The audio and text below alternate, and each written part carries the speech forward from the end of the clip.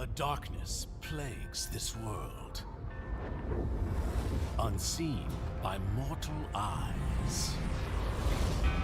People prayed to the Immortal One to safeguard the sanctity of peace.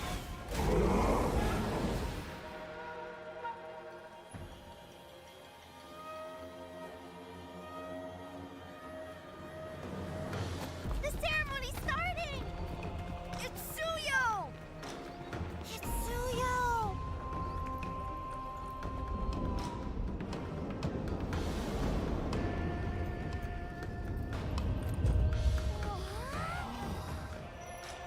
I bear this mask, for this duty is mine alone.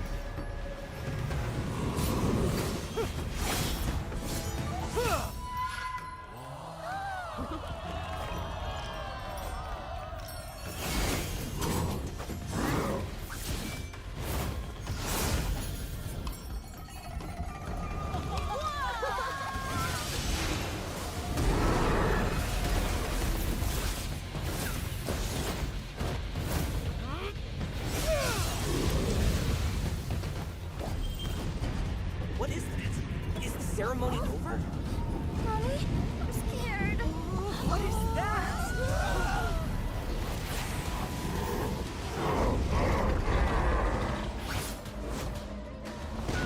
Let's get out of here!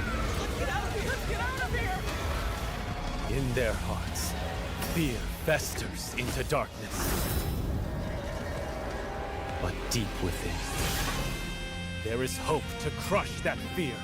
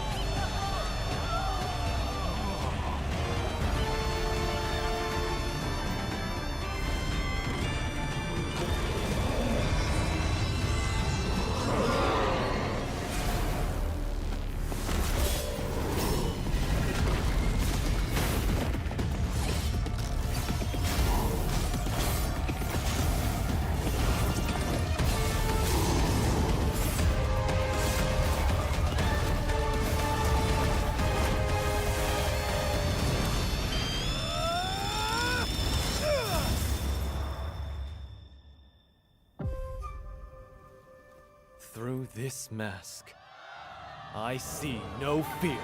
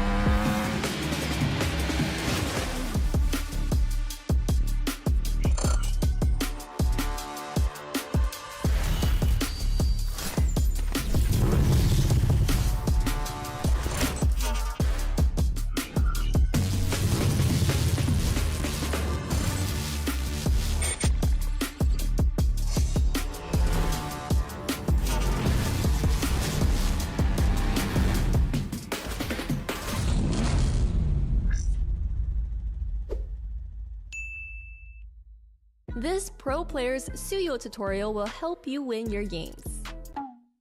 Hey guys, this is Liz with a special episode of Strategy Dissect. Today we're gonna deep dive into some great Suyo play in a competitive tournament to show you some of the best tips and tricks from the pro players. Get it? Suyo. First tip, take full advantage of Suyo's short skill cooldowns, or in best players' words, utilize his low CDs. What this means is to frequently use Suyo skills to traverse around the map, in and out of the battle. Here are a few common combos. First up is the travel combo, combining skill 1 and skill 3. This is frequently used when you need to travel around the map or terrain faster. You can also use skill 3 plus skill 1, whichever suits you better. Next up is the team fight entrance combo. Use enhanced skill 1 plus enhanced skill 2 and save your skill 3 to execute or reposition. You will find this to be your most commonly used combo in a team fight for the best crowd control and damage. In this clip, you can see that Mobile Zane was able to use his combo to shred the health bar of Bane while positioning himself back into the safe area for a second entry. Second tip is to be patient with close body fights. Suyo is quite squishy.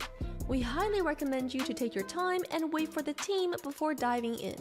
In this example, Mobile Zane was securing the turtle for his team while spotting the entire opponent team ready for a Luoyi teleport play. So he dashed away to create distance first, patiently waiting for his team before diving back in with a full teamfight combo to clean up the battlefield. Maybe Zane should learn to do this more often.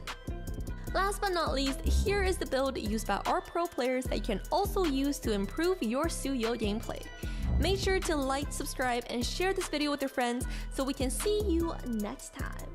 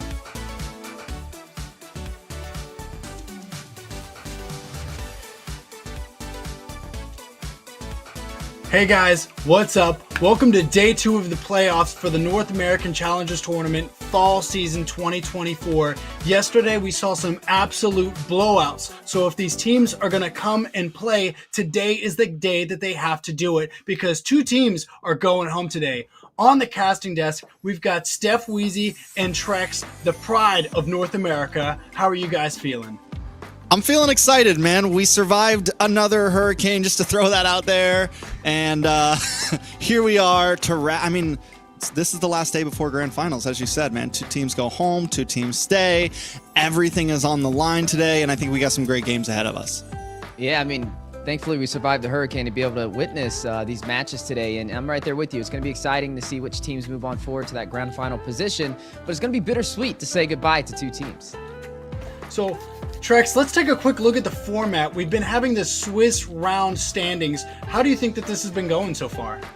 I mean, the Swiss rounds was a nice switch up. It was refreshing. It was a lot of fun to watch, and that brought us essentially into the playoffs that we have now. The big difference was, we just had 4 teams make it through, so things were a little bit tighter when we looked at the points. There was some last moment games that decided for Godspeed to get to that number 4 spot. Very exciting. Yeah, as we know, all these teams were battling for points. It's the first time we've ever implemented this system. 4 teams moving forward: Cloud9, Godspeed, BTK, and Gosu Nigh Horde. Yesterday was full of excitement as well. We got to see Cloud9 and BTK stampede through both 3-0 sweeps against Godspeed and Gosu Nigh Horde, securing a spot in the semifinals and knocking those 2 teams down to the lower bracket. Actually, I'm really excited for today's schedule. We're about to see what it is. We're going to have the Cloud9 versus BTK first matchup, and then going straight into the Godspeed versus Gosu Nigh Horde matchup. Both matchups, both starting matchups, are going to be super critical for these teams to be playing at the best of their capability, because whoever loses this first match is going to have to go against the winner of the second one, so they have to be ready. Yeah, I think, and we get the fated rematch, right? We get the fated rematch between BTK and Cloud9. We then move on to decide on who's going to be 4th place in all of this, Godspeed versus Nigh Horde, and I think that is going to be a really interesting and great matchup as well. Yeah, I mean, yesterday was full of sweeps, and hopefully today we can see these matches go the distance. The upper bracket is still going to be a best of 5, so can't wait to see which way that goes. But the lower bracket, there's not too much insurance there, as it is going to be a best of 3. But we got to keep the prize of all of this at the end of our eyes. The prize pool, $25,600, one of the largest prize pools that we've seen, in conjunction with the 1.5 million diamonds. We've been talking about it all NACT. This is one of the only NACTs that we've had where everybody, even people who just get to the qualifying rounds of NACT, get to walk away with something. But as we come to the end of it, who is going to get what on top of their bragging rights, on top of a trip to M6? Yeah, I mean, everything has been boiling down to these moments right now. Finals, winner gets a ticket to M6, the biggest talent pool and viewer participation ever. I mean, it's definitely, I don't know, I feel like every year the stakes have gotten a little bit higher for NA. Every year we've gotten a few more players that have entered in the fray, a few more teams that have entered into the fray. And with M6 kind of going back to the original battlegrounds of Malaysia, again, it just kind of adds even more hype onto all of this. Yeah, it's definitely something to look forward to, and not to mention all the restreamers out there who are watching the games and showcasing it to the world as well. Thank you so much for you guys tuning into the NACT. We just blinked and we're already here, a step away from getting into the grand finals today, to be able to see what 2 teams will fight it out and flip that coin. Be careful with your blinking, because if you blink too much, you might miss this. It's giveaway time. Oh boy, let's see what we got. A QR code for you to scan, because we've got limited draws for this Vanguard Elite Bruno skin. Once you get into the game, you're going to have to put in this code listed right up here. Again, you're going to have to be fast because they are limited. Yeah, I like us when you know the code is exactly what it's going to give you. A lot of times we'll see them and it'll be like 12 different possibilities. This time for all the Bruno players, you know exactly what you're getting. Well, I'm a little disappointed, though. We didn't get Zeke's translation for the code. Yeah, can you hit us with that one? Yeah, what's the pronunciation? That's the V267 one. Oh, that was actually official. Very impressive. That was good. That's the official. That's sponsored. But I am very excited for this. Good skins, good prize pool, good diamond prize pools. Again, we're seeing a NACT evolve into a larger scene every single year, and I'm super excited about that. And as well as that, I love the fact that each of these teams that we see, a lot of them are the same players from NACT to NACT, but we consistently see a lot of new rising players and new rising teams that are always managed to get into these top 3, top 4, and make those names for themselves. I mean, let's be real. For the first, from M3 to M4, it felt like there was maybe, people would tell you there's probably about 5 to 8 top players now. We're at a point where there's 10, maybe even 11, and even some of these players on the on the third or fourth place teams have at least won NACT Grand Finals before. You have players like Yato, Baj, who have been champions before, players who didn't even make it here who have been champions before. So it definitely feels like the NACT overall in player pool and how good everyone is getting has definitely expanded. Yeah, and these players are making their own name and trying to create household names, and that's what I'm super excited about. As we are talking about the lineups, though, we're definitely going to see who's going to be facing off for our first series, and there it is, Cloud9 in the building. We know they're camping over there in GD Aiko's house, ready to go the distance. We've got Nats in the XP lane, best player in the jungle, Marcuti repping the mid lane, Cold World as the roamer, and Basic in the gold position. Yeah, and I mean, we all know Basic. We all know. It definitely looks strong. I feel like, we know Best Player, we know Nats, we know Basic, and we've gotten to know Marcuti and Cold World a lot more. And I think as this team moves forward, it's really cementing on, are these the new faces, right? Like, are these the best players we have in NA, or is it still going to be BTK? Trix, what can you tell us about the BTK team lineup? I mean, it's the boys, right? It's the a lot of the fan favorites. No matter how many times they lose, the percentages seem to always go to their favor here. These are 5 faces so many people have known to grow and love. And they've just made statements back to back. Even when they lose, they're able to pull off crazy wins. So I can never really count them out. It's funny. If there was a Mount Rushmore for Mobile Legends North America, these would probably be some of the faces on it. That's just how popular they are with our region and how much of an impact they've had across the land of Dawn. I mean, I don't think there's a player out there who doesn't know any one of these players. Something I really wanted to make a point about earlier was I think that it's super cool. This season, we got to do some of the fun facts where people got to show off and talk about some of their different favorite players. And these are some of those players that people were idolizing. Mobazane, Shark. Earlier in NACT, we saw Joybosh. I think it's just so cool to just see some of these fan favorites and other player favorites just going head to head, especially in another season breakdown.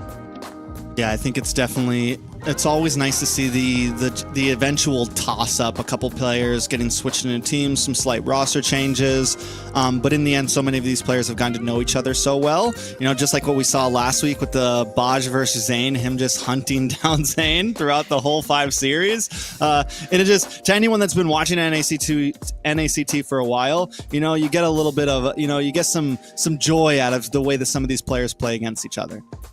Yeah, and with the new teams that are forming, such as a new BTK forming, some would say it's the best BTK they've seen in a while, that a lot of people have been waiting to watch. But then also Cloud9 looking as strong as ever. We got to see their domination in their previous series yesterday. So I got to know, Zeke, who are you voting for this upcoming series? So let's get to the screen. Me personally, I had to put the vote in for Cloud9. BTK has been looking strong, but we've seen them making a little bit more mistakes and a few more hiccups throughout the regular season. And although we are in the playoffs, so far we have seen Cloud9 ready to play every single game, including in a complete blowout against BTK in the regular season.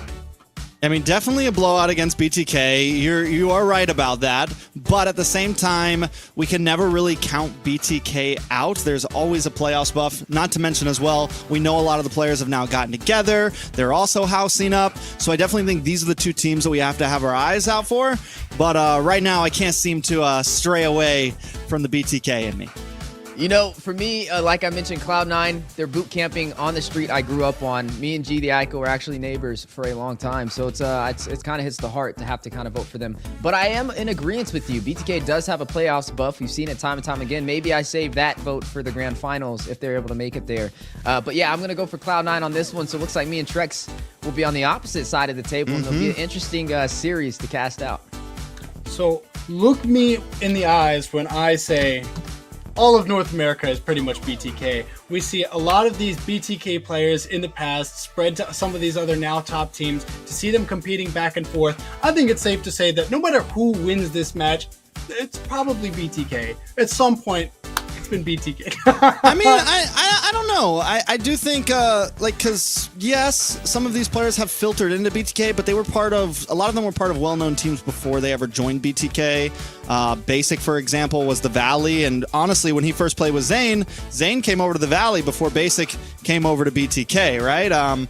So I think no matter what, some of the people we know will win, but also like I said before, we have a lot of new faces. We have Mark Cutie, ex Area 77 gold laner. We have Cole World, Simpsons player from before. We have, I think right now, Cloud9 is honestly this. They've thrown together these players. You have Nats from RSG, you have Basic, but maybe it could be the magic solution to whereas can that new team essentially beat BTK, the original 5-man, except for Hoon that have been, it's like, can they overcome that? And I don't know like who to really paint as the villain here or who is the triumphant one, but either way, I definitely think it's going to be great. Well, it's kind of crazy because I used to say there was a coin and it'd be flipped. One side of that coin was Hoon, the other side was Mobazane, but now they're on the same team again. So now there's going to be a new face on the other side of that coin. Maybe that's going to be Basic spearheading the way for Cloud9. But you got to love to see it. Trex kind of made the point. BTK is a team that is known to have the playoffs buff and able to come alive. You've seen Zane not only do it once, he's done it twice. And that was definitely a sight to see in the spring season. So hopefully he can get that fall season buff as well. But on the side of Basic, you got to remember back in the day with BTK going up against Avalon in the fall season for last year, he was the one that upset BTK and knocked him out of the Grand Finals position. So I think both sides have secret weapons, and it's just going to be on who can execute it a little bit better. But what I'm excited about is to see it go the distance, and I hope it can go all the way to a game number 5. Well, go the distance is the question for who it's going to be. The draft is ready, so I'm going to let you two take over. Let's see some good matchups. All right, Wheezy, back again. Cloud9 up against BTK. This time it is a straight-up best of 5. No, 4 matches, 4 points. This goes all the way. This is upper bracket. This game decides who's going to be the first one to slot into the Grand Finals. Yeah, this is one for the books. This is history in the making. Everybody placing their predictions, but only one team will be earning their spot in the Grand Finals, and the other one will be knocked down to the lower bracket. Let's kind of paint the picture on what we've seen. When they faced off a little bit earlier, I'd guess yesterday, matter of fact, we got to see Cloud9 and BTK fight it out, and it ended in a 3-1. We got to see, the last time they faced it ended in a 3-1. And we got to see the Nats prediction work in his favor. Me and you actually got to cast that together. It was a lot of executed plays from the side of Cloud9 that just kind of worked in their favor. BTK, there was times when they were ahead in the game, but they just were not able to close it out, and a little bittersweet for them. But this is their chance for redemption. Yeah, and look right now at the bans already. A lot of target bans on the board from both sides. Both sides respecting the enemy jungler. There's that Suyo ban. So obviously C9 thinks that Mobazane's going to be able to pull it off well. We were wondering how it was going to play out. Alpha ban, Fanny and Ling, and the Valentina for Mark Cutie on the side of BTK. But they give up the chip for that, and we don't get to see the chip a whole lot. Normally it's on the ban table, but maybe BTK feels like, I think we can handle this. I think we have an answer for this. But it is definitely, probably across the board globally in all leagues, is the most banned hero out there right now. So it should definitely speak volumes. Yeah, it can definitely be a problem. Zane quick to pick up that Julian, though. Can't limit all his junglers. Now, I do like what Cloud9 did there, but there's still some answers from BTK to be able to still make this work in their favor. So far, the draft is looking good for both sides.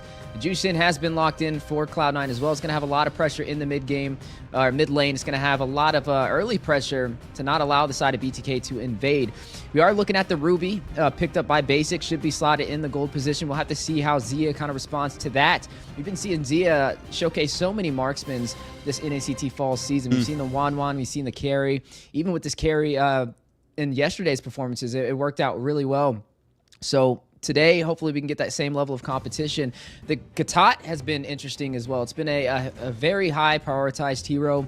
We get to see it flex in the XP lane and also flex inside of the roam position as well. And right now, BTK can do either or. Right now, we're looking at 2 teams with high level drafting. There goes that carry that we mentioned over there from Zia as well. A possible answer for Basic on the Ruby.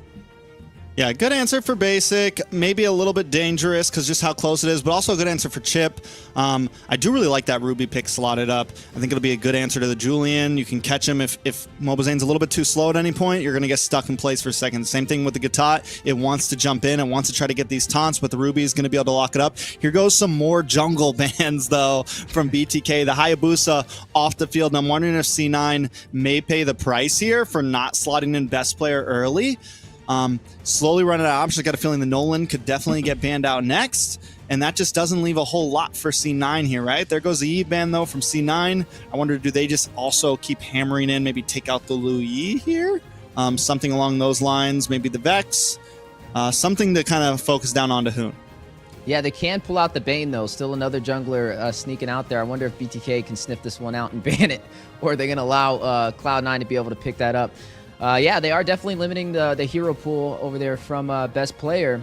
We are going to see that Khalid ban, though. It's been such a threat inside of the XP lane. We've seen a couple of answers to it, though. We've seen, it's kind of surprising. I would feel like Chicken would be able to respond appropriately up against the Khalid. We've seen the CC be a possible counter up against it, but looks like, hey, they don't even want to give them the opportunity. There goes the Faramis ban to finalize the bans for both sides. Cloud9 will take that out for the sustainability portion, taking that away from BTK. Now, the question is, how are we going to respond? What are we going to put inside of the XP lane for the side of BTK, right? Chicken, without having the Khalid, there's still a couple of options on the table. We've seen the Arlot is definitely super valuable, as the Edith has not been banned out, so the Edith is definitely up for the taking as well, to be a possible option.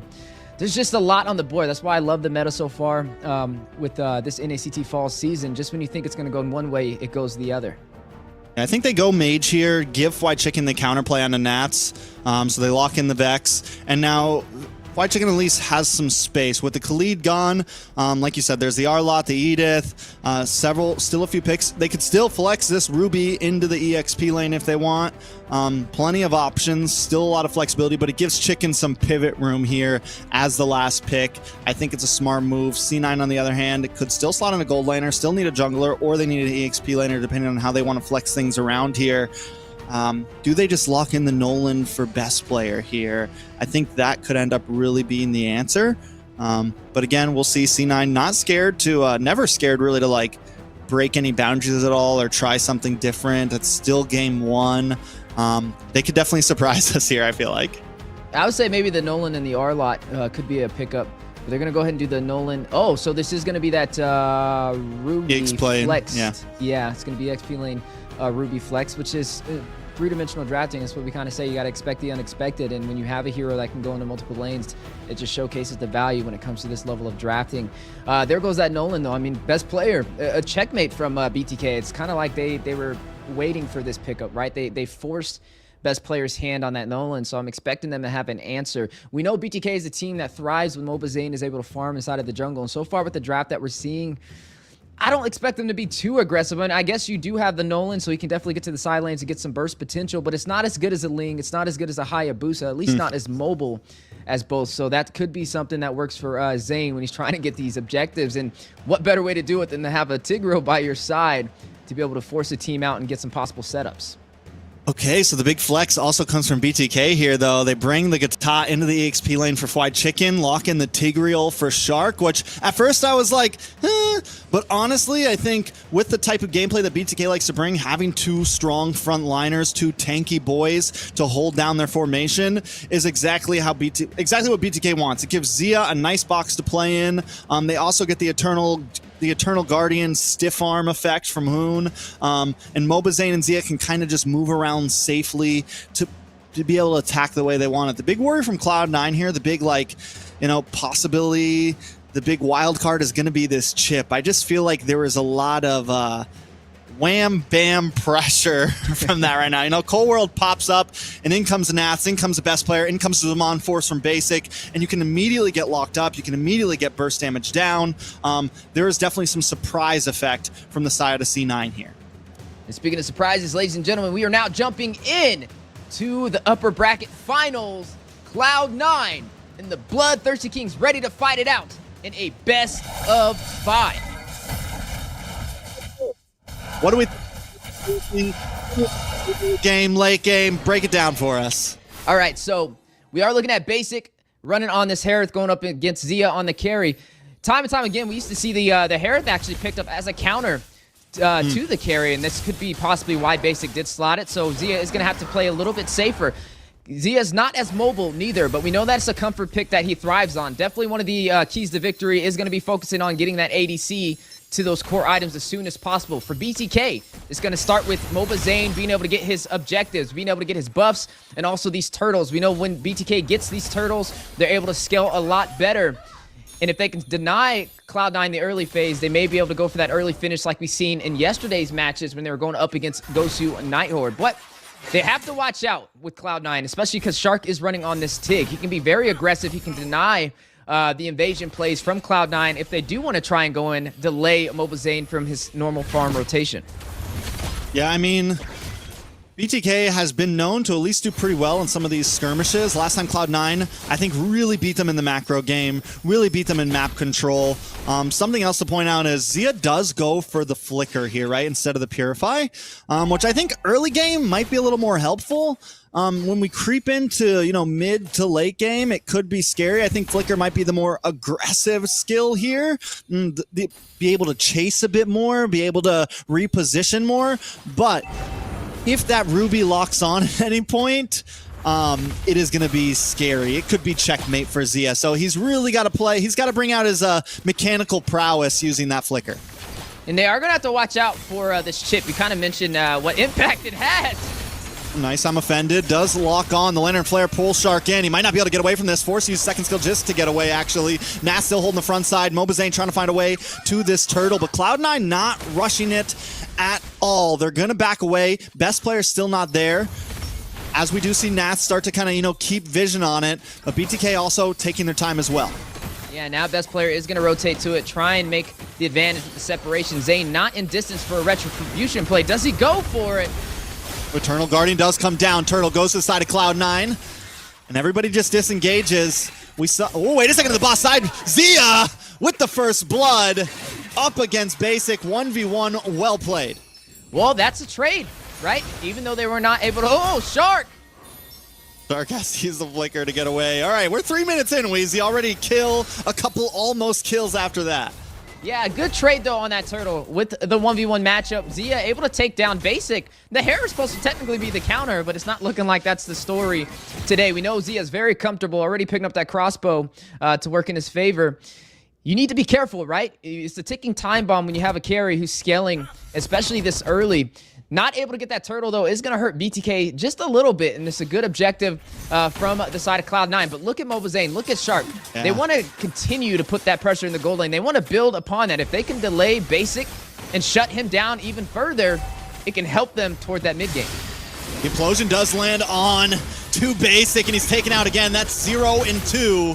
Nats tries to come in, gets a nice, I'm offended, and MOBA Zane taken out. It's chaos for the side of BTK. Shark just trying to get away, but Nats finds the kill. Another big I'm offended onto Fried Chicken, pulled back in. Fried Chicken just trying to walk away. Fried Chicken looking for anything, but he does not make it. Nats gets the kill, and now Zia also in a bad spot up against the wall. Able to get a nice shot onto Marcuti, finds it, but best player responds back. It's a couple 1-2 shots from both teams, but Cloud9 comes out on top. All right, so we're trading blows. A 2-for-1 trade right there. Still going to work for Cloud9. Able to take down Zia. Makes up for Basic falling super early. But Basic, he has 2 deaths already, so he needs to be careful. 4-3 on the scoreboard. Currently looking at almost a 2K gold lead in favor for the side of Cloud9. We got to see them also be able to take that first turtle. Here goes that play, though. It looked like BTK was in control, but then you start looking at members of Cloud9 rotate down. Look at Cold World quickly getting there. A good punish, but the I'm offended play is what really shines there from Nats to keep Zane in position and to be able to shut him down. Shark falling right beside him right there in that engagement. Yeah, I mean, and then the teleport, right? The shortcut that brings everyone in. BTK would have been able to get away safely, but that shortcut from the chip, like I said, is going to be a wild card, and BTK has to watch out for it. Here comes another shortcut. A lot of damage onto Zia, brought down to about 10%. Zia tries to flicker away, unable to make it. Basic gets the kill, and now another I'm offended comes in from Nats, locked on, brings down Fried Chicken, and BTK lose 2 members. 2 members falling for BTK. Need to be careful now. A 6-3 lead 2 turtles as well on the side of Cloud9. They are climbing in this economy, now up by 2,000 gold. Highest kills in the game is going to be over to best player, tied with Nats, and now putting on that pressure for the top side. MobaZane forced to help clear with Shark. Not off to a good start. I wouldn't say it's too far out of the ballpark, though, for the BloodThirstyKings. They just got to kind of regroup and re-engage. Yeah, they're definitely going to have to take a second, not force any fights. They know what they're up against now. Best player finds Zia. And Zia had such a good start to this game, able to get the kill on a basic solo, but now Cloud9 has switched paces and they're locking on. Yeah, best player going to quickly try and do some damage onto this turret. Marcutie. Ooh, a lot of damage from MobaZane, but he's not going to be able to get away. The Lantern Flare stops him right before he gets the kill, and best player finds it. All right, so first turret is going to go to Cloud9. Another objective on their side, slightly faster to the punch over BTK, who has yet to find an objective so far. We kind of said one of those keys to victory was MobaZane able to get these turtles or finding a trade-off and finding a possible turret. But right now, they have yet to do so. Zia, 2-3-1 on this carry. We've seen him shine a little bit earlier, but now it's kind of looking like he's going to be delayed. I'd love to kind of see just the difference in gold between him and basic, as we know both of these ADCs are going to hit very hard toward that mid-game timer. But right now, Cloud9, you can tell they're in control, at least for the early phase. And I mean, look at best player, man. Like you said, that 4-0-3 is going to be a problem. The amount of damage he's outputting, even onto Shark or Fried Chicken right now, he's taking out the tanky boys down to about 50% with ease right now. So BTK, I think, really just looking for time at this point. A little bit of damage on a Cold War, but shortcut comes out once again, and all 5 members of Cloud9 are jumping onto BTK. Fried Chicken pulled back in. Nats does go down. Hoon able to get the kill, but they pay Fried Chicken for that one. And now the members of BTK all low. MobaZane Shark down to about 10%. MobaZane just wants a purple, but he's not going to be able to go for it. Has to use the escape and give over that purple buff to C9. Hoon takes a lot of damage from the fracture. BTK still forced at bay. Marcutie just zoning them so well with the Lantern Flare.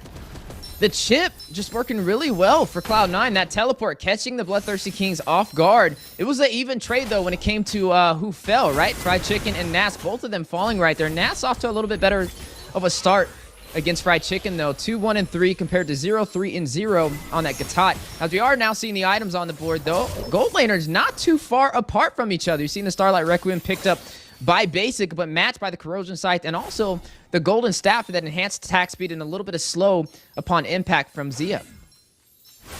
Yeah, so at this point, like we said, BTK forced to kind of step back, and I think Cloud9, especially having the chip, they can consistently keep him on opposite sides of the map, stay close to the portals if he needs to. They can play their wide map game that they like to play. I do think with Cloud9 having this big lead that they have, they are running a little bit more of a tight formation. They have Nats who can set up these moves, and whenever they do split up, they just all come back together with the shortcut. So BTK has to find a way around this if they want to keep up in this match. Yeah, because right now, I mean, with 2 turrets lost, it's going to be very hard for them to invade the jungle of Cloud9, especially losing that tier 3 in the mid lane. That's one of the high-value targets. We got to see a little bit of chip damage on the bot side, though, with Shark, but they were not able to burst it down, so now they're going to have to regroup again. But this is allowing Cloud9 to invade with comfortability onto the side of BTK's jungle. Look at MobaZane. He's looking for a possible pocket play, waiting for this Lord to also spawn in, but a lot of pressure in terms of these objectives working in Cloud9's favor.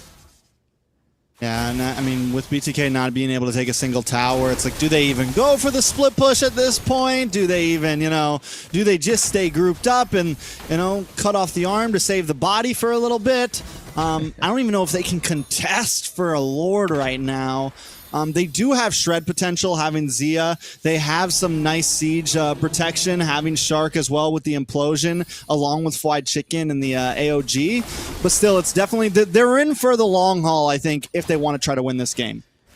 Yeah, definitely going to have to play very passive now. Wait for Cloud9 to make a mistake and make the most out of the situation. But I will give BTK the benefit of the doubt. We know their team, when their back's against the wall, that's when they shine the most.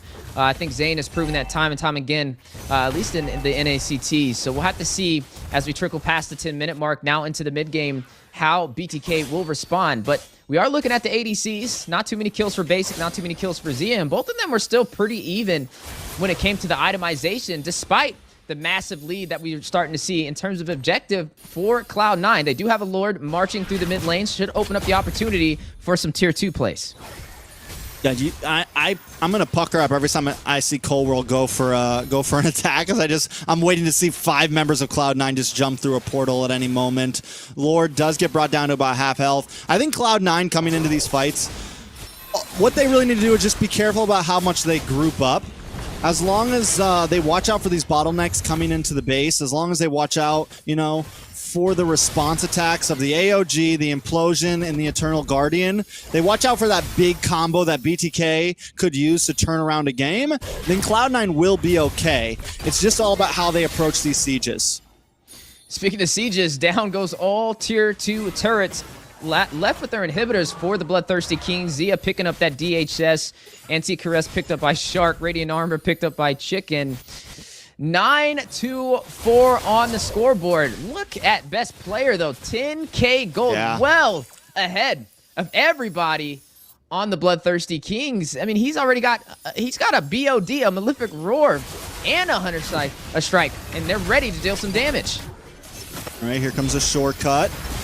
Eternal Guardian does come down. Nice implosion. AOG also locks on. Bahoon takes a lot of damage. Shark goes down. Best player able to get the kill. Zia on the run. Very low. Still goes down. Mark Cutie gets it.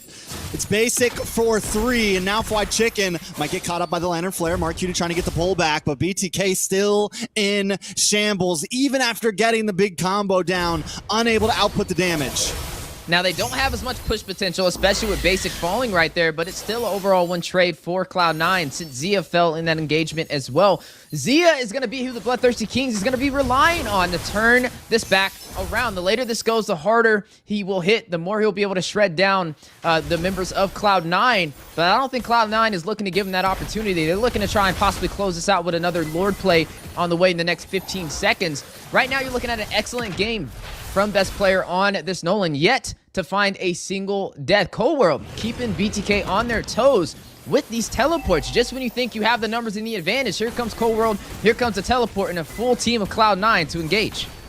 And this just feels like such a mental game. Mobazane wants to come in. Nice implosion does land on a best player. Big knock-up, Eternal Guardian, AOG, and everything goes down perfectly. Best player down, Cold World down. Zia with the speedy light wheel, but Nats and Basic find 2 more. It's a 2 for 2 right now. A lot of damage does lock on to Fried Chicken. Mark Cutie trying to get the last couple hits from Mobazane, secures the double. And now BTK finally up in a team fight. Fried Chicken's got to get away as Mark Cutie brings out the Lantern Flare. But Mobazane doesn't want to give up this Lord just yet. Fried Chicken going back to the base for some more health. Nat still staying involved. Mobazane brings out the enhanced knife, looking for the chains, gets pulled in by the Amafen to the Lantern Flare. Mobazane might go down. Nats gets the kill. He stayed too long, and now Hoon on the run, forced to use the flicker. Fried Chicken gonna get back involved, looking for the taunt. Nats still there. It's still a fight for a Lord at 30%. Mark Cutie, Nats up against Fried Chicken, and Shark coming soon. Man, a bloodbath in the Lord Pit, and we're still going. Chicken, Shark, ready to contest against the 4-man rotation of Cloud9. And best player gets the Lord, though, in the end. Cloud9 space out that fight long enough and come out on top. I feel like Mobazane maybe shouldn't have win for that. Maybe I get it. You just got the double kill. You feel like you can pull it off, but him going down is what swayed that over to Cloud9. Yeah, I mean, he didn't have the retribution, right? He started to pull the aggro. He realized that not only Basic, but also best player were down. But without that retry, he should have just left that Lord alone. He should have disengaged and waited for the team to get in position to fight again. And yeah, unfortunately, that worked inside of Cloud9's favor to be able to take this Lord and now use it against them. An opportunity to be able to crack open the base for the Bloodthirsty Kings. All right, so Lord encroaching onto the top inhibitor. It goes down. 2 left standing for the side of BTK. Best player dancing back and forth. Shark looking for the big implosion play. Looking for anything. Gonna get offended back in. Taken out before he can even pop an ult. Basic drops him on force. Starts out putting the damage. Fried Chicken brought low. Taken out as well. Basic with the double kill. Hoon does find Nats in the chaos, but it's still a 2 for 1 and minions are still coming. Mobazane looking for a target. Backs off, and now Cloud9 maybe taking their time with this. Mark Cutie gonna flicker in along with Basic. Zamon's Force drops in the tower, drops along with it.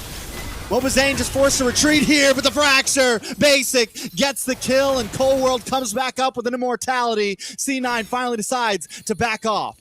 Yeah, they smell a shark in the water, going to be spawning in soon, and they definitely don't want to test that implosion play again. But it was a good read. They saw Shark was out of position. They knew if they could burst him down before he could get that implosion, they didn't have to worry about the setups, and it allowed them to open up the base. One more inhibitor to go through for the mid lane. Comes the shortcut. Shark with a nice implosion, though, onto 3 members. Down comes the Eternal Guardian, and members of Cloud9 are thrown into the air. Basic with a double kill, though. And they lose Basic. Zia gets it for his life, but Marcuti still dancing in the base with the Lantern Flare. Yeah, no push potential, though, so best player Marcuti definitely going to want to push back. Here comes Mobazane, ready to clear these minions.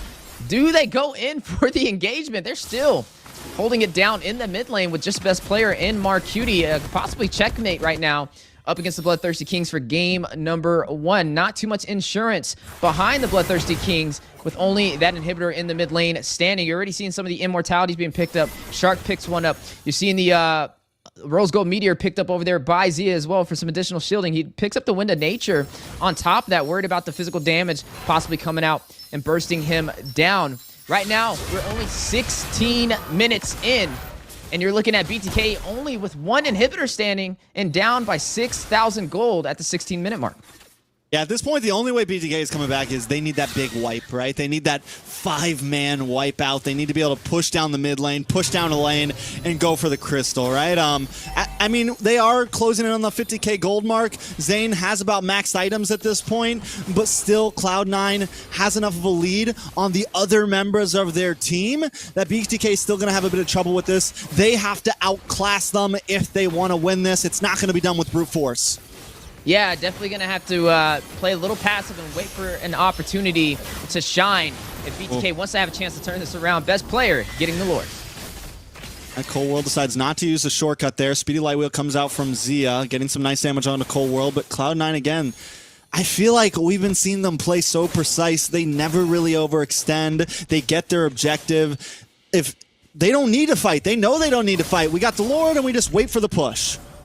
Yeah, right now, Shark is going to have to get the set of a lifetime to be able to turn this game back around for the Bloodthirsty Kings. That implosion is going to be massive if they want to have a chance to be able to win this game. You already see him in position inside of the bush waiting for that opportunity as the Luminous Lord makes its way on the top side. Winter Crown picked up by Marcuti as well. A lot of late game items, a lot of survivability may come into contact when both these teams engage, as you are now seeing this Luminous Lord cross into the base in the battle for the inhibitor. And Zia hangs out by the crystal, trying to shred down on these lanes. Nice Lantern Flare on the fly chicken. Lord on the top side, though. Cold World and Nat sitting behind it. Zia shreds away at it. Lord does finally go down. BTK able to defend Cloud9. Not forcing it out, but watch for best player. Looking for White Chicken. White Chicken brought down to about 20%. Brings a little bit of health back, but in comes the possible damage. White Chicken does go down. Shark gets the implosion on 2 members of Cloud9. Mobazane trying to stack on Zia there along with him, but C9 just doesn't go down. Shark in the hands of the Zaman's Force finally falls, does pop the immortality, but it's double kill over to best player. And now it's nothing but Zia and Hoon defending against 5 members of Cloud9. The Crystal may finally get locked on. 1 Canyon minion to help him move in as best player plays the distance. Cold World as well. Looking for the middle inhibitor. Another wave of minions. Going to be able to close the distance. Basic finally locks on, drops Zaman's Force, and that will be game number 1 going into the hands of Cloud9. A flawless game at that, 23-11 at the 19-minute mark. 3 turtles, 3 lords, and all the turrets working in their favor. Cloud9, they're not playing around. They're ready to try and earn that seat as a grand finalist and try and knock down the Bloodthirsty Kings. Off to a good start for game number 1, but the question is, can they keep up that momentum? We gotta break down what we've seen, at least in that ender right there, right? We saw Chicken. He tried to bait out a lot of the utility from the side of Cloud9. He was frontlining with that Gatot. He was hoping for a lot of ultimates to be used right there, so that way they could turn that back around in their favor. But a little bit of separation from BTK, a little bit of a miscalculation on their last line of defense was costly, and Cloud9 was able to push through and close out that game. MVP looks like it is going to be best player, just stacked up over there. 7-1-12 on the Nolan. Yeah, best player, was just a monster that game. We saw the man had like 10,000 gold when everyone else was sitting at 6,000 and 7,000. He was almost fully stacked out, leads the board in terms of damage dealt right now with 77,000. Best player definitely online right now. And, you said at Cloud9, it really felt like they were just kind of playing the wait and bait in so many of those fights. Even that last engage, best player never crossed the inhibitor line till Shark finally came out, trying to maybe make a play. He could have probably stayed in the base just fine, but Fried Chicken came out. Once Fried Chicken went out, you see best player kind of lock on. Fried Chicken gets caught off, taken out. Shark is the next to fall. Mobazane. Cloud9 I felt like through that whole game, we're just kind of letting BTK come into these fights themselves and then capitalizing on it. Yeah, the micro is just a little bit more synergized, at least for game number 1, and we're going to have to see how BTK responds for game number 2. Definitely some impressive gameplay nonetheless, and something that not too many teams we see are able to execute at that caliber. The chip, it was very effective. We kind of asked the question when it got slotted in. We were wondering, hey, is it still the bread and butter that it used to be? And it definitely is. I mean, it definitely kept BTK on their toes when it came to the engagements. When BTK thought they had the numbers, that's when Cold World would just pop up and disrupt everything and turn the engagement around. This is interesting right here. The 1v1 matchup between Zia and Basic was a little concerning as well. I definitely don't want to overextend on the 1v1s, especially being a late game marksman. You want to be able to get to those core items as soon as possible. But there it goes. Look at the counter plays. Look at the teleports. Just look how impactful it is when you have a chip on your side who knows when to engage. Yeah, I don't think the chip will be let through again because so many of those fights were chip dependent. So many, this one again. For a moment there, BTK in the laning phase, it felt like they had it, but the chip, the wild card pick there was just too much. And then as the game went into the mid side, Mark Cutie was just detrimental to everything the C9 wanted to bring. They were just, able to check bushes, able to make it so BTK could never really advance or look for the big ambushes.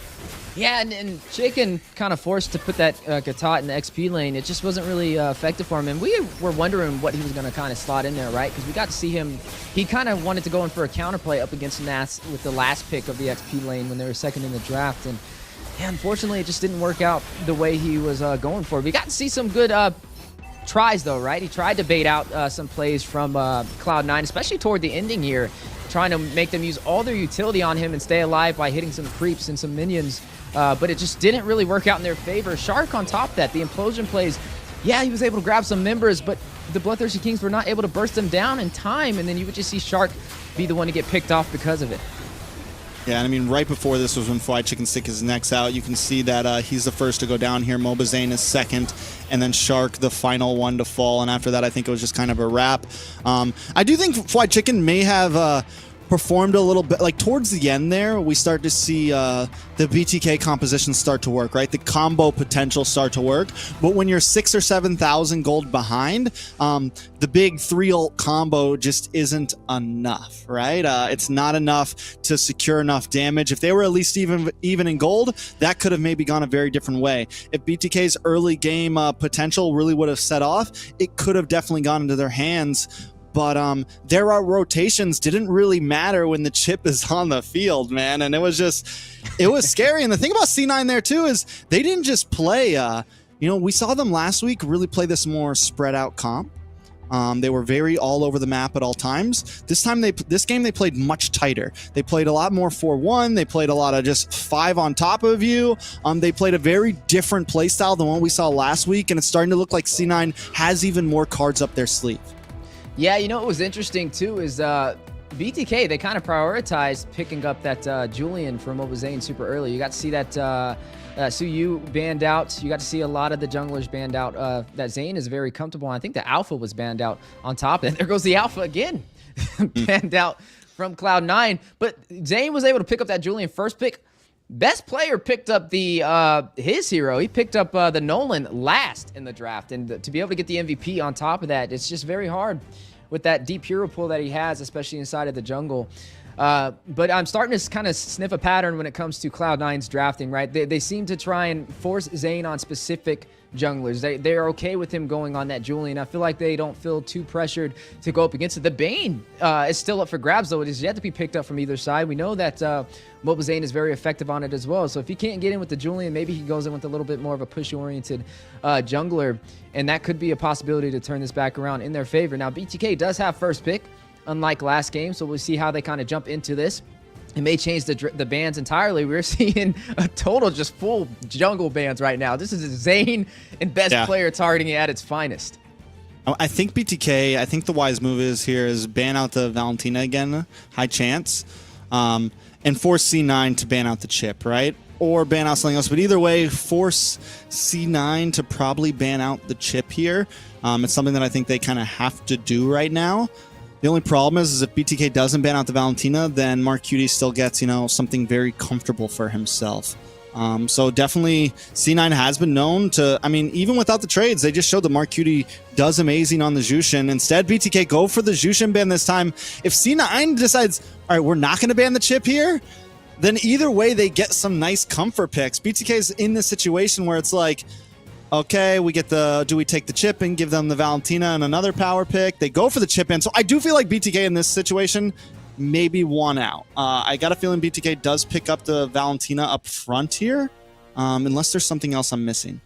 Khalid is still available, but we know Khalid's that available. Nat's been kind of dominating against Khalid's, especially pulling out that CC. So I wonder if that's Cloud9's trying to force that hand from the Bloodthirsty Kings. But last game we got to see Chicken be a little bit more reactionary in terms of drafting, right? He wanted to pick a hero that he knew would kind of out-rotate and beat Nats, but he wasn't able to do that with the last game, just kind of probably due to the objectives of how well C9 was executing. But with them having Prio, it's an excellent question. Do they go in for the mage? Do they pick up that Valentina, provide some draft pressure? Or do they get Chicken on something super early, such as the Khalid or the Katat? It's still available. Or the Katat, yeah. Are great options, but they're going to go in for something different entirely. It's going to be the Ruby, and I'm okay with that too, because that is a trifecta, right? That could be the roamer, that could be the XP laner, that could be the gold laner. So right now, they're just playing for a little bit of insurance in the draft. Yeah, it's definitely solid, and as we've seen, I think, in so many drafts over this season, is it doesn't feel like there's just like one pick to rule them all right now, except maybe Chip. So going for the Ruby first, going for the Valentina first, going for the Katat first, doesn't like guarantee you the win. I will say that C9, if they get the Valentina here, they could pick up the Katat, and they do have two nice comfort power picks for themselves up front. Yeah, I think that's probably the route to take here. Most likely, and then with the Valentina, they also can still pull off. Ooh, the Grok, though. The Grok is so clean.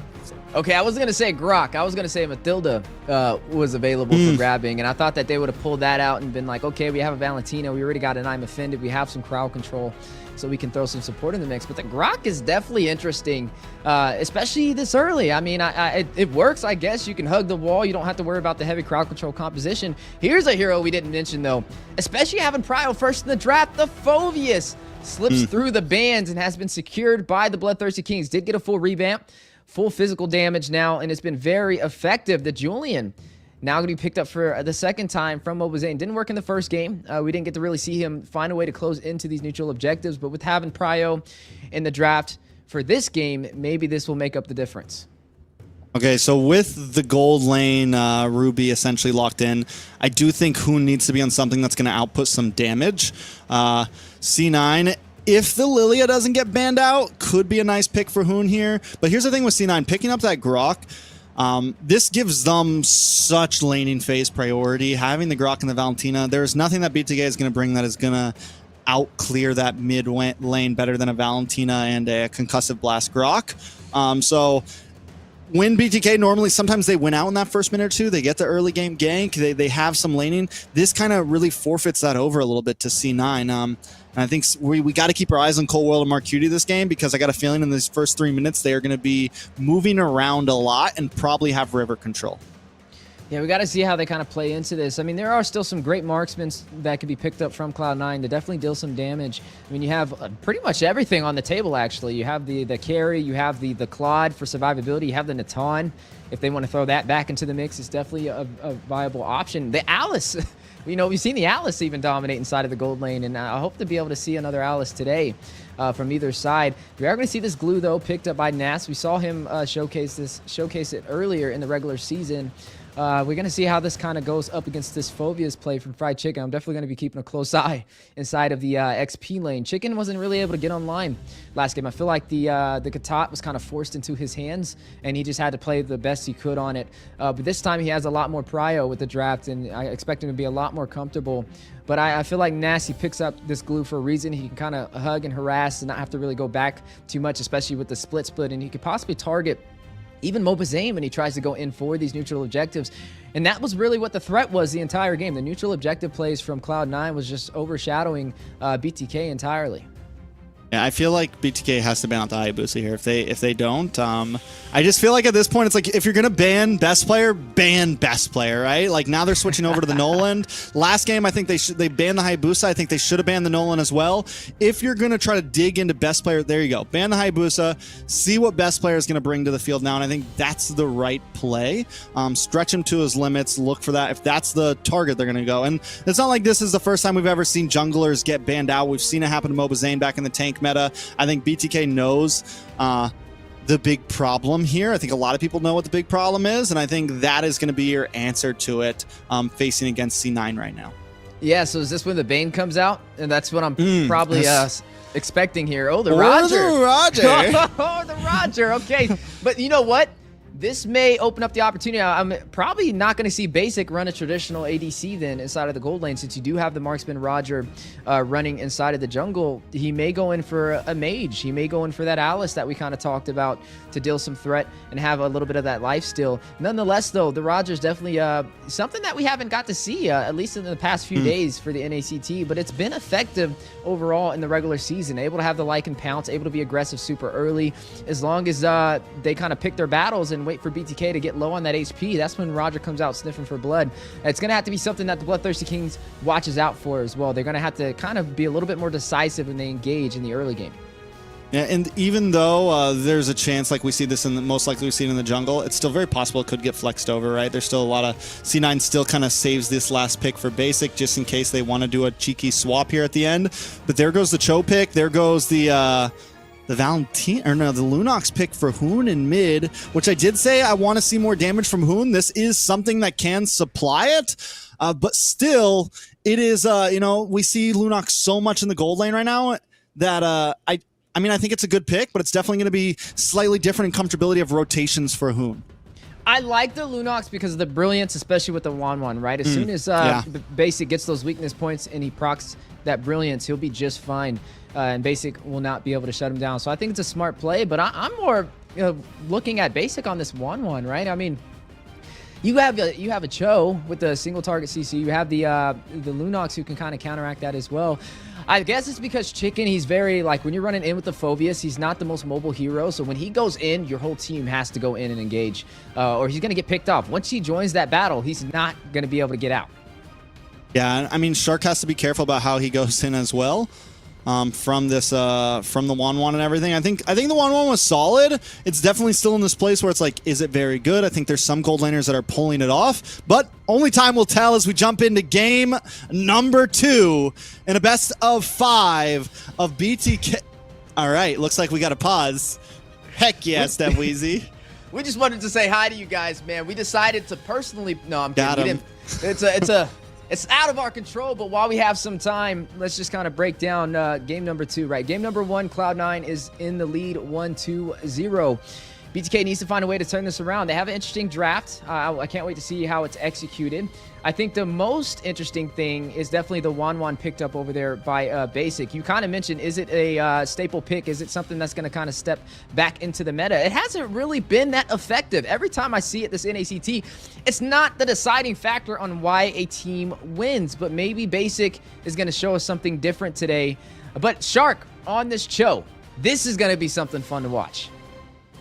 Yeah, I think Shark on the Cho is definitely a throwback, and there's been times where, when he goes international, we don't see him play it as much. A lot of times he sometimes can whiff on it, but I feel like he's a player that at home, he does amazing. I've always liked Shark on the Cho, so I'm excited to see how he pulls this off. Mark Cutie's gonna have to be careful. Best player gonna have to be careful. The only one that's I think is extremely safe from the Cho is probably the Wan, just because of the nullification on the crowd control.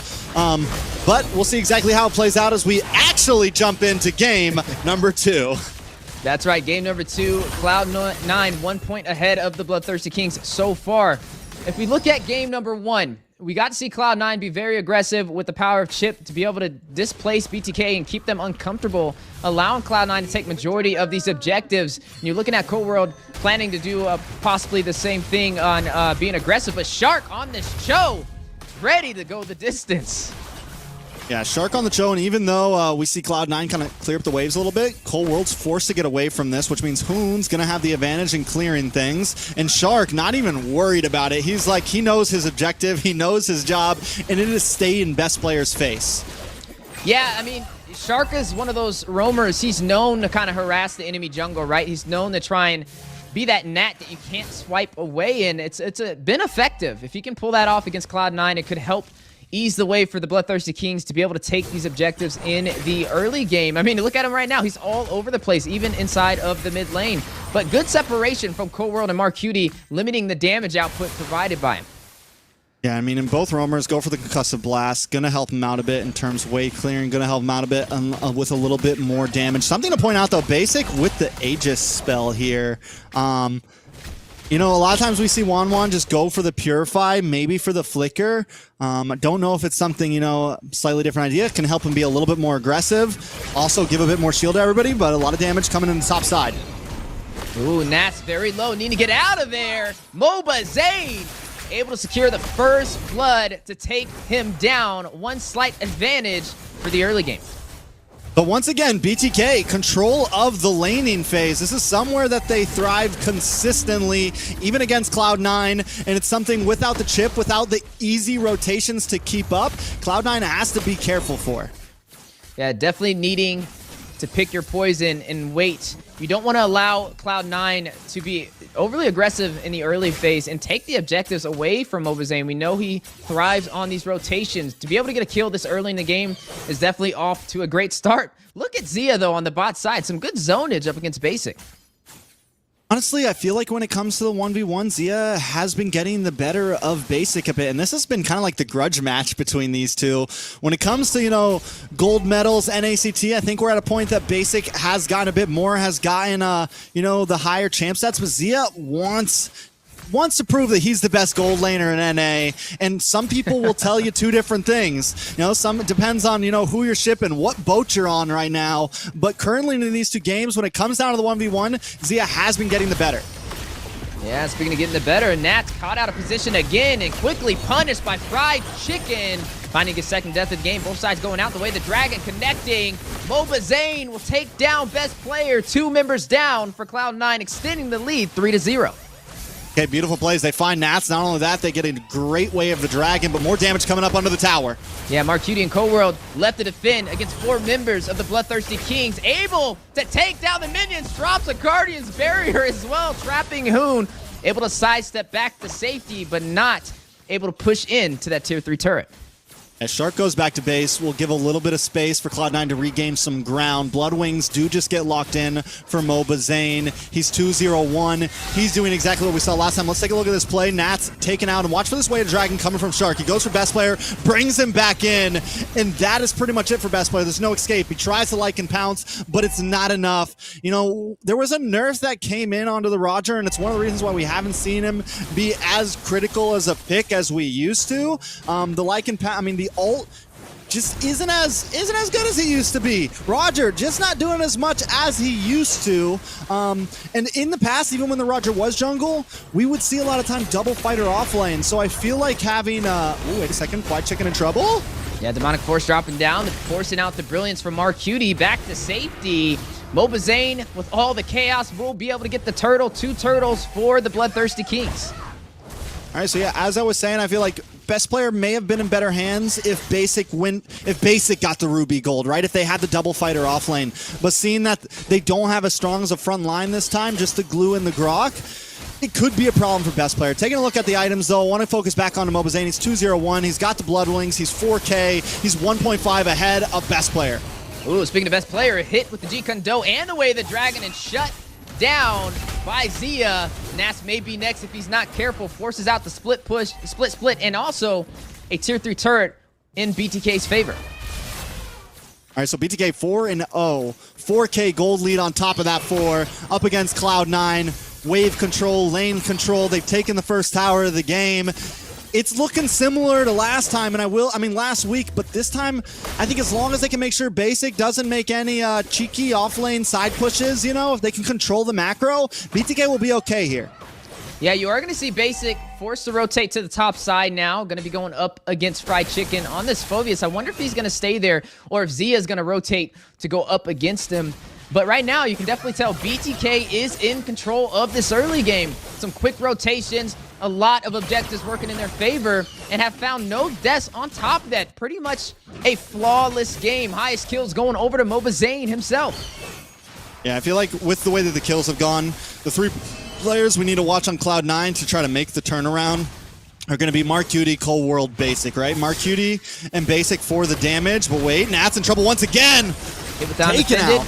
Moon will be able to shut him down. That's Nat's 3rd death so far in this game. BTK climbing with this lead, a snowball in the making, and Cloud9 needs to be careful or it's going to roll on top of them. The Shark's been so aggressive on this show, man. 3 assists right now. 3 out of the 5 kills he's had a huge part of. And as I said, luckily Basic Mark Cutie hasn't taken a kill because that's, I think at this point, best player's out, right? Best player is essentially out of commission. I don't know how he's going to be the big turnaround. Mark Cutie and Basic are going to have to step up, but BTK, they're in the same shoes that Cloud9 had last game. BTK just need to play solid. They need to control lanes. They need to take towers and keep on moving forward. And speaking of that, Zane on the same wavelength will take to tier 3 on the top side. Only a tier 3 standing in the mid lane. If they can push that in, they should be able to invade more comfortably onto the side of Cloud9's map. Zia, a little bit of displacement. 3 members make that 4 of Cloud9 on his tail. Given everything they've got, the split. Yeah. The tank comes out. He's still alive. Mark Cutie. The finishing touches will take him down. Who will find Cold World to respond back? But my God, Zia was holding on for dear life. Gold Lane Ruby is disgusting. Can we just all admit the fact of that right now? It does a great amount of damage. Its sustainability is off the charts. It doesn't make any sense. And I think this Ruby may end up actually being the big trade factor between these two teams. The Ruby and the Gold Lane may be the big game changer for whoever gets it. Yeah, definitely need some answers for Cloud9 right now. 6-2-1 on the scoreboard. Yeah, Warax for Zia, speaking of him, he's 6,000 gold. He's closing in on a 2,000 above Basic right now. Basic's got the Scythe, he just got the DHS. But when we take a look at Zia, he's coming in on the 3rd item right now. He also has the boots. He's just got a strong lead, and you pair that up with the Way of the Dragon. Yeah, it does connect onto Nats, forced out the split. You are going to see Cold World forced to use that wild charge for the knockup to allow Nats to get back to safety. BTK just forcing Cloud9's hand right now. I mean, look at them now invading into their jungle, denying all the farm they can. Holy Crystal as well, picked up by Zane for some additional magic power. Yeah, I mean, Zane being 2-0-3, just like what we saw from Best Player last game, Zane is even scaring off the tanks on the side of Cloud9. Nat's taking those 3 deaths at 9 minutes in. He's not really able to hold down the front line, and every time he tries to dive in, Shark is there ready to give him a swift kick to the face. I mean, and Shark is ready to give a swift kick to the face to anybody right now. Best Player doesn't feel safe. Nats doesn't feel safe. Shark is all around the map, and speaking of him, here he goes once again. Yeah, both sides fighting on the orange buff. The Terrify connects onto Shark. Looks like they are still going to go in for it. Zane able to deny the orange buff from Best Player. Now the battle may be on the way for the tier 3 in the mid lane. Hoon ready to take the fight. Zia is going to connect with a lot of crowd control, but Cloud9 able to hold off that turret. Look at the Lord on the top side, though. This is going to buy BTK some time to be able to push in even further and take down the tier 2s. You're looking at the bot side, Chicken already in position to be able to take it. No. Lord's going to be coming in. Cloud9 should be able to defend this. They have 2 marksmen. They have a lot of damage, but look at the damage on a Cold World. Ooh, Zia will be able to take the tier 3 turret in the mid lane on top of all this engagement. Lord does get bursted down, but you are going to see the tier 2 fall alongside it. Chicken finds the tier 2 on the bot side. You find the one on the mid as well by Zia, and now the inhibitors are all that's standing for Cloud9. Not a single turret has fallen for the Bloodthirsty Kings. And the big thing for BTK here is because they haven't lost any of those turrets, it's a lot harder for Cloud9 to try to macro this, right? It's a lot harder for them to make those sneaky plays. And last time, Basic had the Claude, which is a lot more slippery of a hero. They also had Best Player on a much more mobile Assassin. Taking a look at the items, though, and speaking of Best Player, he's just hitting the 6K mark. He is far, far behind.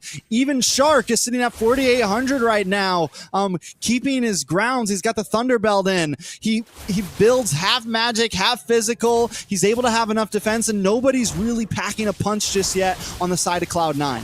Even Mobazane's level 15 compared to Best Player at level 12 at the 11-minute mark, now trickling to the mid-game.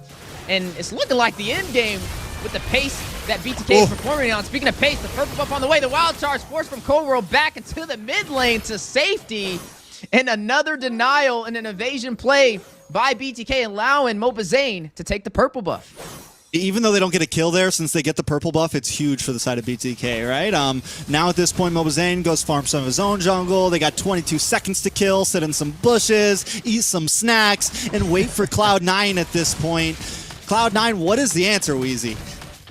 The answer is being a little bit more passive. I feel like they're getting too far behind to take these engagements, and with all the objectives stacked in BTK's favor, this is where they thrive, right? They're in their natural element. You are going to see this Lord spawn in, though. Luminous Lord now in effect, and you're already seeing Mobazane quickly heading over to it. Cloud9, they're looking like they're focusing more on the split push, trying to find some type of opportunity to open up this map. They're not even going to be able to make it to this Lord. The only thing they can do right now is defend. I mean, with Best Player being level 12, too, below Zane, it's like you can't even really go for the Retry battle, right? Cloud9, the only way they could get the Retry win, honestly, is if they get a big stun onto Mobazane. And the problem is Cold World and Nats, their 2 big stunners, aren't able to get in without getting shredded down. So BTK, unless they make some huge whiff here, right? Unless they make some big mistake, it does feel very comfortable in their hands. They do, I will say, there is a clock on this, right? They do need to, finish this game. I think even if they don't finish it in this Lord, I think third Lord is going to be extremely important if they're not able to finish it here. Because after third, once we get to 4th and 5th, Cloud9 starts to max out on items. Everyone starts to hit that level 15 mark, and the game starts to slowly even out instead of becoming more and more of an advantage to BTK.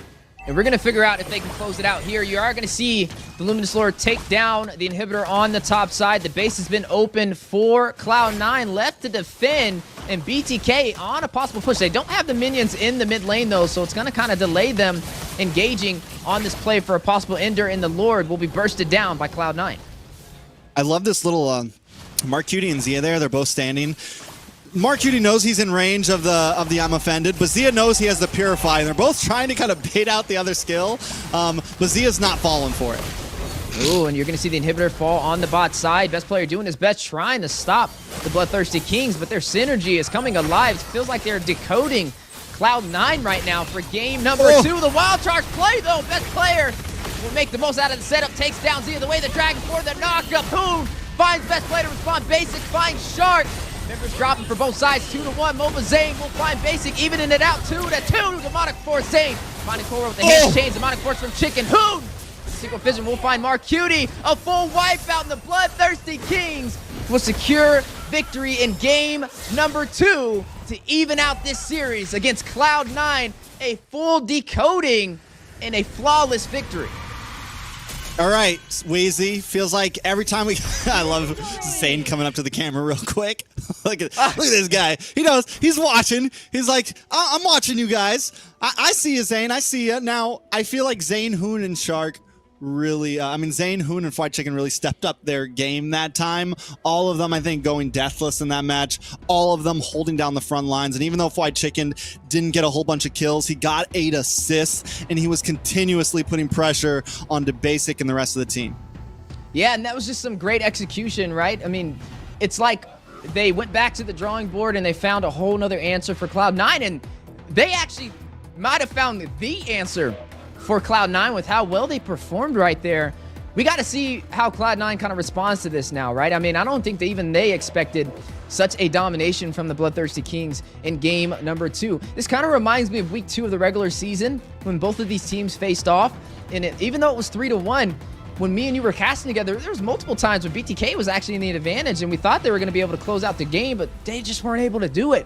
It looks like they've learned from that mistake and they were able to close it out this time. So I'm seeing a lot of improvement and I'm looking forward to seeing both of these teams face off in the third game.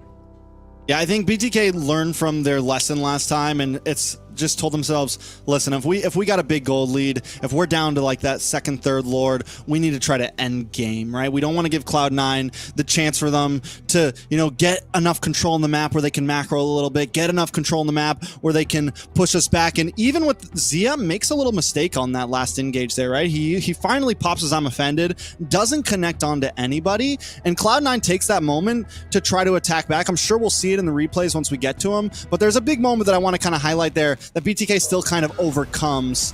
And we're going to jump into these highlights. You can take us through some of the beginning, Wheezy. Yeah, just both sides clashing it out, but overall still working in the Bloodthirsty Kings' favor. We really didn't get to see best player get online with this Roger, who's supposed to be very early, super aggressive, but not able to find the opportunity. Shark, there it goes. The way the Dragon setups were just very hard to deal with, on top of having this Phobius pickup by Fried Chicken. There goes another way of the Dragon. It's just a full Shark highlight montage right now for game number 2. Every time he got a setup with the way of the Dragon, it led to a kill.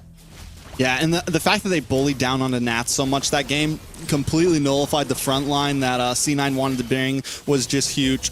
Zia does. I think this is his only death, but even here, look how long he survives for 4 members of Cloud9 on top of him, and Hoon also. But here we go. I'm pretty sure Zia, he had just used his I'm offended right there, missed, and this is when Cloud9 jumps on him. They do get the kill, but then the rest of BTK responds back a big way of the Dragon, able to get the kill onto best player there. Fried Chicken starts popping off, and even though Basic is getting a bunch of free shots, it's just not enough, and Fried Chicken is just ult, demonic force, demonic force, demonic force, and there was just no answer for the tankiness and damage that BTK brought to those fights. I'll tell you what, nothing's more satisfying than using a Phobius with a demonic force, man. It's like a slam dunk cam on repeat. But, you know, something that you did make a point on was Nats in that game. We just didn't really get to see him show up and get very comfortable like we've seen in the regular season or even in game number 1. On the glue, it just didn't really hit like I think he expected it to, and it got Chicken to be able to get online very early and be very effective. So I'm starting to think that their game plan is to get Nats uncomfortable, as he's possibly the momentum driver for the side of Cloud9, but we're going to have to see how Cloud9 responds to this. Now they are first in the draft. You're seeing the Belleric they better ban banned out here, which is a little interesting. But yeah, I would have said maybe a chip ban maybe on the way.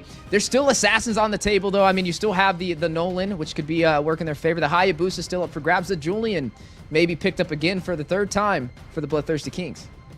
All right, so BTK switch it up from game 1. This time they are back on red side. So far, it's 100% to the blue side. If BTK wants to win this best of 5, they need to win a red side match, right? They have to, at some point, win out on this red side. Let's see if this one's the possibility. With Chip being out, C9 first pick, do they lock in that Valentina again? It seems to be kind of a comfort pick for them. Or do they go for the Ruby? Because right now, it is a power play for both teams.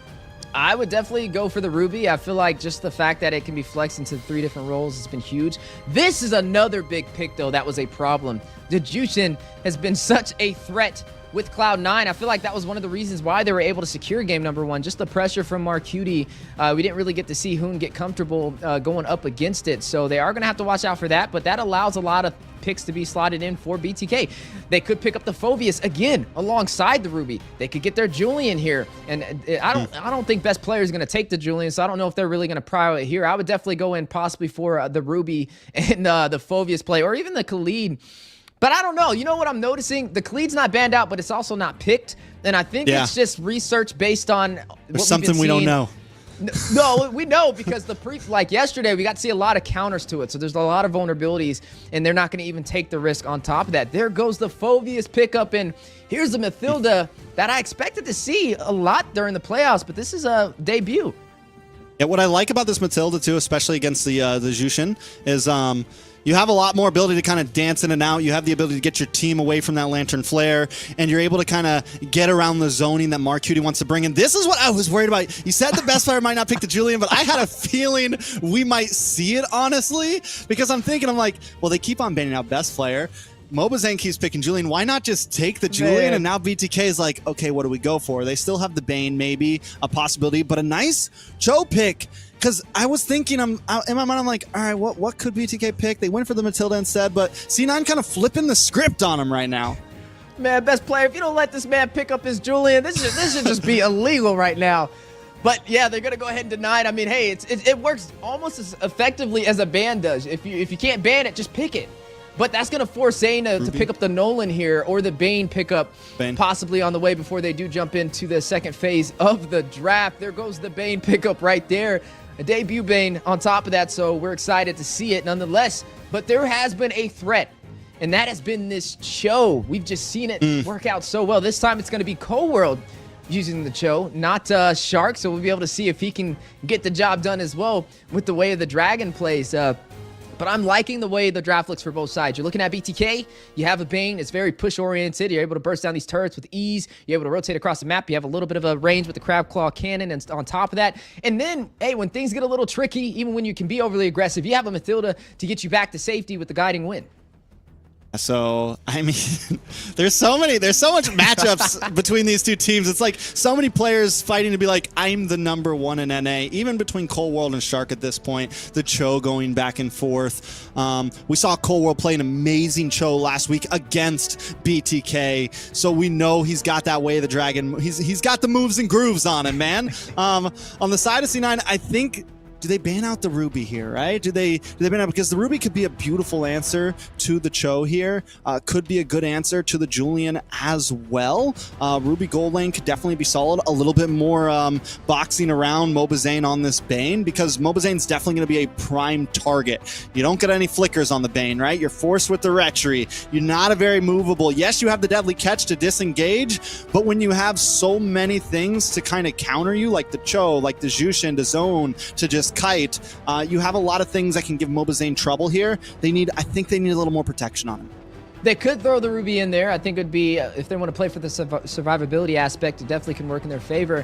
But if they want to throw in something that has a little bit more push potential, they could also throw in the Claude. I mean, especially up against a dive-oriented composition. You have the Cho who's going to rush in with the way of the Dragon. You have the BMI to be able to get back to safety. I think both of them are excellent reads.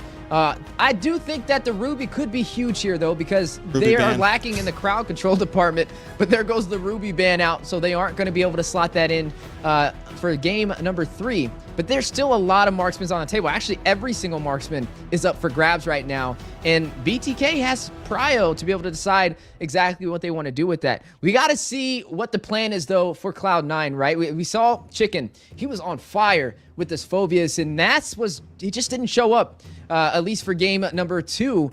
The glue did not work the way I think he thought it would work up against the Phoveus, and I think he picked it because it would be a potential counter. So now we got to see what's his response for game number 3. Does he have an answer for Chicken on the Phoveus?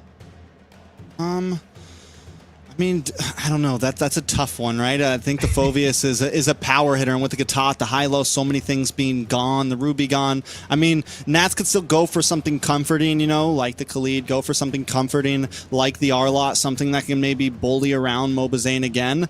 Huno picks up this Eve pick, and he seems to be one of the only mages in NACT right now going for it. But again, with the composition that BTK wants to bring here, having all these physical hitters, the Eve can set up the box, and BTK just plays in it. There goes the Khalid pick for C9. All they need now is their gold laner. The Khalid is back in action, and what better way to fight it out than against a Phobius? There's going to be fireworks inside of the XP lane for game number 3. Nats didn't show up, but this time he's going to have a little bit of a heavier hitter on his side. I can't wait to see how that engagement goes between both of North America's finest XP laners. There goes the Claude we talked about. This is going to go to the side of Cloud9, and I feel like the reason for that is there's 2 reasons for that. 1 is to deny Cloud9 or BTK from being able to pick that up. 2 is to be able to use the BMI to get back to safety, especially when you have the RWM dropping down from Hoon. You know that entire grid square, it can lock you down with the crowd control and can be very hard to get out of. So a marksman that can play for survivability is going to be huge here. And BTK, they're going to do the same thing.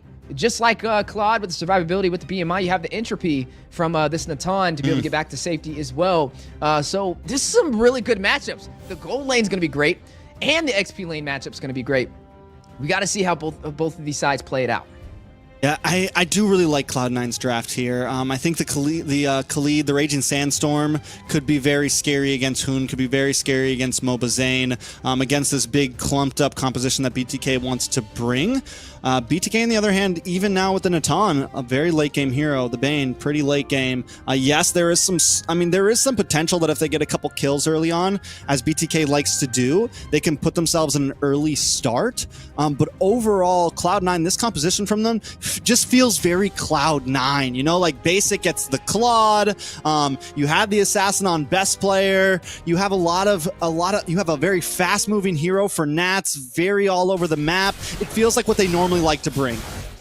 We're going to see which team will be able to execute their composition according to plan as we jump into game number 3 for the upper bracket finals of the North American Challenger Tournament. Who will be able to take this series in their favor? Definitely going to be up on the map. Cloud9 with Cold World on the show.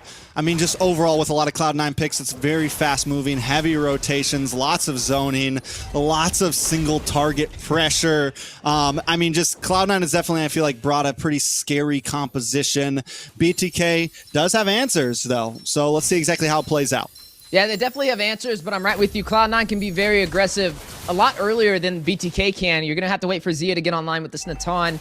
But they have a lot of survivability working inside of BTK's favor, speaking of survivability. Bro, it doesn't matter who's on the show, right? It is just a pain. It doesn't matter who it is. It is a pain. BTK forced to kind of take the long route.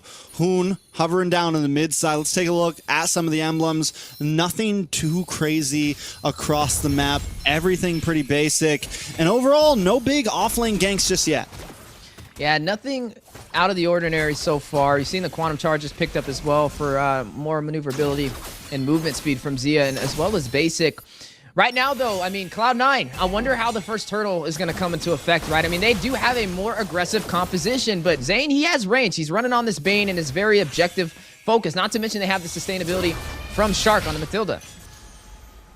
Yeah, with the Matilda, they have a lot of ways to at least engage and disengage, which I think will be very helpful with kind of getting out of this Lantern Flare, with getting away from the Khalid, with dodging away from the Cho. There's definitely the possibilities there, but here comes a big engage. Down comes real world manipulation. Nats both caught in it. Best player able to get that turtle, and now Hoon a little bit of trouble. Way the Dragon does connect, brings him back, and Hoon goes down. First blood over to Nats. Ooh, that's going to hurt Hoon a lot. And now the invasion play on the purple buff. Uh-oh, a lot of damage. Does lock on to Mobazane. Mobazane trying to fight back, though. Waiting for the Crab Claw Clan to come out. Purple buff. Does look like it goes over to Mobazane there. Yes, he is able to just secure it. Best player now in a little bit of trouble as Fried Chicken brings down the Demonic Force. More damage stacking on. Fried Chicken trying to chase as well. But he does not have the Circling Eagle, so they can't get the full engage. The sidestep from Nats right there. Barely evading Fried Chicken on the escape and also helping Kite and bring back members to safety as best player was in a little bit of a pinnacle right there. Right now, 1 kill on the board for Cloud9 and also a turtle to work in their favor. Definitely a different story from game number 1. I mean, even when we saw the in-game stats, there was 11 objectives to 0 in BTK's favor. And now it's starting to look like Cloud9 is starting to get a little bit more composure as we jump into game number 3. As we've seen some of the items on the board, nothing really hot and heavy right now. You are going to see the Elegant Gem picked up by the Jushin, though. A lot of mana regen can definitely work in his favor to be able to sustain himself in this fight. There goes the Feather of Heaven, though. First core item picked up over there by Zia on the bot side.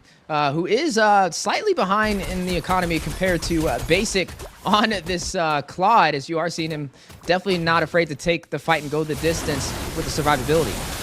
Ooh, look at the damage on Mobazane, though. Best player, and Nats paired up with a Raging Sandstorm. BTK definitely falling behind in the early phase, and this was the worry with their composition. It definitely feels late game. At this point, BTK needs to just kind of hang on. Wait for the spikes to hit. Wait till Mobazane is actually outputting the damage. Wait until Z is outputting the damage. Basic definitely in control of the gold lane. More damage, though, locking on in this EXP side. Fried Chicken and Shark, man, are going to kind of have to, I think, be the pillars here to help BTK sustain the punches that Cloud9 wants to bring. Yeah, speaking of punches, the battle for the turtle on the way. Yeah, Turtle is brought low. Best player still able to secure. The RWN does drop, and C9 just disengages. We don't care about it. Again, C9, when they're in the lead like this, they don't want to take the big fights. They want to take the objectives. Yeah, and that is exactly what they're doing right now. 2 turtles on their side, 2 kills as well. Even though they're not having a high kill game, we know just how impactful these small victories can be, and Cloud9 definitely comfortable right now for game number 3. We need to see how BTK responds. At least one thing that works in the Bloodthirsty Kings' favor is they have a late game composition. But Cloud9, they understand that, and they're going to be aggressive. They're going to harass Mobazane. They're going to try and deny every single objective from being claimed to get an early finish.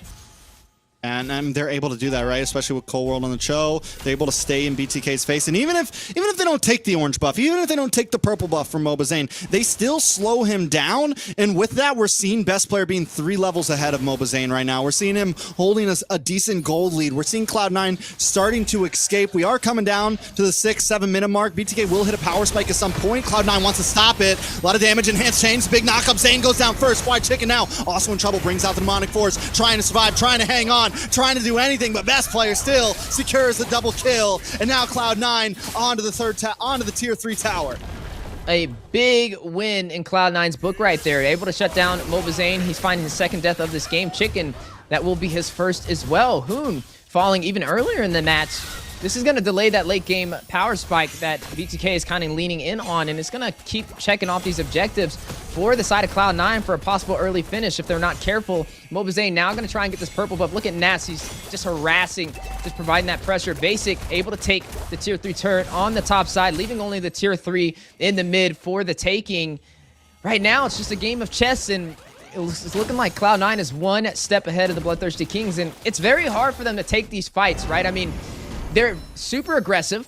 They're dive oriented, but they also have a lot of mobility. Not with Cho into the hands of Cold World, with Basic on the BMI, with Nas able to use that sand in his favor. It's a hard team to catch out of position, and they don't really have heavy crowd control to work in their favor for BTK. And another big problem, right? That Jushin, man. That Jushin, that Lantern Flare is the bane of Bane's existence right now. Because normally Bane does okay on some of those turtles. He's able to sit up, wait to pop off that deadly catch right before it's time to hit the retry. And here comes Cold World, though, with a beautiful way the Dragon paired up with a Raging Sandstorm into the tower, and best player gets another kill, plus the tower.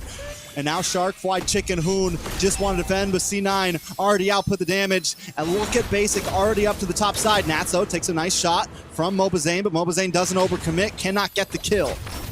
Yeah, and another turret will fall. Basic takes the tier 2 on the top side. Overall, Cloud9 will win that trade, but they lose the tier 3 on the bottom. Oh, Mobazane in trouble. Does bite the dust on that one. Basic pops off the Blazing Duet just to make sure there's no escape. Minions will be coming soon, and Cloud9 are not letting up on the gas.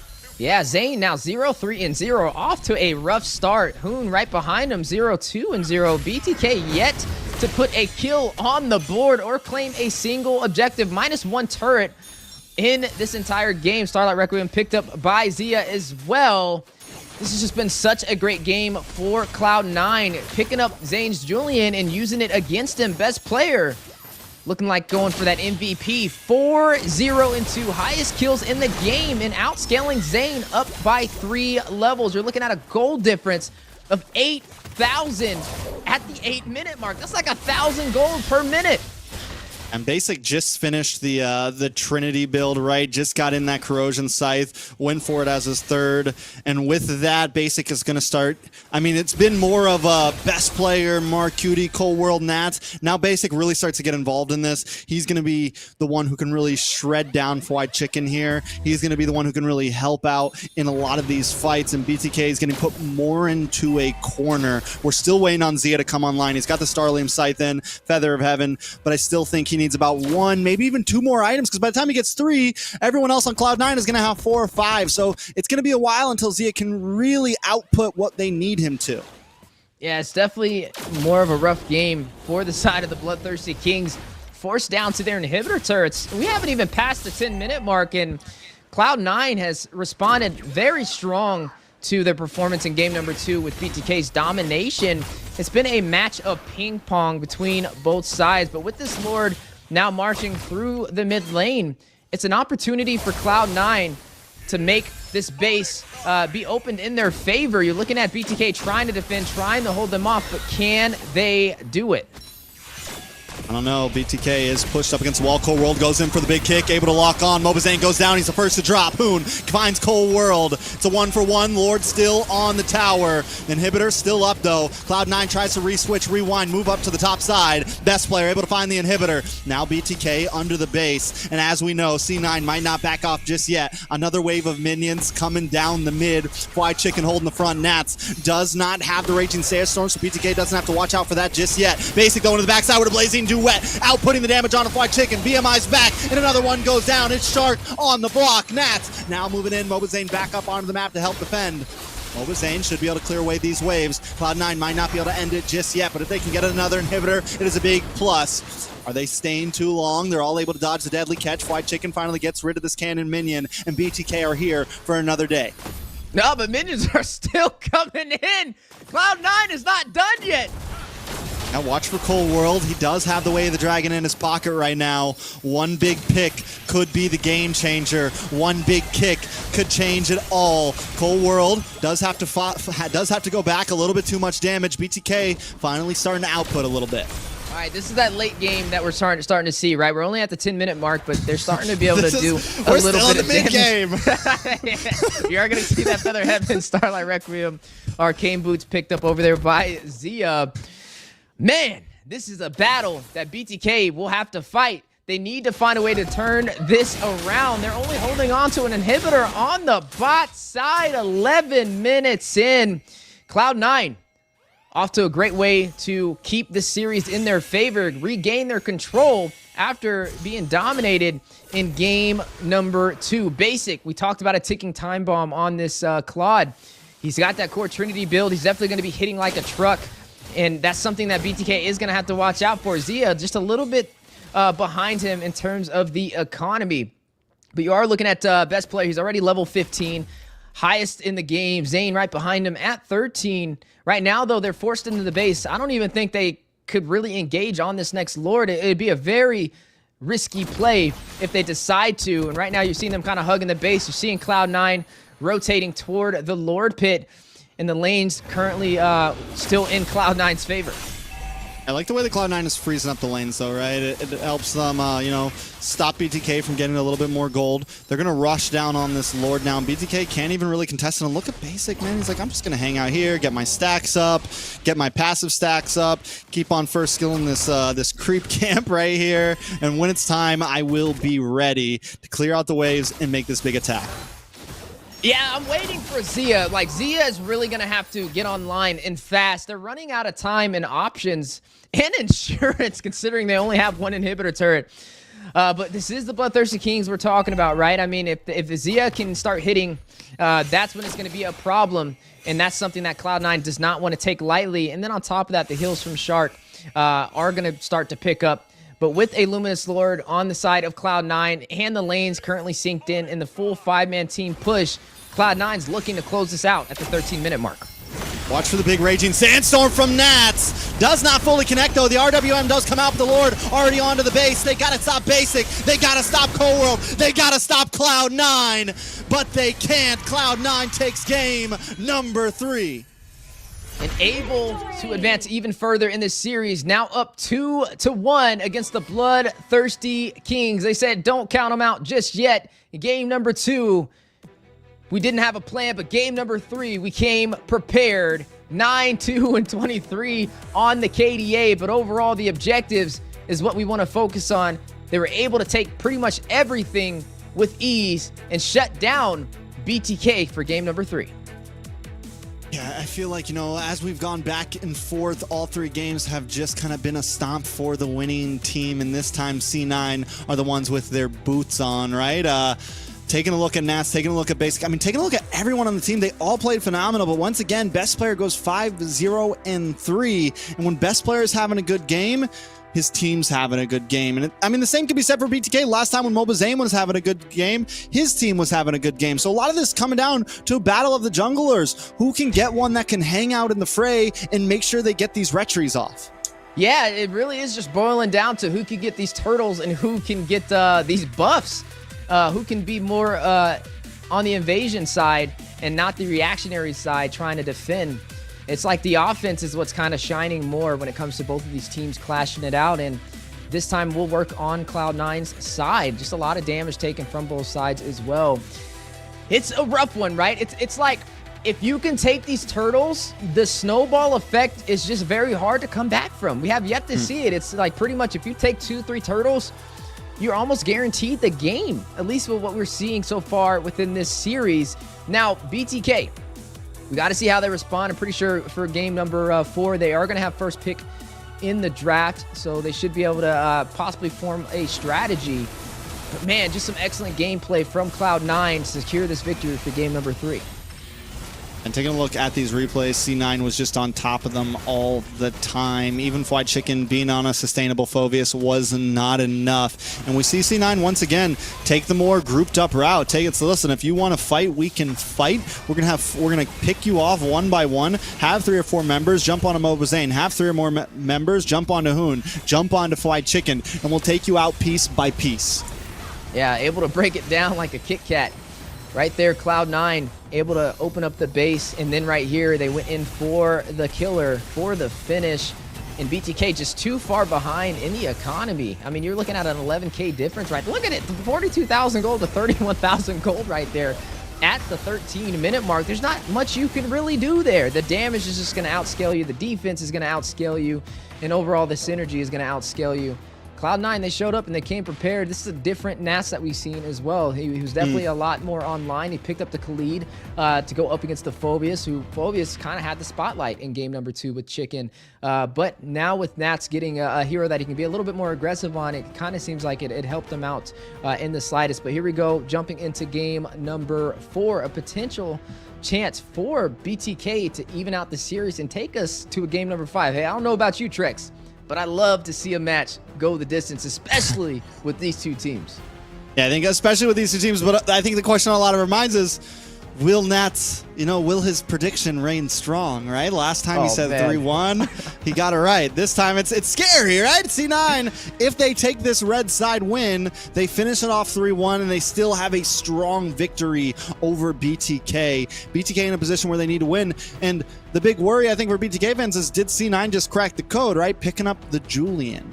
Does BTK rush it this time, right? Do they rush it? Because I think having the Bane is just a little too late game, man. And if they do go for the Bane again, if they are put back into that position, they need something bursty on Hoon, right? They need something early game bursty on somebody other than Zane, right? Because as we just saw, if best player gets online, if Nats gets online, BTK is not going to be able to make that game go to 20 minutes. Yeah, right here, Cloud9 could just ban out the Julian, because it's going to be rushed by the Bloodthirsty Kings. I would assume so. If not, they're going to probably pick up that Ruby again to be able to flex it into multiple different roles. But I would probably just take out the Julian right here, because when Zane's on it, he's going to perform, but you don't really get to see the same story with a lot of these heroes. They're going to take out that chip, though. Yeah. We got to see how effective the chip was. Cloud9 was actually the one who did use the chip, though, against BTK. But BTK with Shark, definitely expect him to be able to do the same exact thing. But this opens up an opportunity. BTK has to make a choice here. Phoveus or Julian? Yeah, Oh, where's Zushin? No, no, no. We still got something for you. They go for the Jushin up first. And big chance we could still see that Valentina Grok pick, but instead they go for the Julian, maybe the Valentina here. Matilda, so more switch up, I mean, from both sides. And honestly, just taking the Julian into their hands is an aggressive play from the side of C9. And Hoon already having to lock in the Jushin means no big burst, early game burst damage from their mid side. So if Mobazane has to go into that Bane again, it's kind of a scary pick when I look at it. So let's see exactly how they play it out, though.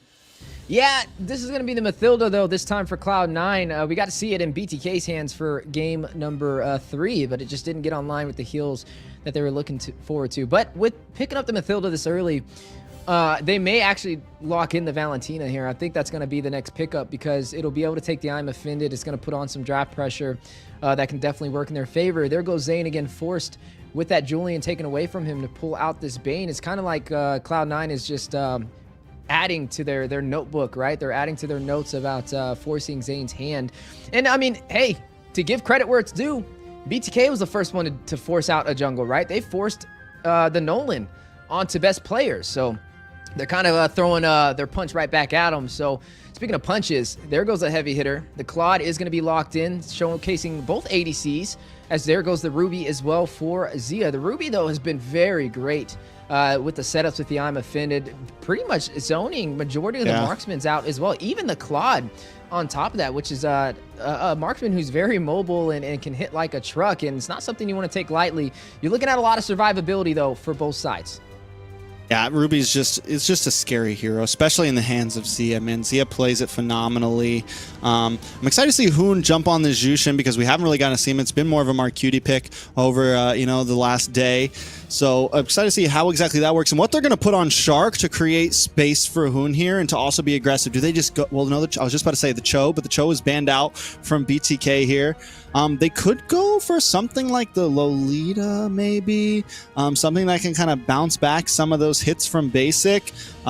Something maybe a bit more protective, because again, having Mobazane on this Bane means he is just a prime target in the early game, and he needs to not die, right? He needs to be able to get to minute 6 being able to just farm, right? He needs to be able to get to that third turtle, first Lord, being farmed completely, just 0 deaths, having a good game, and that's when we're going to really see the Bane at its full potential.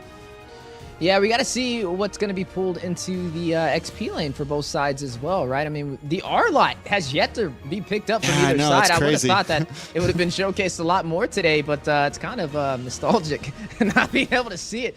Hopefully it does pop up in here, though. I think it'd be an excellent answer. It still could technically work for BTK, right? You mentioned Zane needs to play for survivability. He needs to be able to get to these objectives. He needs somebody to zone out Cloud9 from stopping him, and an R-Lot can do exactly that. You know, another option on the table, actually, never mind, it just got banned out. The Phobius was still on the board. Now, there is a Katat, there is a Khalid as well. Both of these can still be aggressive. We've seen them heavily prioed for majority of these teams. There goes that Aurora pickup, too. Speaking of crowd control, that was something that Cloud9 did not have a lot of, but when you throw the Aurora in the mix, it could definitely work out. They still need, I feel like, a little bit more CC, though. They need a true frontline hero that can zone out BTK, and that's going to put a lot of pressure onto Nats. Yeah, definitely a lot of pressure on the Nats, unless they just want to take the speed route, right? The fast boy route. They have the Matilda that says, we're just going to be in and out. We're going to attack, disengage. BTK, on the other hand, what I'm worried about BTK here is lack of real damage, right? Having Hoon on the Jushin, having Zane on the Bane, and now going for gold lane Zia. It's like I almost want to see maybe this Ruby flex to EXP and give Zia something with some early game potential. They go, okay. So this is like Godspeed last week. Just all fighters pretty much, except for Hoon, who's on the Jushin. Fly Chicken, though, the damage can come out from the Khalid. He could definitely go hybrid build. He goes for the Thunderbelt first, locks it up, and you'd be surprised how much Katat does as well. So not only do they bring some tankiness, they bring some decent chip damage. So will these unmovable objects be able to take on the speed that C9 is bringing, right? It's definitely two very different compositions going against each other here. You know what BTK is doing? They're securing the early game. That's all they're worried about. They're just worried about getting these turtles and getting these lures. They're comfortable enough to say that if we get these objectives, we can close it out with an early finish and not have to worry about the late game damage potential that you're kind of hinting on. There goes that CC though. This is a play by Nats. We got to see it a lot yesterday and in the regular season. He pulls out the CC. He's able to pretty much out-rotate the Khalid and outshine, but this time he's going to be going up against Chicken. I think it's going to be the first time Chicken's going to go up against the CC with Nats being the one to run it, so I'm definitely going to be looking forward to watching that matchup. Now, that does limit them again. We said they needed a strong frontline hero that could pretty much zone out. Now, I guess you have damage with the CC, but the crowd control is where I feel like Cloud9 is kind of lacking on, which is going to make it a little bit easier, or probably even way easier for BTK to take these turtles in the beginning of this game. And that seems to be their plan, right? They want to take the objectives. They want to take these turtles. They want to take these lords and go for the early finish. But if it goes to the late game, then Basic is going to eat everybody alive with this Claude. Yeah, I mean, listen, they're going, like I said, Cloud9 is going for speed here. They're going for movement. They're going for the in, the out. Yes, they lack the crowd control. And I think it's definitely going to be a toss-up in terms of who really gets these first objectives because, yes, BTK are some tanky boys who can really hang out in the pit, but all it takes is one member to give best player an early game kill, and things could tip very bad for them. So I do think there's still a lot. It's going to be like who kind of wins out in the early game a bit here. It's definitely going to be interesting because, like I said, it's two very different drafts. But let's jump in to game number 4. Will this end in the hands of C9? Will BTK take us to game 5? Man, it kind of feels like we're watching a repeat of week 2 when both of these teams fought it out in this same exact situation. BTK down 1-2 up against Cloud9 and forced to try and even out this series or will be dropped down into the lower bracket. Will BTK be able to pull this off, or will we see Cloud9 move on forward as the first Grand Finalist? Definitely up in the air, and Hoon on a very... Oh, a lot of damage on a Hoon there. Yikes. Yeah, a lot of damage. He bursted pretty low. He almost fell right there. And so, I mean, at this point, Hoon is going to be on the Jushin. I'm wondering, like I said before, I'm wondering how he's going to play it. Is he going to play it as good as Mark Cutie played it? Is this Aurora maybe a good answer to it? You do have some nice poke and nice range with the Aurora, and adding the freeze on that. The Jushin can't just kind of freely sit there, right? Jushin has to maybe move back when Aurora's bringing down those icicles, because if Aurora just tries to continue the kite, you get frozen, you get some damage to your face, and what we just saw almost happens.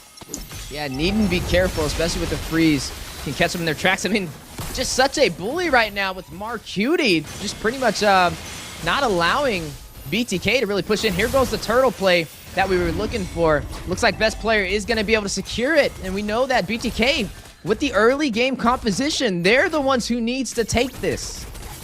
Yeah, I mean, it's an early game, but also, like, just having Bane, I think, again, man, the Bane is going to have some trouble here. It's not going to jungle as fast as best player on this Julian. It's not going to move around the map as fast as best player on this Julian. So I think it's a lot of things are coming down to the rest of the team right now and how they create space for Zane to get to that turtle. Can they delay the turtle enough that he can kind of catch up and be there to match best player? Because with having the Matilda, having all of the, having the Claude, having the CC, Cloud9 can kind of be anywhere they want a little bit before BTK, and that's going to be the answer that BTK has to bring.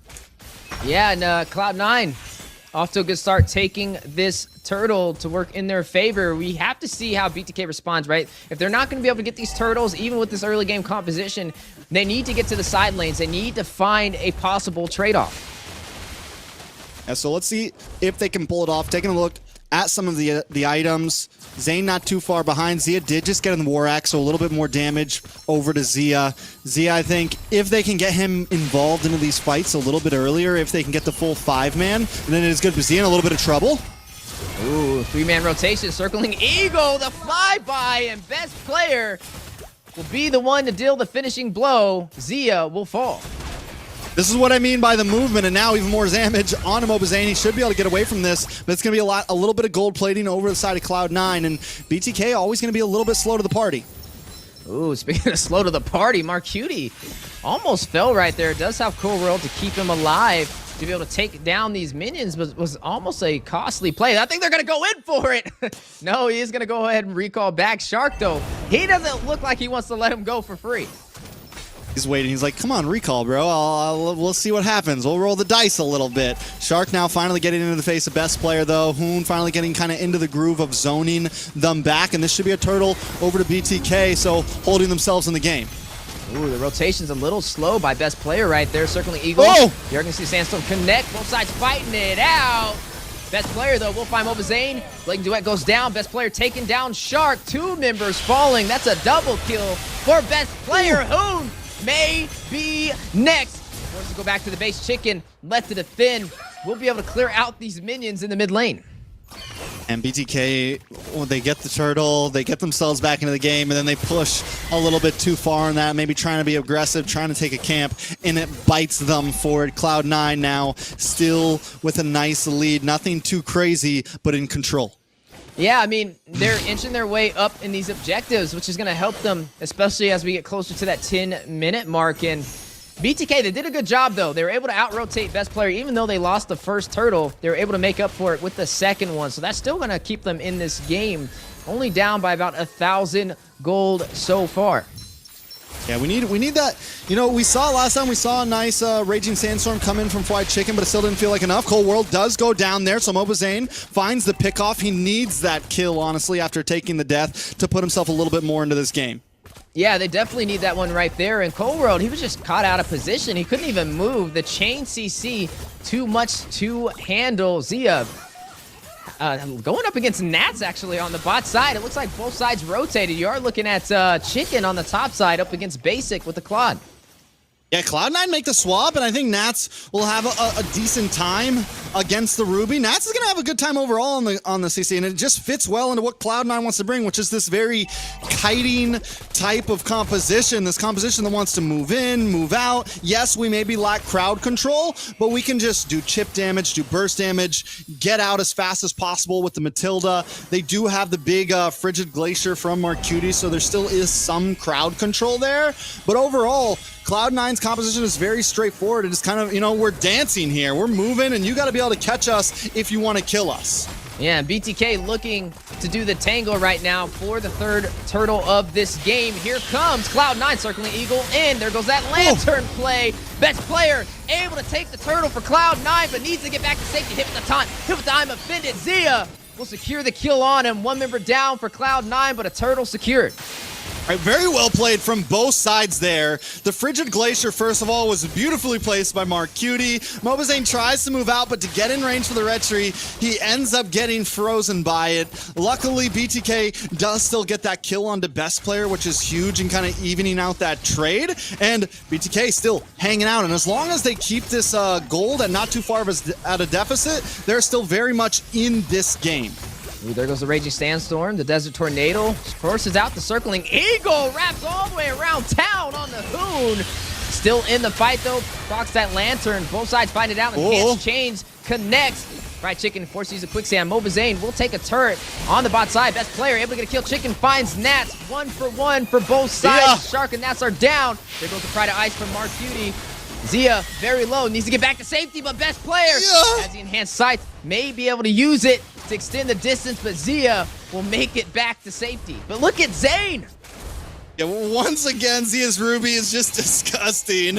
And all that's happening in a 4v5 situation pretty much. Wade Hoon in trouble, goes down to best player. That's big for Cloud9. The blows are finally starting to go back and forth, but this time BTK bringing the macro game.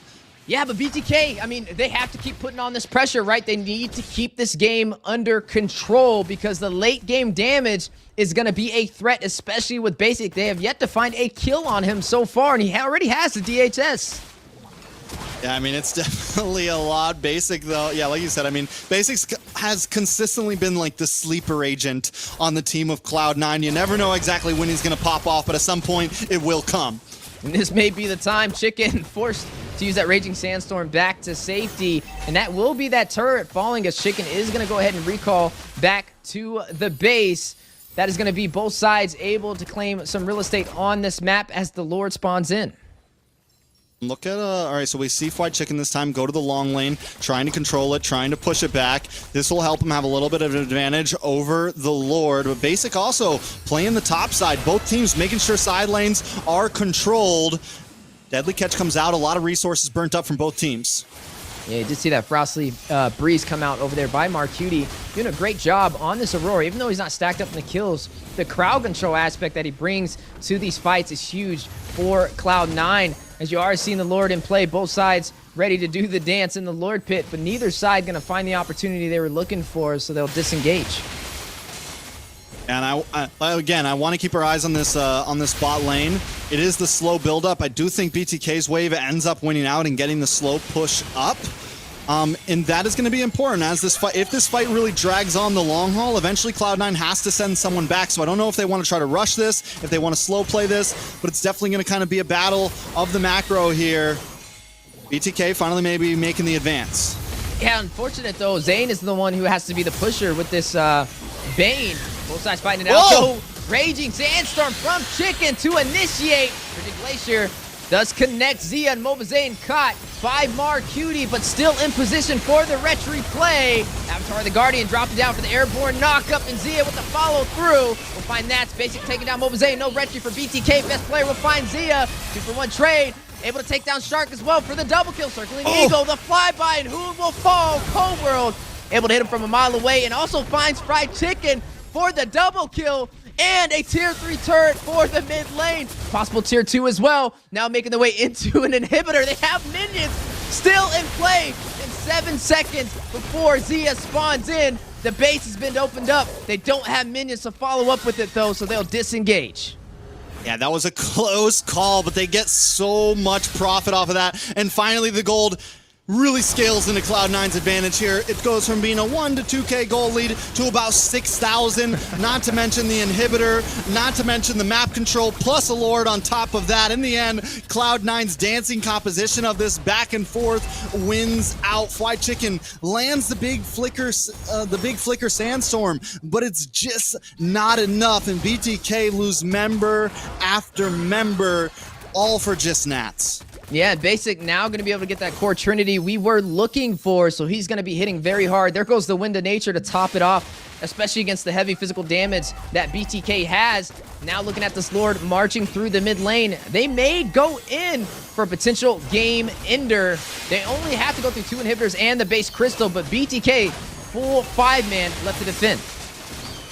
All right, so they will be able to maybe shred this down, but Cloud9 at any point could make the strike. BTK has to play careful. I don't think they should try to engage in anything. They need to hang out, let Cloud9 come to them, because if White Chicken goes too deep, if Shark goes too deep, the damage that Cloud9 has right now is enough to change things up. But look at the play. Oh, Circling Eagle, Cold World able to escape with the hair of HP. Uses a lot of utility as well. Who will find best player? Will down for the side of Cloud9. Nats will take down Chicken, make that 2 for BTK. Basic finding Zia. 2-for-1 trade. Nat will take down Shark. That's 3 members down for the Bloodthirsty Kings. Zane and Hoon left to pick up the pieces. The 4-man rotation from Cloud9 through the mid lane. Trex, I think they're looking to close it out. I think they're looking for a finish. Circling Eagle onto Zane. Forcing out the deadliest catch, but Zane very low. Nats will take him down. All is left is Hoon to defend against Basic. Marcuti and Cold World, the inhibitor, will fall on the top side. I think they're going to go in though. Hoon trying to clear this minion in time. Zia spawns in alongside Fried Chicken, and Cloud9 will leave the base.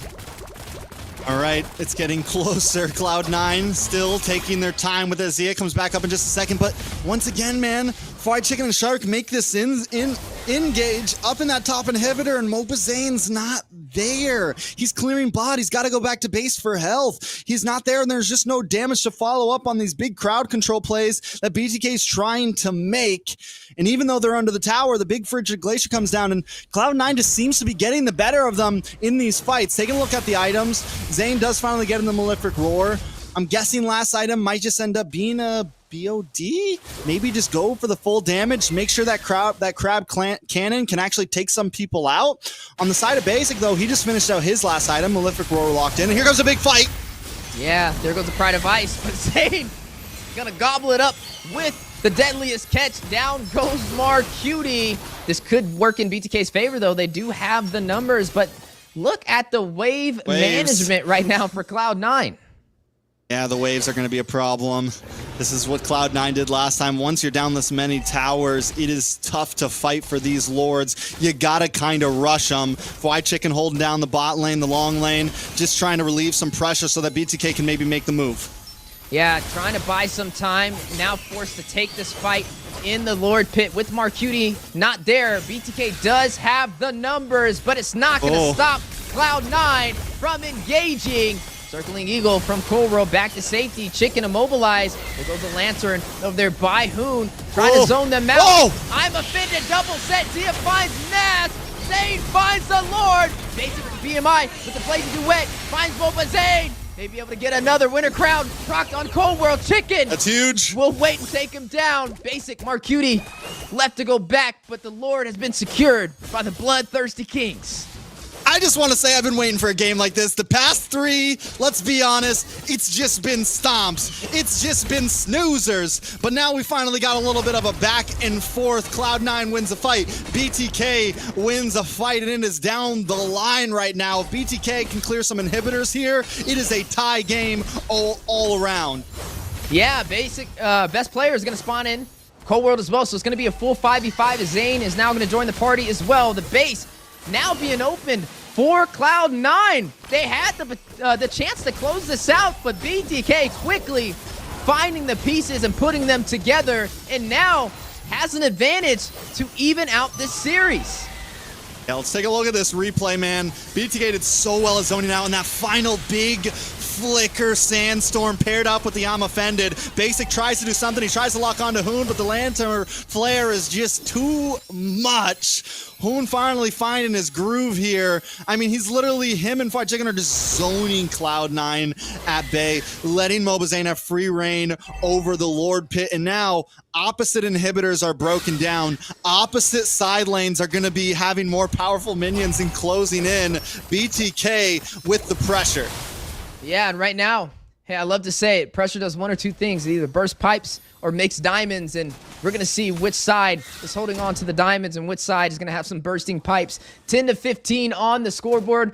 Now getting to that 16-minute mark. Everybody ready for the late game battle. A full 5v5 engagement may be on the way. Cloud9, they don't even have wave management no more. It is an even playing field. Definitely an even playing field. I do still think Cloud9 are going to be able to kind of dance still a bit more, but it is going to be tough for them now that we're getting to this. I mean, it's 52K to 52K. We're getting to end game items here. It is going to be tough for Cloud9 to really break through what BTK has. And as long as nobody gets caught off on BTK, if they can bring the full 5v5, they should have the advantage here. They have more crowd control. They have enough damage. They have sustainability to hang out in these Lord Pits. Cloud9 has to really come at this in an angle. They also need to look for a pickoff, which is kind of going to be tough. Or Marcutie has to bring down the perfect Frigid Glacier. Other than that, it's just got to be a macro game, because I don't think Cloud9's going to have a lot of trouble taking the big 5v5 here. And here goes one at the top. Yeah, the 5v5 on the way. Chicken to initiate with the Raging Sandstorm, forcing out Basic to use that Blazing Duet. Counterplay, Marcutie takes down Hoon. This may have been a mistake by the Bloodthirsty King. Shark caught out of position, taking a lot of damage. Needs to go back to safety. Vengeance proc by Nat, still on the chase. Koro wrapping around Marcutie beside him. Uses the Guiding Wind, trying to expand and trying to get a kill on the Shark, but able to go back to safety. But look at the Lord. This may be a chance for Cloud9 to claim this. They don't have Kun. They have the numbers, and BTK forced to clear these minions. Man, BTK seems to be continuously taking fights that maybe they shouldn't. They should have played for Lord Pit control. They should have played for control on the bot side, but try to make the big play happen and pay for it. Hoon is bursted down. Cloud9 with the big burst potential. Best player just gets in the winner crown, and this is going to make him be able to hang around even longer on this Lord push. Basic's going to pick up the immortality as well, so they're getting some insurance policies out before this storm hits. Sounds kind of familiar for us Floridians, as you are going to go ahead and see the Lord make its way down the mid lane. The push from Cloud9 to try and close out the series with the Nats prediction 3-1. BTK holding up that shield. Cloud9 with a dagger looking to pierce through. Deadliest catch goes out from Mobazane. The Lord quickly bursted down and minions will fall as well. Cloud9 has to make a decision here. Do they continue to engage? There goes the I'm Offended for the setup, forcing out the Winter Crown. There goes the Circling Eagle as well. The stun onto Nats. BTK still standing strong. Cloud9 topside. Disengage from the base, and BTK able to hold that shield and push them out.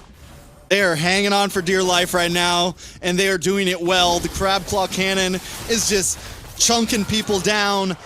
The amount of just peel that BTK has, or stiff arm, whatever you want to call it, the ability to stop Cloud9 from jumping in completely, just holding them at bay, is there for BTK right now. And here we go. Here you see it. Items almost completely maxed out. Mobazane did go for the Blade of Despair as his final item. On the side of BTK, we also have Shark finally kind of finishing things out. He's got the Blade armor locked in as well, which is a big deterrent for Basic. On the side of White Chicken, he just locked in the Winter Crown. He's got the Blade of Hepades. He's going to be putting out a little bit more damage to kind of hybrid this out, went almost fully defensive, but kind of drops the cherry there with a little bit of damage at the end. And that could be the thing that really helps BTK out in some of these fights. And then Hoon as well, man. The Lantern Flare has just been so helpful in these sieges and defending against Cloud9. Just like what Cloud9 did to BTK last time, where you weren't able to jump in because of it, BTK is doing the same thing.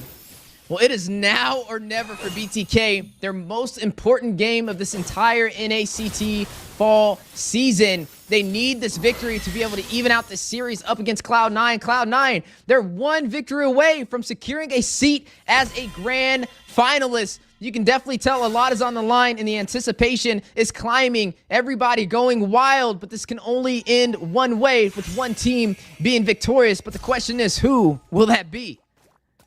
Oh, Basic hanging out down on the boss side. He's got to control this wave. They have to control this bottom wave because it is going to be one that seems to be pressuring onto Cloud9. But honestly, if Cloud9 can control it, they can go for some cheeky plays here. They have Basic on the Claw. They have him on the signature backdoor hero in his pocket. You pair that up with the Matilda, who can get him back to safety at any moment. It is definitely scary. BTK knows this. They want to try to rush this Lord. This is our longest game yet in the battle for the Lord on the way, already down to 50% HP. Bot side, you are looking at Basic on a split push. Do they know he's there? There goes a recall. Yeah, they got to go back. Yeah, they have to defend. This is going to be Zia who's going to go back. No, he cancels it. No, he does go back. So Basic will not be able to split push. This may be an opportunity, though, for the BloodThirstyKings to take this Lord. There goes the Vengeance. Proc, Nats, stun, forced to use a Winter Crown. Best player trying to do damage onto this Lord. While he has the separation, Mark Cutie will find a kill, takes down Hoon. Avatar the Guardian dropping down. Best player able to take the Lord from Cloud9. Mark Cutie finding Shark. 2 members down for the BloodThirstyKings. Zia forcing out the immortality from Ness. Hit with the airborne knockup. Trying to get to safety. Trying to get sustainability. Rushes back in. Able to take down Nass. Another Winter Crown. Proc. Untargetable. Basic will find Mobazane. Marquette able to survive. Best player will take down Zia. Chicken left alone. 4 members of Cloud9. There goes another Winter Crown by Chicken. And immortality to top it off. But not enough to withstand the pressure from Cloud9. Able to get a full wipeout on the BloodThirstyKings, and able to take down the base Crystal. That is going to be a 3-1 close and a seat into the Grand Finals. You saw Mobazane on the camera. Now you see Basic on the opposite side. You see the flag. They're ready to go. They're locked and loaded and have made it into the Grand Finals for NACT. Cloud9 once again in 3-1 fashion.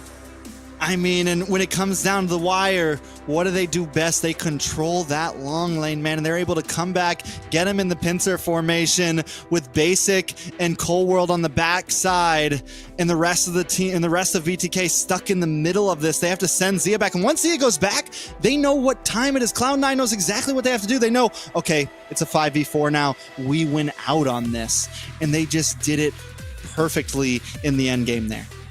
Yeah, that was a really good match, man. It's like a sneak peek of maybe a possible Grand Finals game. But it ended with the same result, 3-1 for Cloud9. Even with the improvements that we've seen from BTK, it's just not enough. In that game, it could have ended either way. BTK had a chance to be able to even out that series, even with not having a traditional marksman on their side, even though it shows Zeon and Natan. But nonetheless, it was a great match. I feel like BTK, just a couple of mistakes toward the end, just being a little overly aggressive.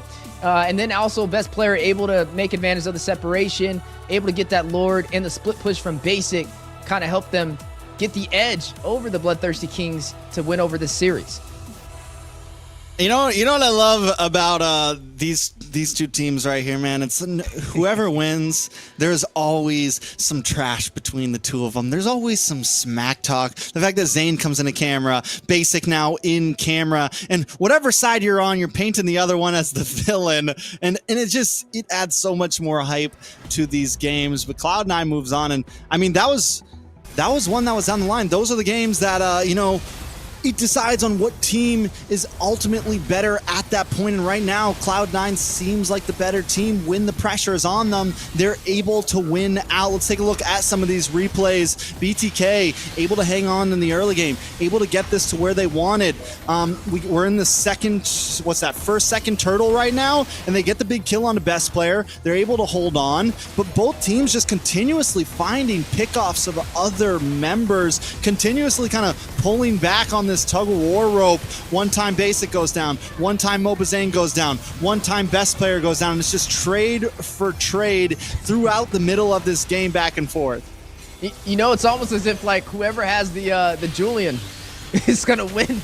That's really what it's kind of boiling down to. But man, just a lot of spicy engagements from both sides, keeping us at the edge of our seats, man. I think at one moment I almost lost my voice, man. I was out of breath at that base crystal, man. I was like, come on, y'all gotta give me some breathing room.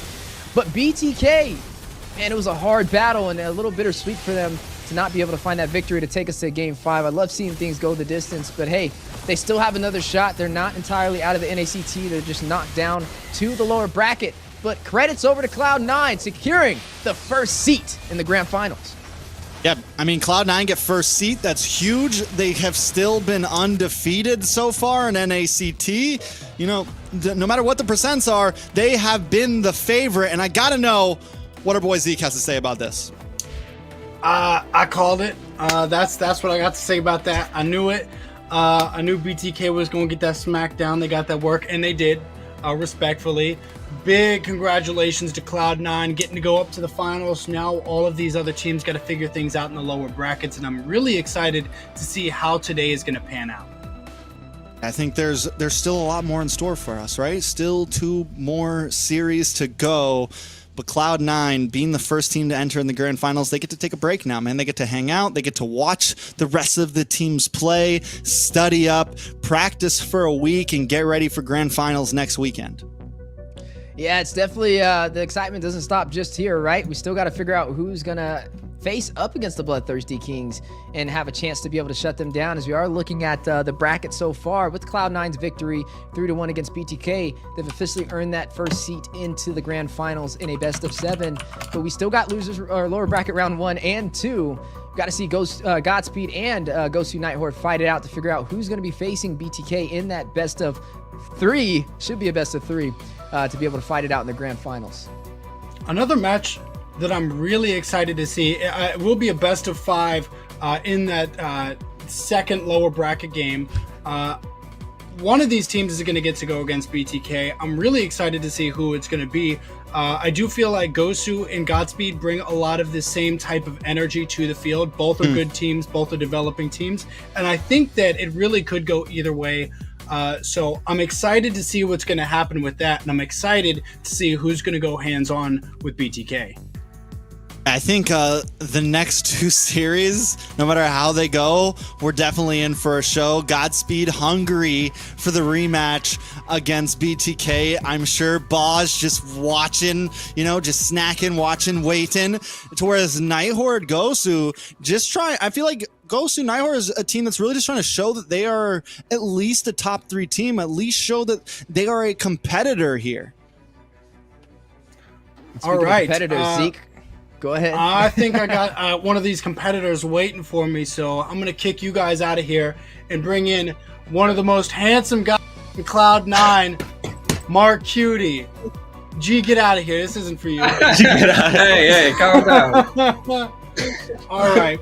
Mark Cutie, man, how are you feeling? Feeling good. How are you? Oh, I'm feeling delighted. I had my votes on you guys. You guys had me a little bit on the seat that second match, but you guys came in strong. You guys controlled, and I'm very proud of you guys. Very proud of you guys. Thank you. So some people wanted to know. I feel like this is a relatively simple question, but how did you practice not dying so much? I mean, you just gotta look at the map sometimes, you know. So like, yep, map awareness. Is there anything that you want to say to BTK after having not only gotten beaten them in the second time in a row in this NACT, but knocking them into the lower bracket? What do you want to say? I mean, I know comment because they're like the super team of NA, you know. They're my idols. Apparently not. Cloud9 in the house. So next up, we're gonna have Gosu Nigh Horde going up against Godspeed. One of them are gonna get to go against BTK. How do you feel like either of them are gonna fare against BTK after having just faced them? I would say like Godspeed has more chance based on what they did the last series. I feel like they got more chance going up against BTK. Yeah, for sure. I mean, I think opinions might vary there, but I hear you.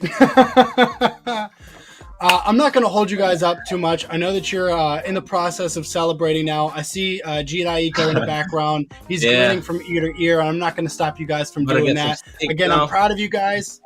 You guys played so well. Don't party it up too much. Okay? Oh, yeah. Still got to stay focused, you know. We got one more series. Thank you. I love them so much. They're so funny to me. I love that their players are so well composed, and it might be because G.Iko was just sitting there in the background. I love them though. They always they're very well-spoken individuals. Yeah, G.Iko is the if you guys watch any MPL at all, G.Iko is the daddy hood of C9 right now. He's like the quote unquote CEO, the guy who's just always standing there. He needs some sweet sunglasses. If you're listening right now, G, get a chain, put your sweet sunglasses on. I need you in full mobster mode. But I think what's really cool is because, you know, us as casters, you know, a lot of us have connection to a lot of players on both of these teams, but right now, Cloud9 having G, having Mar, having Cold World, having a lot of these guys who we have seen kind of grow, who weren't always the stars of NA, but now in the limelight, it's like, at this point, it feels like no matter who ends up winning, it is a win for a lot of us. We're excited to watch either of these teams come out on top. It is truly, I feel like, just a great time for NA to just be a fan of NA. Speaking of fans, speaking of stars, MVP for Cloud9 is going to be able to dominate yet again. Looked a little shaky in a couple of the matches, but able to make up for it in the end. Definitely well deserved. Nats, he's been a secret weapon, right? He was all the way out from RSG, Philippines, and the question was he what Cloud9 needed? And I mean, he's been able to perform exactly where they needed him to, especially with this series so far. The glue was a little shaky, but everything else I feel was right on par. So definitely a well-deserved MVP for Mr. Nass himself. The prediction has yet to fell him with a 3-1. Yeah, absolutely. Nats definitely played a great game. I think as long as he stays away from glue, I think that they will be competitive in the finals. No, I'm just kidding. That's jokes aside. He played very well, and since he's come over to NA, he's definitely been stirring things up, and I definitely think for a lot of people, he might be bringing the question of, you know, how competitive are some of our top elite players as we know them, you know, being able to challenge Fried Chicken here in North America, being able to challenge other players like Yureshi and etc. I think that he's brought a lot of awesome energy to not only Cloud9, but North America. And I'm extremely excited to see how he's going to be performing in the actual finals. But before we start rambling off too much, I'm going to let these guys take a break, and I will see you guys right after. This weekend, North America's top teams go head-to-head. Who will rise to the top? All eyes are on the title as only the strongest will survive. Don't miss the NACT 2024 Fall Playoffs. Stay tuned this weekend.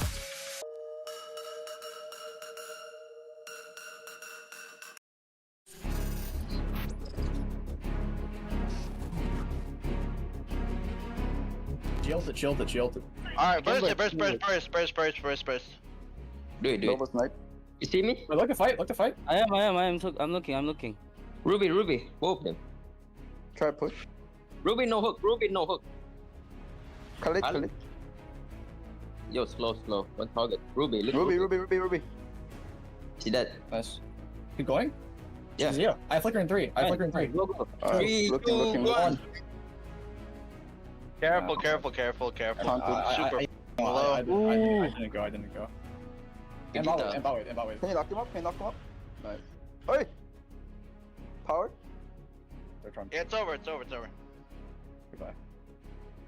Nice. More game. More game. Hook. Nice one. I think I can chase him. I got him. Wait, look at the flicker. Low. I stunned him. Nah, good shit. Yeah, hold on. No, he dead. And a boy. Oh, he died. Just keep hitting tower. If he jumps, I'll stun him. Go for it. It's running out. Okay. I'll block past it. I'm tanking tower. Just end if you can. And then. Okay, nice shot. Nice, good shit. At least we gave them 2 wins.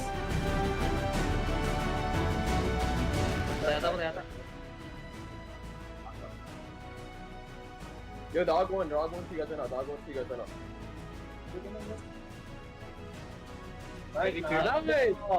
Abol. Yo, clock. Tara. What the? Is that? Totado po. Wait, I'll swipe, good. Ako muna. 5 man winter. Wala lang ako. Ito ako. Patay mo na natin, Tay. Patay mo natin, ha? Kill. GG. Wait. 1, 2, 3. Dito. 5, 4, 3, 2, 1, go. Do the countdown.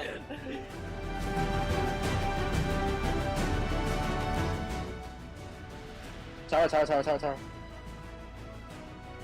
Go. Walk up. Here.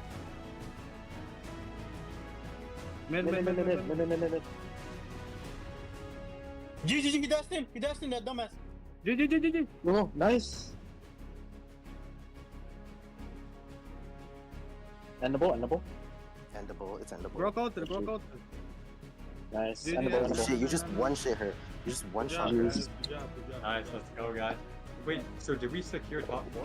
Easy game. Yeah, we did. Yes, sir. Easy game. Yes, sir. We're top 4? Top 4. Let's go. Guaranteed.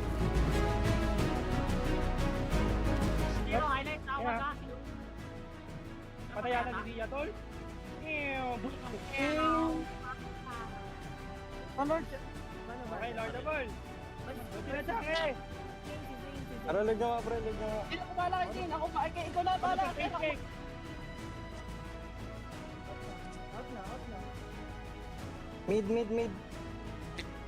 Pwede pa na, pre. Pwede pa. Ito. May anak ng kapag. Nagbuntis. Sige. Gusto.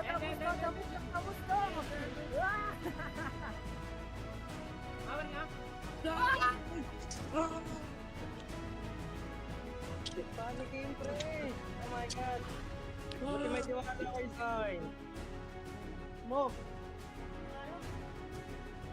Tiro. 1.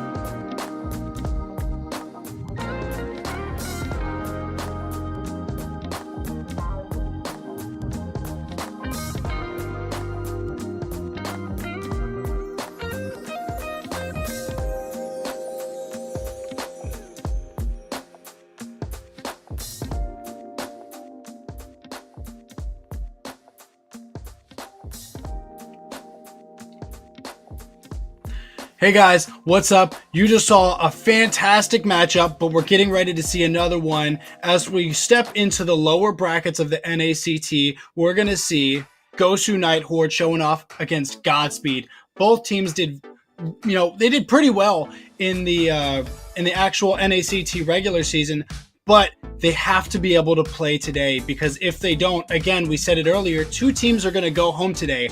Will it be both of them? Or will it just be one of them? Time will tell. I mean, as Zeke said, they did pretty well in the regular season. I think Godspeed has been on the uprise overall. They went from being a team that none of us really had eyes on to a team that almost took down BTK. So Godspeed definitely showing up a lot. And Nigh Horde, on the other hand, maybe not performing to what we thought Gosu Nigh Horde might perform to. And if there's a chance for Godspeed to get an upset and secure, number 3, number 2, number 1, they have to prove it here. Nigh Horde, on the other hand, just needs to show that they are still a dominant team in NACT, and there's a reason why they've been around for a while now. Yeah, it's going to be one of their biggest challenges yet, right? I mean, we got to see them take down teams like Overskilled, Accelerate, but not really a team that we've put in that top 4 caliber. So this is going to be a very, possibly their hardest fight they've had yet. And also, it's going to be a debut match for them as well, as they have yet to actually face up against Godspeed. So this is going to be a debut between both of these 2 teams. It was kind of fun to be able to predict which way this is going to go, but nonetheless, there's experience on both sides.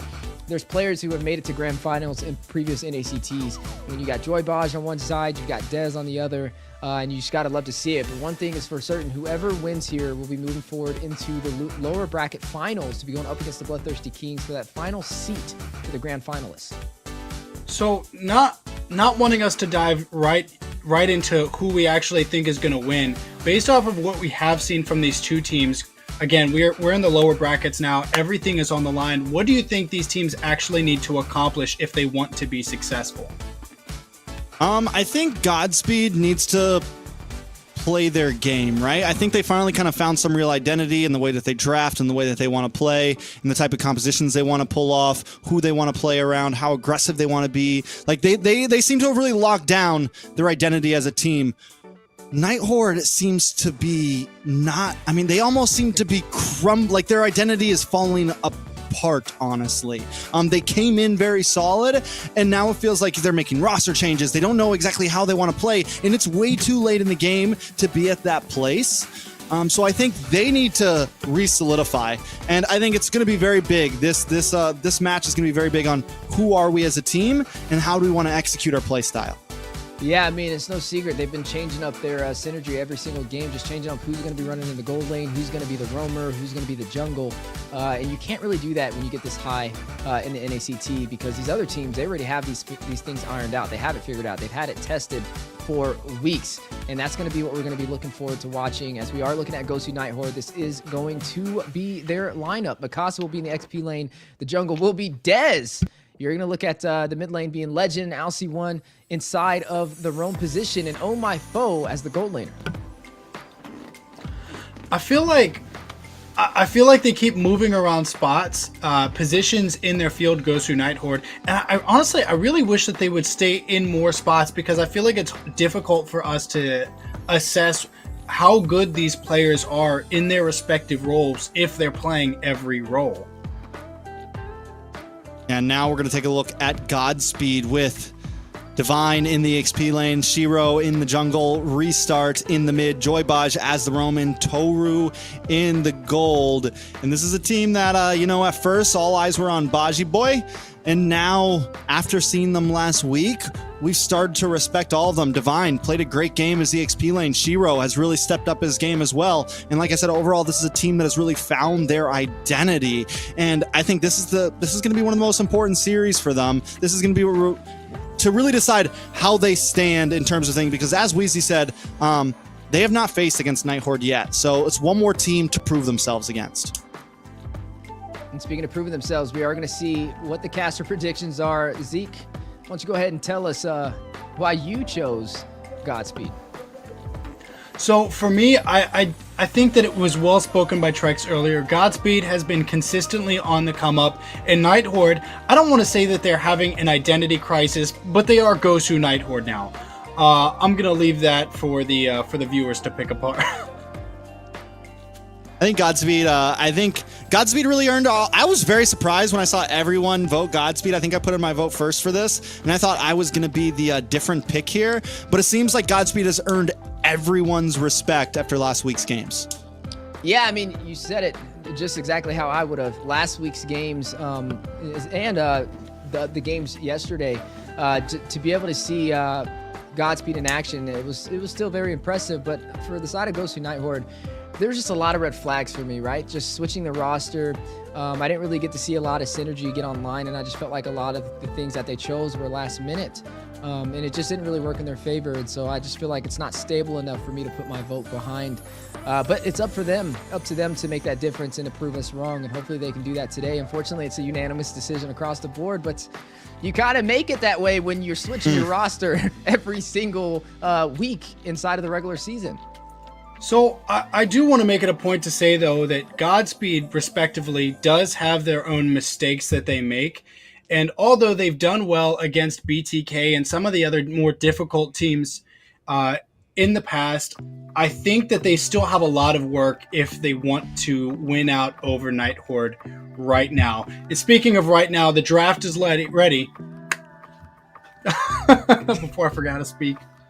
All right, Zeke, I'll speak for you. We're going to be jumping into the first draft of the second series tonight. Godspeed on the blue side up against Nigh Horde on the red side. Second pick. Now, I got a feeling the drafts may be a little bit different than what we saw in the last series. Last series, we saw a lot of target bans. This time, it might take a little bit of time for these drafts to evolve. But I think what's going to be very important for Godspeed is getting Baj on something aggressive, getting Baj on something where he can really pop off. And another big win con for Godspeed is not get those blinders on too heavy. We saw it against BTK. Yes, it was great when they were constantly focusing on Moba Zane, but at some point in the game, they needed to start switching over to the marksman. They needed to start focusing on the EXP laner, and sometimes Godspeed gets a little too hyper-focused. So if they can spread things out, I think they can do well.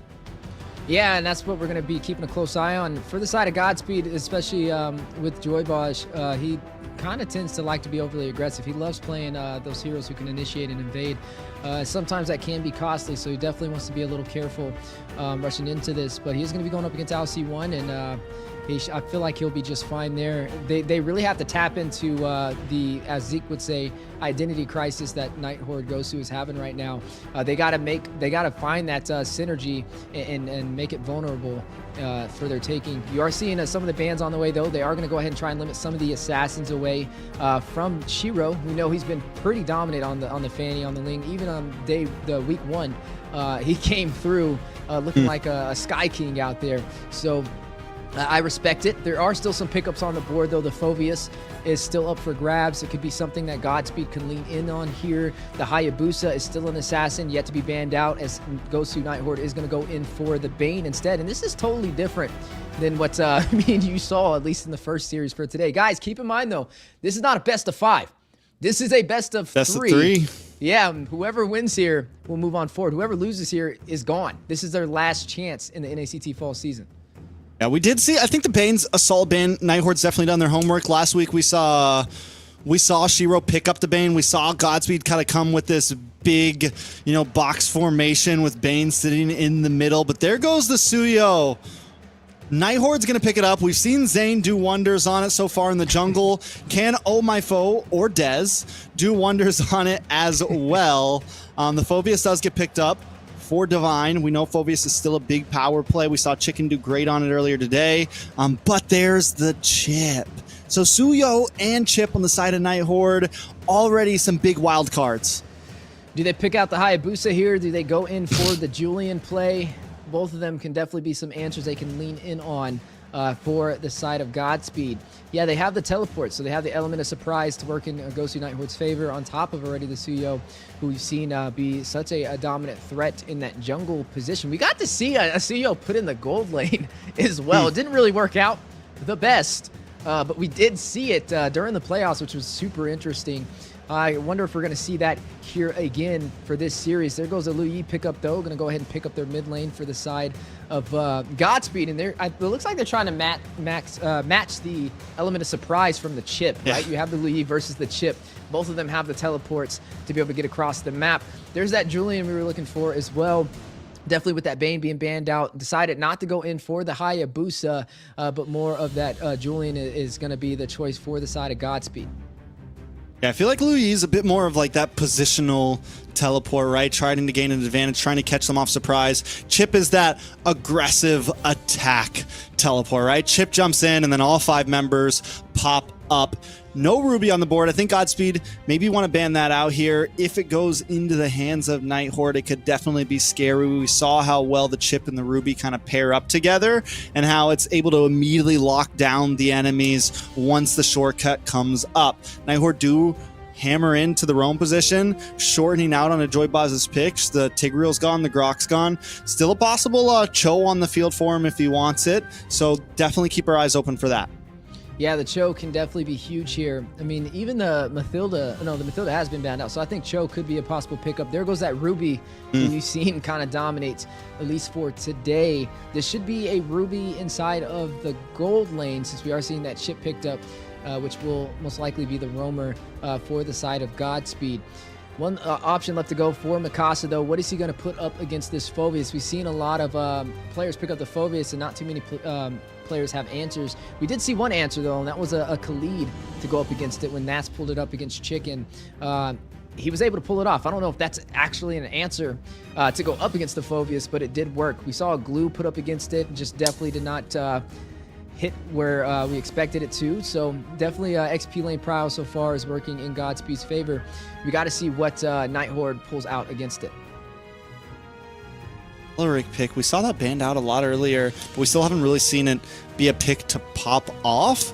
It really needs to get positioned before hitting that, Wrath of Dryad, that big ult.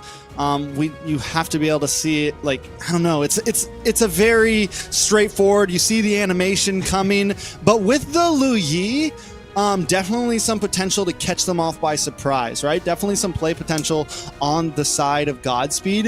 It's just not your typical fast-moving roamer that you would see Joybaz on normally. Nigh Horde, their draft is meta, their draft is clean, the draft is scary with that Chip. Now you add on even more AoE crowd control with the Khalid as well, and this is not a team you want to see jumping on top of you out of a shortcut. Well, I'm a fan of this Khalid pickup, though, up against the Phoveus. I mean, I've been wondering what the answer is, and this is the second time I'm going to be able to see this Khalid go up against it. It worked the first time. Is the second time going to be the same story? Is this a possible counter to go toe-to-toe with it? Time will tell.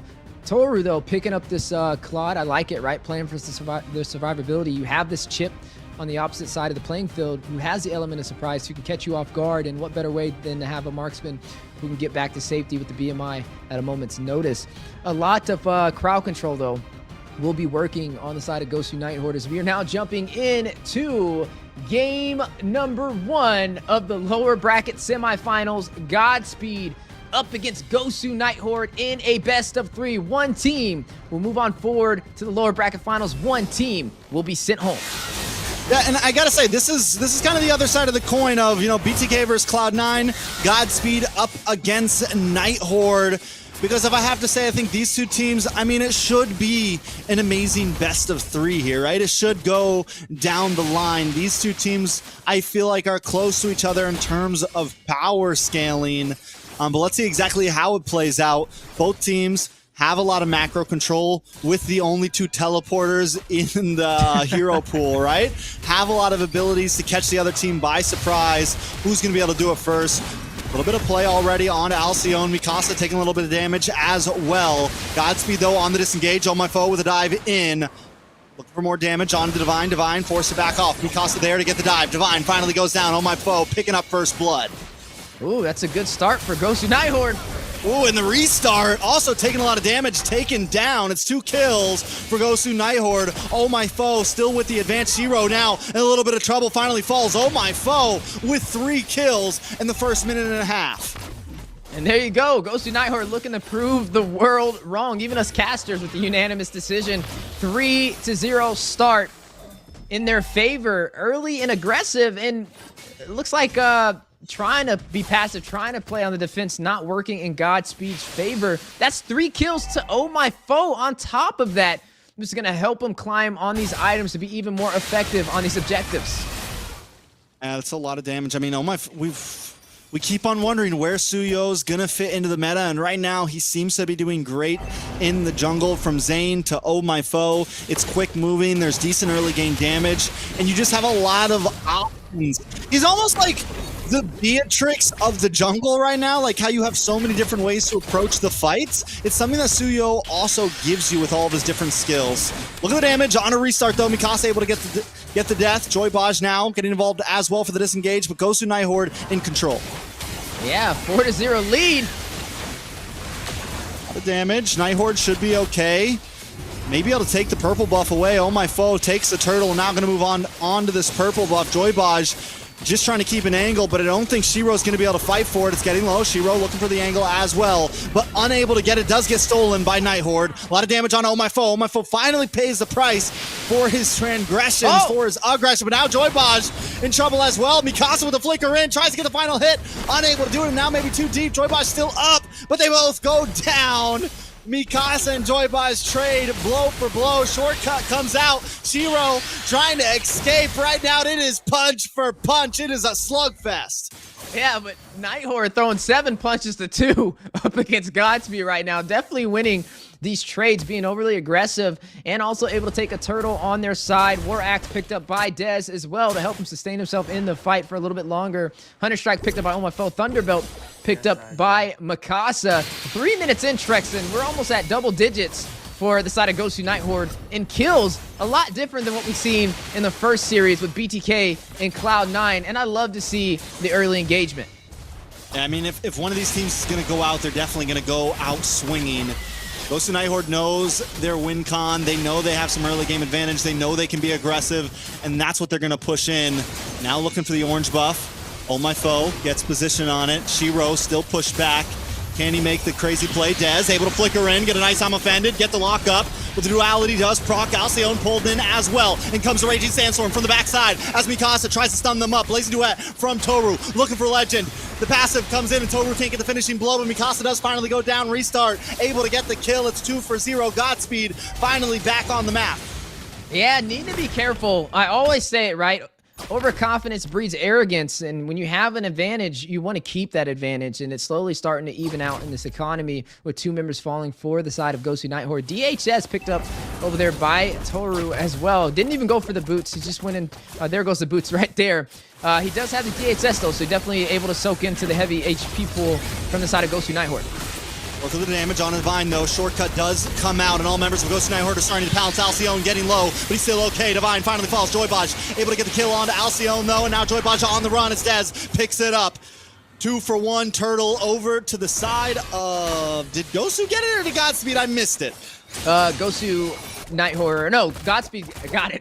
It's 1-1 on the board regardless, so both sides are tied up with that turtle. 5-9. It was Godspeed who was the one to be able to get that turtle, though. So a nice steal. Mikasa low. Godspeed trying to get the kill, but the quicksand guard just too much to help him sustain. Now Toru looking for the tower. Toru's got to get out with the BMI, and look at Alcyone into the backside. Able to stop Shiro in his tracks, but unable to get the kill. Godspeed and Nigh Horde both looking for shots at every angle. Yeah, looking for shots, but Nigh Horde still in the lead in terms of kills, yet actually able to take a turret on the top side as well, so they have map advantage. Both sides even when it comes to the turtles, though, as you are looking at a lead in gold by 3,000 in Nigh Horde's favor. They definitely credit to getting those early kills as soon as the match started by overwhelming Nigh Horde in their jungle, and it looks like they're going to continue that same strategy, but they need to be careful now. I feel like with restart in the mix on this Lu Yi, with them trying to rush in like that, it's going to be easier for him to hit that Yin Yang overturn and hit them with that duality to be able to group them up for some massive damage. But also, we got to see these teleport and diversion plays come out. Exactly how it plays.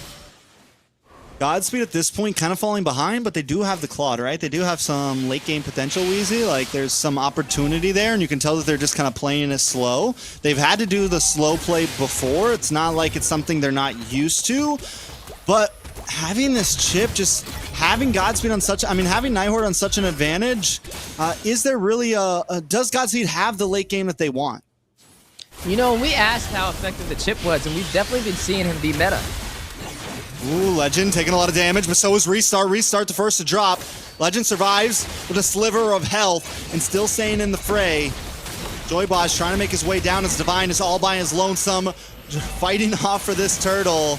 Shiro just looking for a camp, just looking for anything, but keeps getting stunned up, unable to fully fight this out, has to use the chains just to get away. And Godspeed unable to take that final turtle on the map. Yeah, and able to take that turtle for Gosu Nigh Horde to extend this lead. Oh, the damage is getting too much. Godspeed falling behind. Yeah, Oh My Foe off to a great start. 5-1-1 on this Suyo. Just doing really great at finding these kills and paving the way for the early game. Some miscalculated plays from the side of Godspeed. Diversion play in. Diversion does come up. Big stun on Alcyone. Divine gets the demonic force off, but not enough damage still. Joybosh looking for an angle. Toru needs to start getting some shots off if they want to win out of this with the flicker. The Sandstorm locks on to members. Toru brought down, but Mikasa still falls. They're able to just dodge out of range. It's a 1-for-1. Godspeed hang on. Yeah, Godspeed able to hold off right there, but still losing overall in this game. 2 turrets down in Gosu Nigh Horde's favor. Only able to take 1 turret on the top side to match up with it. They're down 1 turtle as well. And you're already seeing really the star right now being Oh My Foe on this Suyo. But I'm also keeping an eye on the ADCs. There goes a 1v1 matchup on the top side. Should be okay. Shouldn't really lead to anything. I don't expect Shiro to overextend right there. Dez doing great on this Ruby, though. He already has that War Axe in the Queen's Wings as well to keep himself alive, to sustain himself in these fights. You are looking at a rotation on the bot side. Restart immediately put out of his misery there. They tried to go for the diversion play, but go right into the members of Gosu Nigh Horde. Toru trying to get the turnaround, but Mikasa and Oh My Foe are here to fight it out. Godspeed still getting pushed back. Every time they try to make a play, it turns around on him, and now Mikasa up against Toru. Divine now getting involved as well, but Alcyone's there to help out. Oh My Foe takes another orange buff. Shiro just trying to have a good time. Shiro's just trying to farm, man. He can't even do that. Yeah, not able to farm. Toru also needs to farm as well. He needs to get that Core Trinity build to be able to dish some damage, not only to Dez, but also to Mikasa and Alcy1. Even Oh My Foe, all of them being up close and personal and frontline fighters. You're going to go ahead and see the BOD, though, picked up by Oh My Foe to deal even more damage than he's already been dishing out. Ooh, a lot of damage on to Dez. The diversion into the backside. Demonic Force comes out, but they're not able to get the kill. Blazing Duet pops off. Mikasa drops. Alcyone drops. Godspeed on the rise this time. It's a 2-for-3 right now. And Nigh Horde turns it around, make it a full team wipe. Just when Godspeed thought they had it in their grasp, Gosu Nigh Horde gets the outplay. Okay, I thought Martis was the god of war, but I'm starting to think it's Suyo who's actually the god of war. Oh My Foe has been a problem this game. Definitely showcasing why you must ban him out. Now able to take the sword in Gosu Nigh Horde's favor to not only extend this lead, but to also give them some breathing room and force Godspeed kind of back inside of their jungle. They really can't overextend too far. They do have the diversion plays. It was a good try with the backdoor play, but the damage from Oh My Foe is just too hard, and it hits like a truck when they're engaging, and they need to have a defense for it. Yeah, when Suyo's in that immortal form too, he gets into this tankier mode. He gets 20% damage reduction. He can really just hang out. And the fact that Oh My Foe is just building full damage items right now, he's a tanky boy, and he's just outputting. So it is definitely Godspeed has to find an answer. And the fact that they don't have that much crowd control, really, they just have Baj, who, as we said on the Belleric, it is very easy to read when that ult's coming in, when that Wrath of Dryad's coming in. So I don't know how Godspeed is going to turn this around, but the Lord is coming in. Godspeed playing the range. Watch for the big sandstorm from Mikasa. Any moment, it's going to dive into the backside. Baj taking a lot of damage. Lord still coming in. The I'm offended. Hold Baj's back. The Glacier comes down, gets freeze, but a nice knockup does connect from Godspeed. Oh My Foe finally finds Toru. Restart, able to take Alcyone. Dez still holding the front side. It's Divine. Just tries to fend them off. Restart trying to shred down the Lord. A little bit of damage on Dez, but here comes Sandstorm into the backside, getting stunned on a Restart and Divine. Quick starts. Quick guard comes out from Mikasa, getting some health back.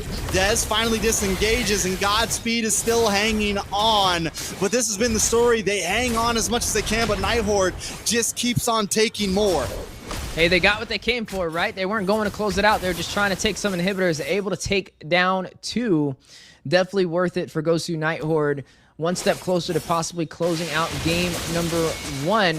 Already a massive advantage and climbing 22-9 at the 12-minute mark, up by 13,000 gold. 8 turrets in and 2 turtles.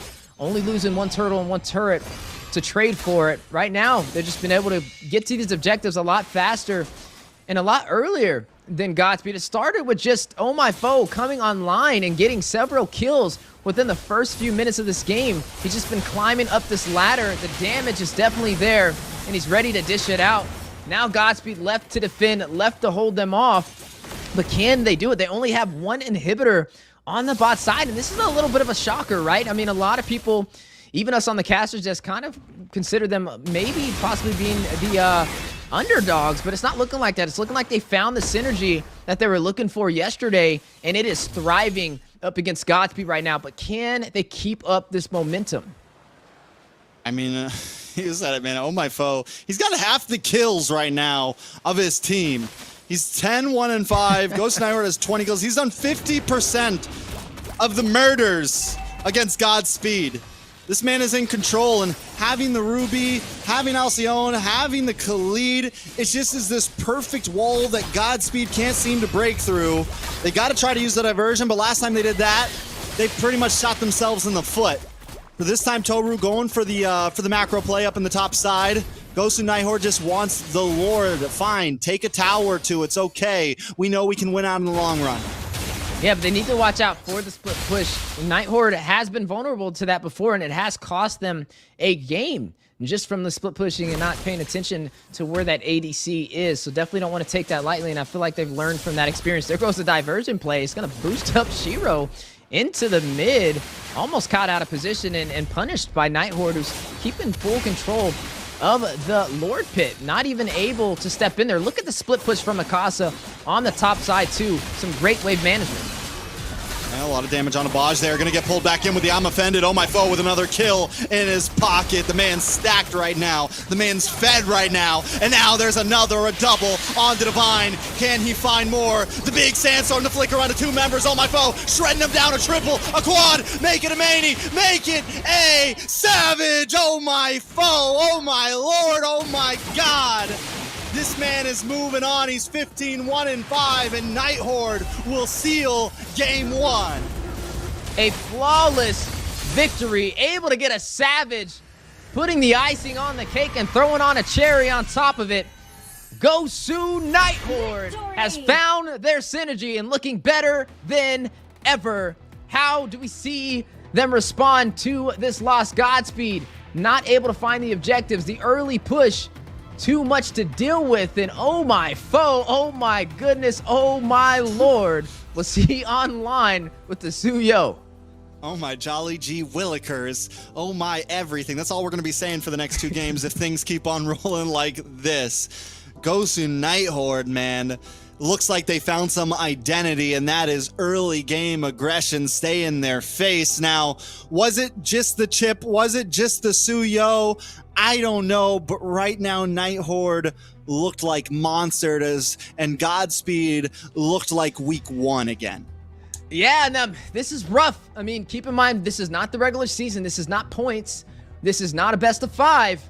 This is a best of 3, which means Gosu Nigh Horde is 1 step away from earning their spot in the lower bracket semifinals and taking down Godspeed. If they win 1 more match, they will be going up against the BloodThirstyKings. Godspeed needs to find a way to turn this around. That was too much of a domination. I mean, there was a lot of, I would say, high-value picks that went over to the side of Gosu Nigh Horde as well. They got the chip, they got the Suyo, they got the Khalid, they got the Ruby. The Ruby? It's like, God, Lee, you trade it for a Belleric, a Lu Yi. For a Belly Boy and a Lu Yi. I don't know what's going on.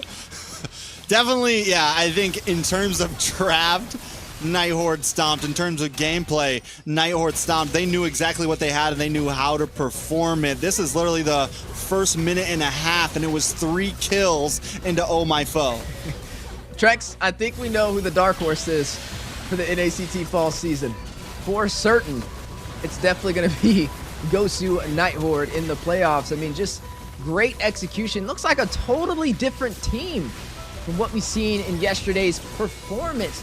Not able to go the distance up against BTK, losing with a 3-0 sweep. But today, they set the record straight with a flawless execution for a game 1, and to top it off with a savage to close out that game. And just the savage did it. That was it. That was Gosu Nigh Horde telling all of us casters that voted for Godspeed what is wrong with you guys. But honestly, we cannot sign the checks just yet. Nigh Horde still needs one more game to cash out, right? They still need one more game to finish things. Godspeed needs to pull it together, though, because as you said, this ain't no 4 points, right? This ain't no, you still got another week to play. This is life or death on the line in NACT, and we got to give it up to Nigh Horde, man. They have never been a team to reach top 3. They've been hunting for it for a while now. I think it's been about 4 NACTs that they've been in. They've been looking for this opportunity for a minute. So, well, props deserved to them, win or lose here. But I think they really want this win. They definitely want that win. I mean, after that savage, it's going to be hard to top off in a game number 2. But I will tell you what, they're going to be riding on momentum when they jump into game number 2, especially after that performance. But they want to make sure they keep a level head, keep it together, and not overextend. I mean, I really am curious, like, the beginning. Just the massive amount of kills that racked up over there by Oh My Foe out of nowhere on the Suyo. I'm like, was it just because the execution of the rotations were just that much better than Godspeed? Or was it just the fact that they had Suyo who walked through the draft? We're going to be figuring that out as we are now jumping into game number 2. And there you have it, Suyo already being banned off the board for Godspeed. Yeah, both the big problems, and you said it. I think it's a combination of multiple things last game. I think it's a Suyo. I think it's a chip. I think it's the fact that Godspeed had the Belleric and had no real defense against the invasions. I think it's just a mixture of all these things in one pot, melted up and poured on top of Godspeed. This time, Godspeed has to recalculate. They need to draft a little better, play a little better, play against their strong suit. We saw what they did so well when they faced against BTK, and that's, again, man, I hate to keep on saying his name, but Baji needs something aggressive. He needs a diver, and if what that means is slotting him up early on, that has to be the answer. And here goes the Matilda. Here comes the moves in groups. Yeah, I mean, it's definitely something he's comfortable on. He can keep the team alive and also bring them back to safety, but also initiate with the Circling Eagle. Speaking of initiations, though, we are going to see the Alpha picked up super early. Will be slotted into the jungle by Shiro. Looks like they're forming up a strategy after that domination for game number 1. But speaking of dominations, we also got to look back at the other side of the table, right? We got to look back at the trades. I think we and you both can agree the trades in the drafts were not matching up. The math was not mathing with what they were allowing to walk over to Gosu Nigh Horde's favor. And now what we're looking at is a Phobius with a Katat. I think it's an okay trade for the Mathilda, but for the Alpha, I'm still wondering, right? We got to see how it kind of comes into play. We don't even know who the jungler is going to be for Gosu Nigh Horde. We know that they have the capability to play the Assassins. The Hayabusa can still sneak up here in the mix. We are going to be able to possibly see the Julian walk again. It's been such a threat so far with even Series 1. It's been very huge.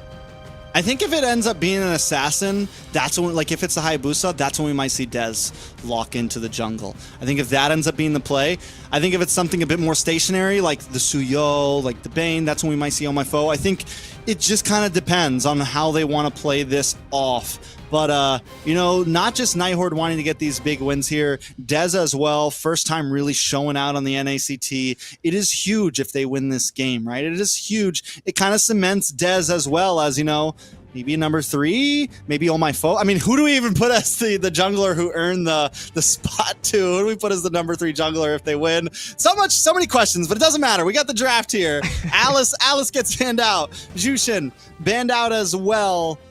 Both teams, or no, Nigh Horde still need a jungler. Godspeed, on the other hand, need a gold laner and a mage. it's kind of hard, even when you say for the like, this is a battle for the number 3 jungle for North America, or but number it's 2 hard if they win. Who knows? You know, I hate to not cut them short. Or number 2, you never know. All right, or number 2. Hey, he said it. So yo, when it happens, you know who to blame, okay? But as we are looking at this, I do agree. It's definitely a lot on the line. But when it comes to Dez, you know, being a possible top jungler, he's flexing to this gold position a lot. So I'm wondering how that's going to play. You know, Oh My Foe, he's definitely been running more in that jungle position, at least lately, from what we've been seeing. It was effective for the last game, though. I mean, the man was on fire. What do we say? Oh My Foe, oh my God, oh my Lord. We're going to keep that train rolling as we jump into game number 2. But I am looking at a specific pick right now, and that is going to be this glue. We got to see glue be very effective during the regular season, but it just hasn't really hit the mark in the playoffs. Can this turn this around and give him the credit he deserves? Will he be a deciding factor to be able to shut down Nigh Horde and even out this series? You are going to be looking at the glue going up against the Phoveus. This is exactly what Nats tried to do to Chicken, and it didn't work. Did not work at all. But also, we do have to give it up. There was a Cho on the opposing team, and Nats was continuously getting kicked in the face. So, I mean, it's not exactly that Nats was super losing his lane. He was getting bullied by 3 members of BTK. So, I'm not completely counting out the glue. I do think it's a little off-brand. Some EXP laners can pull it off, but it can be questionable at times for sure. But now the rest of these picks are getting slotted in very quick. Very quick. Oh My Foe on the Nolan. Dez on the Harith. What is going to be Godspeed's mage pick here? Lilia? Louis again? Going to pick up this Claude, so that's going to be some survivability in the gold lane. And there goes a Sicilian pickup. Hey, I love to see it. This is something that's been rising to the occasion this NACT season. I mean, it's been hitting like a truck, able to fight from afar with the Bat's Feast and do a lot of damage with the Bat's Impact as well. And both sides are going to be officially locked in for game number 2. Now, Trex, game number 1 was a full annihilation in Gosu Nigh Horde's favor, able to take down Godspeed, no problem at all. How does Godspeed turn this around? It's definitely questionable, right? This time they do have a little bit more of a bulky boy in the jungle, and I think Shiro, we saw him do great on the Bane previously in previous games. I think he could do much better on this alpha. I think we've also seen Restart on the Sicilian before, I'm pretty sure. I'm going to double check, but I'm pretty sure we've seen him on this. I feel like this draft feels a little more Godspeed. A lot of it's going to depend, though, on how Baj plays in this Matilda. He's played well on it before, but again, it is not the big setter. It is aggressive. It does give him some moves. It gives the whole team some movement, but we'll see exactly how it plays out as we jump in to game number 2, match point for Nigh Horde. That's right, both sides fighting it out. Godspeed and Gosu Nigh Horde in the lower bracket semifinals, a best of 3. One more game to go for Gosu Nigh Horde. If they close this out, it will be a 2-0 sweep, and then we'll move on forward to the lower bracket finals up against the BloodThirstyKings. But if Godspeed is able to turn this game around after that domination, they will be able to even out the series and have another chance to not be knocked out of the NACT. Yeah, when Godspeed went against BTK, they won their first game using the Sicilian. And then they lost with the Sicilian in game number 2. In game number 3 that they won again against BTK, they also, Matilda was slotted in for Baj. So it's not like these picks are bad exactly for Godspeed. It's just if they can pull it off. I will say this, Gosu Nigh Horde, I don't think they're going to be able to be maybe as aggressive as they were last time, but only time will tell. Yeah, time is definitely of the essence, and it's going to tell the story between both these teams fighting it out for game number 2. As we are seeing in the XP lane matchup, the Phoveus up against this glue. We got to see, is the glue a counter response? Is it effective to be able to keep this Phoveus at bay? One of the highest prioritized XP laners so far for MLBB. Yeah, so taking a look at some of these heroes, I want to take a look at Toru on this sprint with the Claude, and we saw this the other day, I think. I can't remember who it was. Maybe it was, I think maybe it was Basic with the sprint on the Claude, and we were kind of questioning it. We were wondering exactly how it was going to perform. I do kind of like the Purify. I think it's the better pick. If you really feel aggressive, if you want to go for the more macro play, the more running around, controlling off lanes, it could be the route, but it's definitely a bit more dangerous of a route to pick up the sprint. Speaking of routes, Turtle will go over to Gosu Nigh Horde, maybe able to get a little bit more if Godspeed is not careful. Does drop in onto Restart with the avatar of the Guardian. Not going to be able to lead to a kill, but with that Turtle on the side of Gosu Nigh Horde, it will give him the slightest advantage. Yeah, first Turtle goes in the hands of Gosu Nigh Horde. It's only 300 gold lead, 200 at this point. Godspeed, I think this is a composition very similar to what we saw previous week. They want to slow play this, and as long as they can let Gosu Nigh Horde not invade them, not snowball, they'll be able to do that. I think having the Alpha 2 gives them a nice early mid-game spike as well, that they can maybe find an opportunity to scale early on. And if that does not work, they still have the Sicilian for late game. Nigh Horde, on the other hand, both sides fighting it out. That's Impact and the Feast going down. Restart fighting from afar. LC1 very low. Dez will find Shiro. Restart responding back, takes down LC1. The flicker in from Dez. Cosmic Vision. Legend will take down Divine. Joybaj may be next. Mikasa with the Demonic Force. 3 members down for Godspeed. A 3-1 on the scoreboard. I think overall Nigh Horde's just proving that in terms of micro mechanics, the 5v5, they may just be the better team, right? If you want to take a fight on, we got you. Especially they have the Nolan. Oh My Foe has shown that whatever you put in his hands, he's going to be able to make an impact. Legend as well, and Dez finally to kind of wrap it up. I think these are 3 players that we can really keep our eyes on this game because they're going to be impactful. Yeah, and right now, the Impact is something I'm going to be watching out for, specifically on Restart with this Sicilian. But look at the pressure from Nigh Horde into the jungle of Godspeed. Forces out that retry play. It does go over to, I think Shiro got it, right? I don't think they were able to contest it. Yeah, no, Shiro did not. That's bad. This is exactly what Nigh Horde just, it worked first game. If they can invade and pressure Shiro again in game number 2, why not? They've been doing it so well, and unless Godspeed finds an answer to that, they're going to pay for it. And right now, the Alpha Charge is going to go out. The Immobilization Mikasa using the Demonic Force. That's Impact connecting from Restart, fighting from afar. Yet again, Legend will find Shiro. No retry play for the side of Godspeed. Divine finding LC1, a 1-for-1 trade. But right now, you are seeing Godspeed trying to close in on this Turtle still, forcing Nigh Horde to disengage. Neither side will be able to get the objective. And overall, a roam for a jungler is a great trade for Nigh Horde. And now they're also going to get this tower up in the top side to add even more into that bank. Oh My Foe takes the Turtle just to really sweeten the deal there. Nigh Horde back on a rampage. Yeah, able to take not only a Turtle, but also a turret, a massive start, and leading by 2 kills in the early game, now hitting 5 minutes in. Not a high kill game, especially compared to game number 1, but a lot of things still working in Nigh Horde's favor. Godspeed just trailing behind them in the objectives, not even able to deal a dent of damage in any of the turrets so far. They need to find a way to get this momentum rolling for them, or they're going to find themselves knocked out of this NACT. I mean, this is make it or break it. This is a potential match point to decide if they can move on forward or be knocked out by Gosu. Yeah, Godspeed, I think it's really just at this point, it's waiting for the rubber band to happen, right? Waiting for the snap back to happen. And what that means is Restart and Toru finally getting to a point where they can output the damage. Even at this point, I don't know if Shiro should build too much attack items. I think, really, honestly, maybe go a bit more defensive. I mean, they're not completely out. It's only a 3K deficit. It's still only 6 minutes in. They could find a spike at 7 or 8 minutes. But if that doesn't happen, if they don't get a big turnaround at 7-8 minutes, we're talking late game.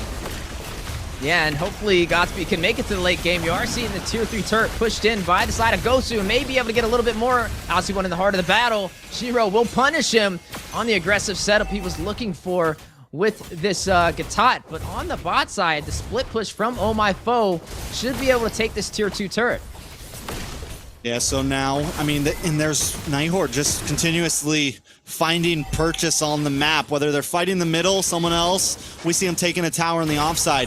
You know, last week we saw Godspeed as a very different team. It feels like today we're seeing Nigh Horde as a very different team. We even heard it from Marcuti. He felt like Godspeed was probably the favorite here. He felt like Godspeed was going to come into this stronger, but Gosu and Nigh Horde have flipped the switch.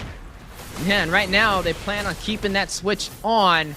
Godspeed needing to find a way to turn it off. Both sides fighting over this turtle yet again, but Nigh Horde being aggressive and being objective focused, able to gain control of the pit and secure the third turtle of this game. Only losing one turret so far. Right now, just another dominating performance. All right, so Godspeed, what do they do here? They try not to lose Divine. Oh, he's gonna fall though. Legend will be the one to find that kill, his third kill of the game. Gonna be another kill on the board for Legend. I mean, everyone at this point on the side of Gosu Nigh Horde. It's not a wait. There's a fracture play from Oh My Foe. He almost got a double right there. Just look at the damage. I mean, Godspeed can't even hang right now. One fracture lands, another shot comes in, and members are going down. Taking a look at the items, let's take a look at Oh My Foe. He's got Hunter Strike, went straight for Bod as second damage item. He is packing a punch, and with the passive of Hunter Strike, he's able to hit that hit and move out quickly as long as the passive procs, or chase him down quickly as long as the passive procs. Yeah, and right now, both sides fighting it out in the jungle. Great crowd control provided by Restart with the Sanguine Claws. Grouping up Nigh Horde, but not going to stop them from pushing up this map. Oh My Foe!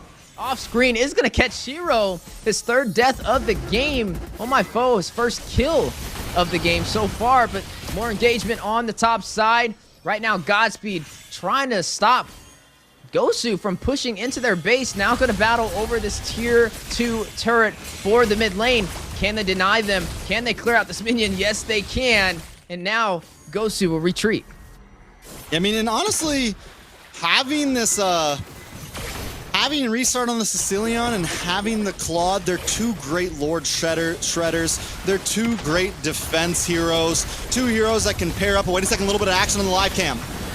Yeah, you are seeing both sides fighting it out on the orange buff yet again. Who will win this engagement? The split activates. Oh My Foe will burst down Divine even while he's on top of him. Right now, Circle Eagle may connect, but then shut it down with the Synchro Fission. Shiro will find Mikasa, a 2-for-1 trade working in Gosu's favor. Can Shiro make the difference though? Legend very low, forced to go back. Toru rushes in. BMI, Blazing Duet. Oh My Foe will shut him down just in time before LC1 falls, able to live for another fight. Toru thought he was being smooth. He's like, I'm waiting for the Bat's Feast, the IMU to end. I come in with the Blazing Duet, but Oh My Foe said, oh my no, fracture to the face, takes out Toru. Toru's not looking good. This man's got 2 items right now. He still needs to finish out the Trinity build. It's 5,700 gold at 10 minutes in. He is falling behind. Yeah, now going to be able to take this Lord for Gosu. Keep in mind, they only have inhibitors to push through for Godspeed, and with that Lord, they may be able to do that. We're only at the 10-minute mark, and you're seeing a massive advantage in objectives, completely scaling and outclassing Godspeed this entire series. But Restart could be the difference with the Bat's impact, with those stacks, to be able to deal some massive damage, but they have to play for the late game. Yeah, and let's all remind you, it has to be the difference. It has to be the difference for Godspeed because this is match point. This is not a best of 5. And with Lord coming in, with Nigh Horde coming in, this could be the end for Godspeed. Yeah, they're looking for a game closer to secure their spot in the lower bracket finals. Lord will open up the base. Oh My Foe takes the inhibitor. Shiro will find LC1. Joybosh finding Mikasa. Dez, the respawn back, finds Divine. A 2-for-2 trade with the Lord now in distance for the base. Crystal quickly bursted down by the side of Godspeed, but minions still marching through with the side of Gosu pushing. BMI, Blazing Duet from Toru. Joybosh is able to get the shutdown onto Oh My Foe. Dez finding Toru to respond back. Legend by himself as Joybosh finds the double kill. Godspeed able to out-sustain, able to push back Gosu from closing out this game. Shiro finally doing some damage. This is probably going to be his first orange buff that he gets out of the game, maybe a second or third, but either way, Shiro finally finding some moments. He's getting a bit more defensive. He's got the brute force in. He's got the wings in. He's got the war axe in.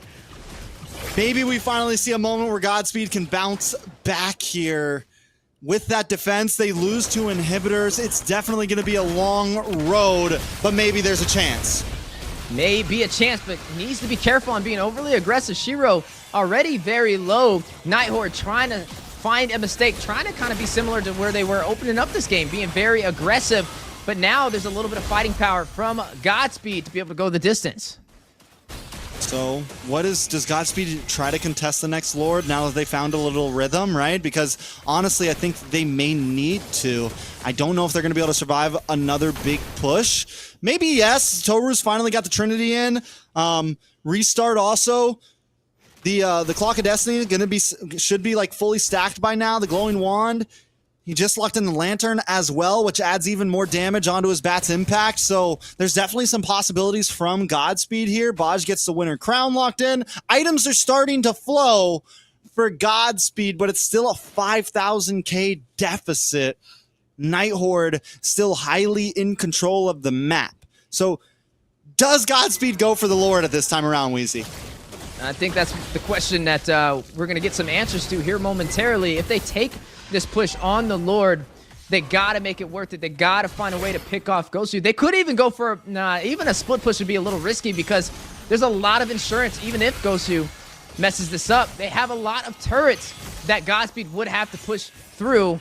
Looks like they may be going in for this Lord play indeed. Joybaz already in distance for possible guiding win. Restart needs to get in there for this damage, but forced to kind of split off and deal damage to these minions. Yeah, they are playing it though. I mean, Godspeed does seem like maybe they want to fight this. Once they clear these minions, Shiro's going to look for an angle in. But I think Gosu Nigh Horde's smart about it. They know they have control of map. They know they're up. They don't have to really rush Lord exactly. Yeah, but he did just spot out Toru, force out the Demonic Force. This is the problem with Phobius. Once you initiate, you can't disengage, which is going to force Gosu to expand upon that and take this fight. But will it work in their favor? Winter Crown has been procced by Alcy1, but hit with the Alpha Charge. Joybaz will take him down with the final touches. One member shy for the side of Gosu Nigh Horde. Winter Crown procced over there as well from the side of Godspeed, and they're able to withstand that fight and win the trade. And Godspeed is starting to close the distance. That 5K I was just talking about is, we're getting it down to about 4K at this point. Godspeed also, for the first time in a while, wins out on the fight. And here comes another big play.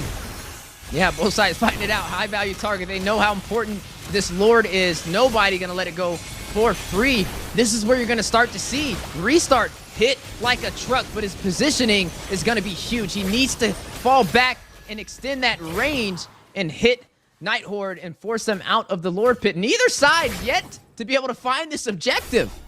Yeah, it's definitely a slow burn right now. But Gosu Nigh Horde might be trying to rush it here. Let's see if Godspeed can get the play. Sanguine Claws goes out onto Alcy1. Joybaz wrapping around, looking for a possible play. Oh My Foe will be able to get the Lord for Gosu. Dez finding Joybaz. Bat's Impact, Bat's Feast may not be enough to stop them. Alcy1 will get a kill, but Divine will shut him down. That's going to be a 2-for-1 trade. Restart, finding Mikasa with the Bat's Impact. Split connecting onto Oh My Foe. Divine with a double kill. Dez looking for a punish. Zaman Force dropping down. Synchro Fission may be able to go in, but there's the split. Toru trying to join the party. Legend will shut down Divine.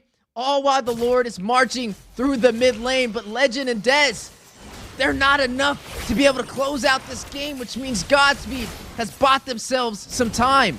Yeah, I thought they might go for the 2v2, but the clock, I think, was a little too close on Joybaz. They're not even able to get the tower, so yeah, Godspeed doesn't buy their time, but the more time they bought, the more of a possible lead, essentially, but just because of the damage that's starting to stack on Restart, the damage that's starting to stack on Toru. Toru just got his last item in. He's finally got Malefic Roar. Restart almost completely decked out as well. And I wish there was a stack counter that we could see from spectator mode. Moonton, come on, give us something whenever the Sicilian plays. I want to know what Restart's sitting at right now. I'll tell you what, I've never seen a bomb that doesn't explode after 20 minutes. So if we get to that 20-minute mark, that Sicilian's going to start hitting like a truck. And that's something that Gosu Nigh Horde is going to need to watch out for. They need to find a way to get to the back line and catch him out of position. He's doing great, right? He's only 2-1-7, but only finding one death at 16 minutes in is very impressive. Lowest deaths on his team right now, which is huge. For the side of Godspeed, though, they're doing a great job in providing that pressure. But right now, this is where wave management is going to start to boil into things. There's a lot of turrets still in Gosu Night Horde's favor, which means they're going to be a lot more comfortable traversing across the map. Definitely, but at this, I mean, do we say at this point, even though it's a 2K gold lead for Gosu, do we think that in terms of just 5v5, it's even? Because I do feel like it's getting to that point, right? And do we think it's there now? I definitely think it's there now. I think if Restart can join the fight, it's going to make the difference. Look at the heals from Joyboss. Look at all the shielding he has right there. Able to kind of sustain himself and the entire team. Forcing out the winner crown, the immobilization on him. Mikasa, both sides fighting it out. Oh my fault with the fracture. Finds Joyboss. No more heals for the side of Godspeed. May have been a mistake. The winner crown in the heart of the battle. LC1 needing to get out of there. Restart with the Sanguine Claws. Dealing some damage onto Mikasa. Forcing Night Horde back into the jungle. And we're getting to a point now where even when you lose a member like that, sometimes the team with 4 members, it's almost everyone is like, okay, we actually have to fight this. We have to try to even the playing field, because once this Lord comes up, if you're down a member, most likely you're out of the Lord. And you could see there, Godspeed like, no, let's make this fight go longer. We can get one of them. We can get one of them. But Gosu Night Horde disengages very well. And now Night Horde with the advantage. Bosch finally getting into the map. Yeah, looks like Gosu may be able to get this objective. Still fighting it out. A big taunt. Connecting. Mikasa trying to deal some damage on my foe. We'll be able to get the Lord. Restart. We'll find Mikasa on this Phobius. Gets a double. Finds LC1. What do we say? A time bomb. Not even at 20 minutes. And starting to burst down Gosu with ease. They are going to have to force out of the jungle. But they're able to get this Lord, which should be a stalemate possibly. But the respawn timer is very high. Looks like Godspeed's going to go in for the push in the mid lane. Yeah, I mean, it's 30 seconds on the clock pretty much for Gosu Night Horde. Mikasa and Alcyon just hitting 20 seconds. Lord getting shredded down. Godspeed just ready to shove this down the middle. Did the late game comp come through for Godspeed? Will they end this? It looks like it's going to be the game plan, but one misstep could decide everything for either side in this game, and that may be a misstep right there from Oh My Foe. Joyboss trying to find the setup with the circling eagle, not going to be able to get it, not going to lead to a kill, but every decision right now is costly. Yeah, I mean, at this point, honestly, now Godspeed, it's no longer tied. Godspeed are the ones who are going to continue scaling even past the items. They're just going to keep getting stronger as this game moves forward, towards Gosu Night Horde has hit their plateau, right? Everyone's got their items, but no one's going to continue scaling like Restart will. So Gosu Night Horde really has to outplay here, right? They're not just going to outscale. They have to outplay. Oh My Foe, though, hiding in the bush. How does this go? I don't think they know he's there. Yeah, but does he really want to do this? No! Oh! He goes for it! No! Can he get the kill, though? Winter Crown. Look at Legend trying to get there in time. Maybe able to expand and deal some damage. Use the IMU. Use the Circling Eagle. Toru very low. Immortality being proc. Mikasa and Dez joining the party. Gosu pulling up. Mikasa will find Joyboss. 2 members down for the side of Godspeed. Maybe more in climbing. 3 members left to go through. A possible finish. A miscalculation. Can they do it? Restart.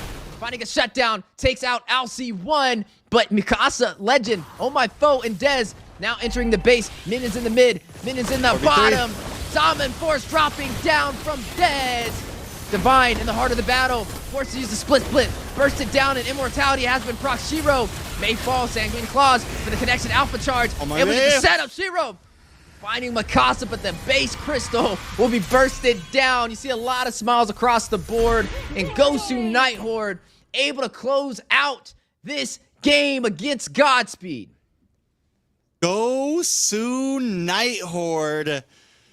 When you doubt them out, they come in clean for the first time. The Night Horde name moves on to the number 3 slot. Well earned with a great 2-0 sweep. And even in game 2, when their composure was almost broken, when Godspeed almost breaks through, Gosu Night Horde get them in one fail swoop.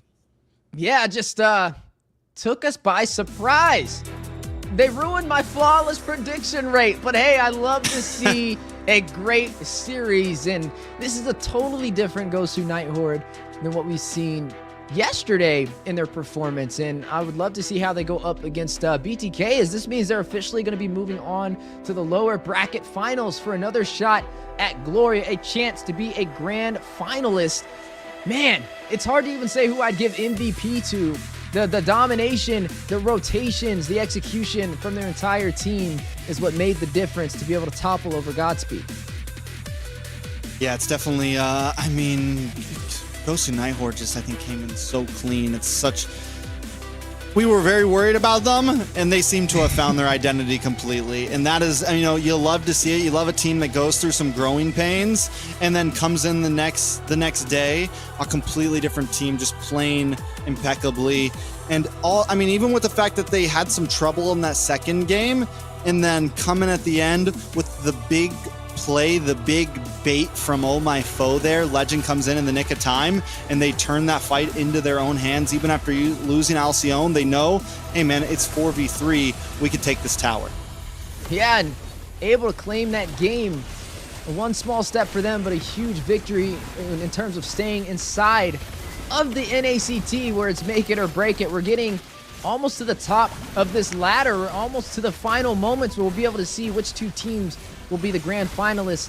But now they're going to be fighting the biggest challenge they faced yet. If you thought Godspeed gave them some trouble, we got to see how they fare off against the BloodThirstyKings.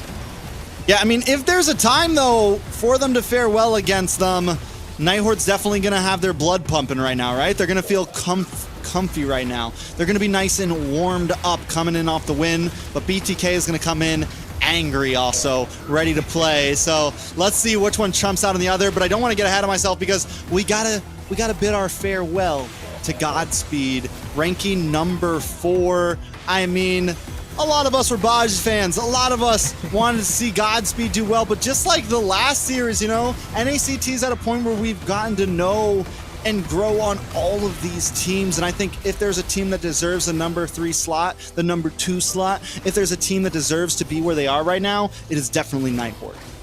Yeah, just a really good victory for Nigh Horde. But I mean, like you said, it's a little bittersweet to say goodbye to a team who we've been kind of watching grow through the NACT Fall Season. Godspeed officially knocked out. Joy Baj, the Baji boy, has now been put to a close, but we look forward to seeing him in future NACTs to come. Trex, we only got 3 teams left, man. We only got 3. It's crazy, man. That's so crazy. Zeke, what's going on? Yeah. This whole world's upside down. If Nigh Horde can find their identity, so can I. You guys can call me Ikizi from now on. Beautiful gameplay coming from the side of Gosu Nigh Horde. Definitely rocking the boat. Congratulations to them.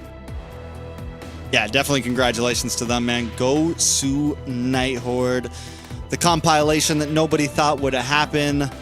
Gosu and Nigh Horde on one logo. Dez on a main position. Oh My Foe as well, man. The guy's been around forever, man. The guy's been doing this NACT thing for a very long time. And like I said, this just feels like the season of rising stars all around the map. Yeah, and you love to see it, right? I feel like every single season we get one step closer to getting more powerhouse names, and to combine 2 names that we've been seeing fight time and time again in NACT, Nigh Horde and Gosu, all into one compilation, as you say, is a sight to see. All right. Speaking of a sight to see, I think I've got somebody waiting for me, so you two don't go too far. What is up, man? Congratulations. Thank you. But what I need from you, take a breath. How's it feel? A lot of the casters, actually all of the casters, we all thought that Godspeed was going to take it. I think with some of that different pressure, we made that assumption. Other people made that assumption. What did that pressure feel like for you guys?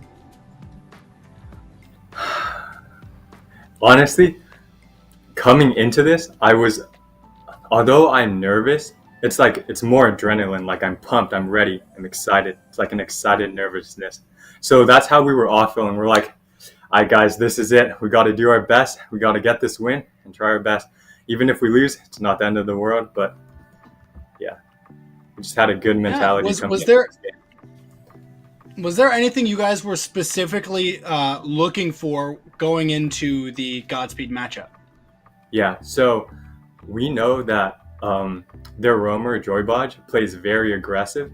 So, and he likes to invade a lot. That's why we chose strong early game junglers so that we could counter their invades. And yeah, it worked out well for us because they didn't invade. All right, so you guys did take a loss to BTK with foe on roam. You're back on roam. You guys landed a savage on your jungler. Are you confident going into this next game? Well, we know it's going to be pretty tough, but I feel like we could do. This is our third time going against BTK this NACT, so I feel like we could do better this round now that we have experience fighting them. And I'm back. Yesterday, foe doesn't roam. We put foe on roam yesterday because I was not able to play because I had clinicals at the hospital for school. So yeah, but now I'm back. So this is our main lineup, and we're stronger than ever. Yeah, I'm super proud of you guys so far. If nothing else, Nigh Horde, Gosu Nigh Horde now, a top 3 team in North America. How does that feel for you? How does it feel for you knowing that you got to be part of that? That honestly, for me, that feels amazing. I was super happy when I made top 8. That was honestly like the goal for me. I never expected to get this far. It's a miracle, but I'm so happy because last NACT I participated and I lost first round. So coming here is like, it's amazing. Hey, every dog has its day. I will say, you guys have worked really hard for this, so don't discredit yourself. It might feel like a miracle, but so far, everything that you guys have accomplished has been through meticulous studying and work and practice, and that absolutely showed out tonight. Even in your answers so far, you guys, it sounds like you came as prepared as you could have. Yeah. Well, we do practice scrims, so we learn a lot from those, and just like playing together. Like foe's really good at shot calling, but we're not used to playing around his shot calls, and it took us like, I'd say like a few weeks or a month to like get better at knowing what he wants and expects from us. So our synergy was just built up during that time. Well, that's awesome. Well, but I'm going to let you go before I keep asking you questions that gives away all of Nigh Horde's secrets. Thank you so much, and I can't wait to see you guys perform against BTK. Yep, thank you for having me on here.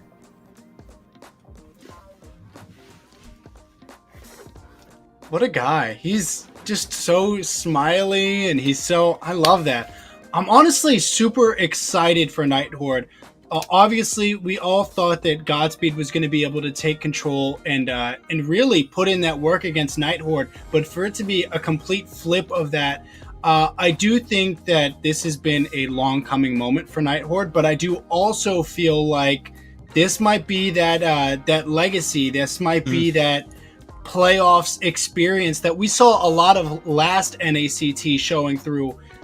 Teams that have been here for a while know what the pressure is like, and they're able to come prepared. I think that definitely might have taken part of that as well. Yeah, I think, first of all, with the interview real quick, it's really refreshing seeing like a new face like that and someone that's like excited to win their game, excited to get to this spot. Someone that like none of us really knew Alcyone very well before this NACT, and it's cool how I don't know, it's refreshing to see new faces and be like, we came in, we just wanted to win and be excited for where they're getting, and just there are more people and more players in NA that want to be at the top, and that is an amazing thing to see. But yes, now they are going to be going up against BTK, which is definitely a huge hurdle. Hey, at least his head's in the right place, right? He's humble, and you got to respect it. But yeah, like we said, if that was a challenge for them, it's going to get even harder as they climb up that ladder. As we're getting down to the nitty gritty, right? The top 3 teams in North America, BTK, Cloud9, and Gosu Nigh Horde. But officially, we're seeing a dark horse rise to the occasion, which is definitely a sight to see. You don't often get to see these dark horses actually pull through with this. But there is a chance. There's a chance that they can make it to the grand finals if they keep their composure and perform like what we've seen up against Godspeed. It's only up to them to do it, though. We know one thing for certain: BTK is not playing any games, and hopefully Godspeed, Godspeed, we see them in the future for NACT. Hopefully they don't go anywhere. Definitely well deserved to make it into top 4, and that's still a victory that they should be proud about. Top 3 is where Nigh Horde's at. They're fighting for that number 2, number 1 spot, and I love that for them. But BTK versus Nigh Horde will be here after this 15-minute break. A darkness plagues this world, unseen by mortal eyes. People prayed to the Immortal One to safeguard the sanctity of peace.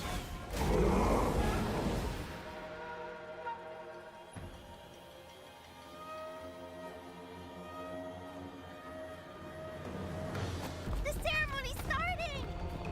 It's Suyo! It's Suyo!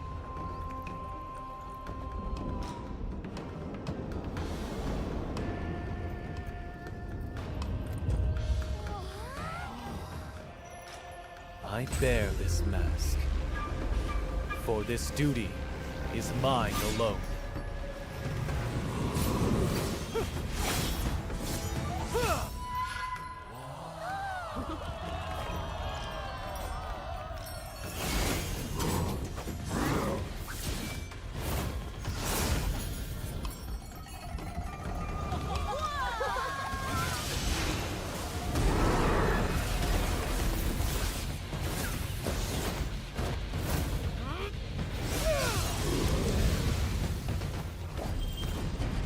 What is that? Is the ceremony over? Mommy, I'm scared. What is that?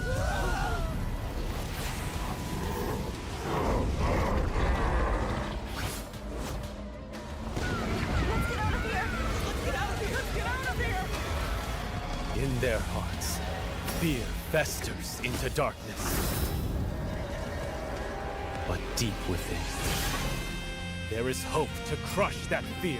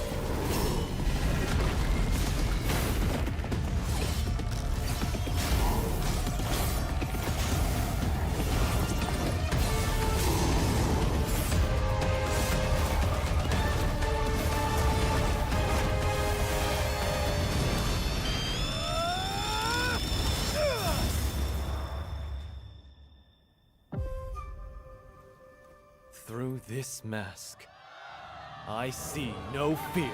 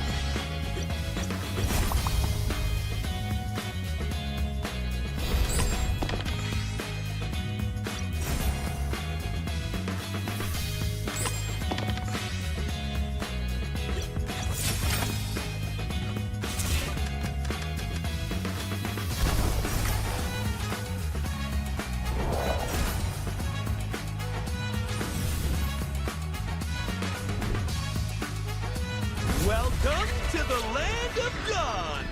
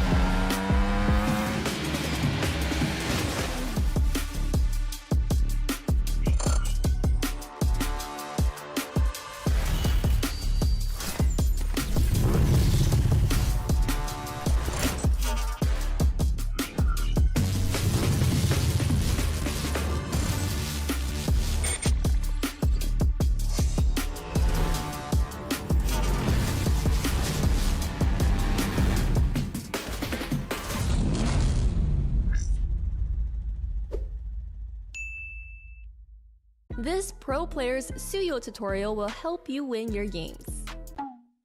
Hey guys, this is Liz with a special episode of Strategy Dissect. Today we're gonna deep dive into some great Suyo play in a competitive tournament to show you some of the best tips and tricks from the pro players. Get it? Suyo. First tip, take full advantage of Suyo's short skill cooldowns, or in best player's words, Utilize his low CDs. what this means is to frequently use Suyo skills to traverse around the map in and out of the battle. Here are a few common combos. First up is the travel combo, combining skill 1 and skill 3. This is frequently used when you need to travel around the map or terrain faster. You can also use skill 3 plus skill 1, whichever suits you better. Next up is the teamfight entrance combo. Use enhanced skill 1 plus enhanced skill 2 and save your skill 3 to execute or reposition. You will find this to be your most commonly used combo in a teamfight for the best crowd control and damage. In this clip, you can see that Mobile Zane was able to use this combo to shred the health bar of Bane while positioning himself back into the safe area for a second entry. Second tip is to be patient with close body fights. Suyo is quite squishy. We highly recommend you to take your time and wait for the team before diving in. In this example, Mobile Zane was securing the turtle for his team while spotting the entire opponent team ready for a Luoyi teleport play. So he dashed away to create distance first, patiently waiting for his team before diving back in with a full teamfight combo to clean up the battlefield. Maybe Zane should learn to do this more often. Last but not least, here is the build used by our pro players that you can also use to improve your Suyo gameplay. Make sure to like, subscribe, and share this video with your friends so we can see you next time.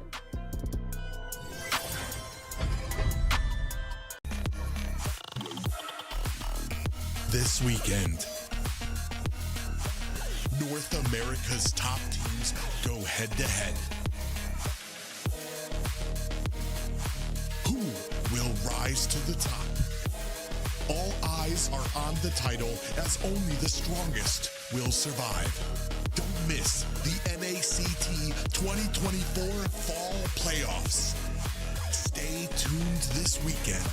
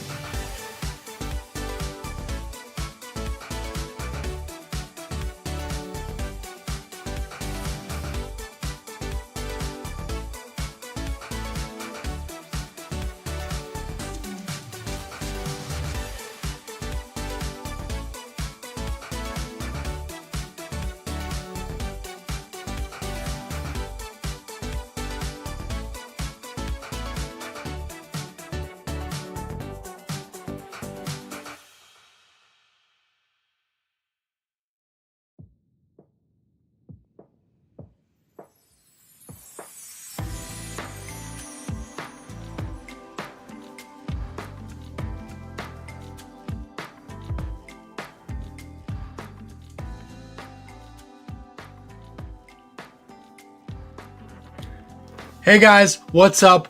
Welcome back. We've got the long anticipated second matchup of the playoff bracket, lower bracket specifically. We're going to have BTK going up against Gosu Nigh Horde, who just put on an absolute show against Godspeed. Alongside me on the caster's desk, we're going to have Steph, Wheezy, and Trek still repping it out for the long haul. How you boys feeling? I'm feeling good. We had a great Series 1. Series 2, even though it was a 2-0, you know, it was still entertaining, and I'm hoping we got some more in store for us. Yet to see a game go the distance, though, and hopefully we'll get this with the lower bracket finals. This is going to be our final series for the night, and I'm looking forward to seeing how it plays out. Yeah, I mean, I feel like Nigh Horde coming off of a strong win, BTK having lost the last game against C9, do we still feel like Nigh Horde is an uphill battle? I still think that it is an uphill battle for Nigh Horde. As we see in stats, they have yet to really put a dent into BTK. As we heard from Alcyon, though, that means that they've had experience against them. They also got to see some of the strategies of how Cloud9 beat them. So maybe Gosu Nigh Horde has done some homework and they're ready for this series. And the thing about it is BTK and Gosu Nigh Horde, they did face off for the first week of the NACT Fall regular season. And this is when you get to see how teams scale through the entire season and how effective it is. And that's what we're going to be measuring, how they performed in week 1 versus how they perform right now for a shot to make it into the grand finals position. It's definitely been a long journey, and they're one step closer to achieving that. This is both for BTK and also for Gosu Nigh Horde. Something that I know is, at least in the back of my head, was Godspeed was right there head-to-head with BTK and just got 0-2'd by Nigh Horde. Does this mean Nigh Horde is going to be more competitive than Godspeed was in their matchup? How much have they actually learned? You said it right where I wanted you to say it. We get to see how these teams scale, and I think that is going to be so beautiful because there's so many questions that I feel like have to be answered. But the first thing I need to answer from you guys is, which of these skins are you going to be trying to get? The Imperial Champion Lapu Lapu or the Imperial Champion Lapu Lapu? But you're going to have to be fast. There are only 30 of these hero skins available. So if you haven't already, scan the QR code, get there fast, and then you've got the whole code that you can input right there. Yep, the code is Rikef Mummo. That was an easy one, so I had to steal it from Zeke. Imperial Champion for Lavu, and 30 skins, so they're probably gone by now. We'll see exactly how it goes out. But either way, is this the last giveaway before Grand Finals? It is, and Rikef Momo sounds like a skin itself, as you said the it. Rikef Momo skin. That's a Barat skin. It is. So scan the QR code. It's going to take you in the game. Type that code in, and you'll have a chance. 30 available. It's not region locked. Anybody can get it across the world, but it's first come, first serve. So I was just talking about it, the Gosu Nigh Horde matchup against BTK. How do you guys feel like this is going to go down? Well, as you can see, my vote went for BTK. I do think they are the favorites here. I will say this, and I think I'll talk about it a bit more with Wheezy later on in the draft, or if we have some time to kill. I think there are some strategies that Gosu Nigh Horde could take to maybe win some games or win the series. But still, I got to put my money on BTK. Yeah, I mean, it's only right. I mean, BTK has just been way more dominant in terms of the regular season, and they have a lot more players on their team that are just kind of excel in those specific roles. Speaking of roles, as we are taking a look at Gosu Nigh Horde's lineup, it is going to be Mikasa in the XP lane, Dez in the jungle, Legend in the mid lane, Alcyon inside of the roam position, and Oh My Foe in the gold lane. We just seen them perform, and they're fresh off of a 2-0 sweep against Godspeed.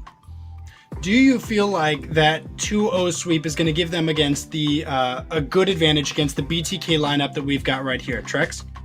I mean, you can always look at those things different ways. You could say that they're going to be coming in hot after a 2-0 with high morale, high feelings, or you could say that they might burn out by game 3 or 4. I think there's always different people that try to, you know, paint it different directions.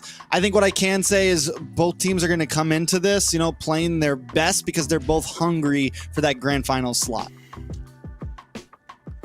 Yeah, I definitely agree. And the hunger is definitely going to be there. But Zeke, yeah, I would love to know. What are you thinking?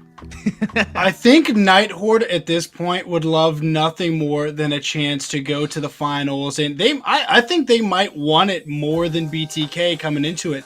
BTK's got a really strong lineup, and I know they're hungry to get back at C9 after having been beaten up pretty bad by them in 2 different series, mind you. I don't think anybody has been waiting for this opportunity longer than Nigh Horde to just get there.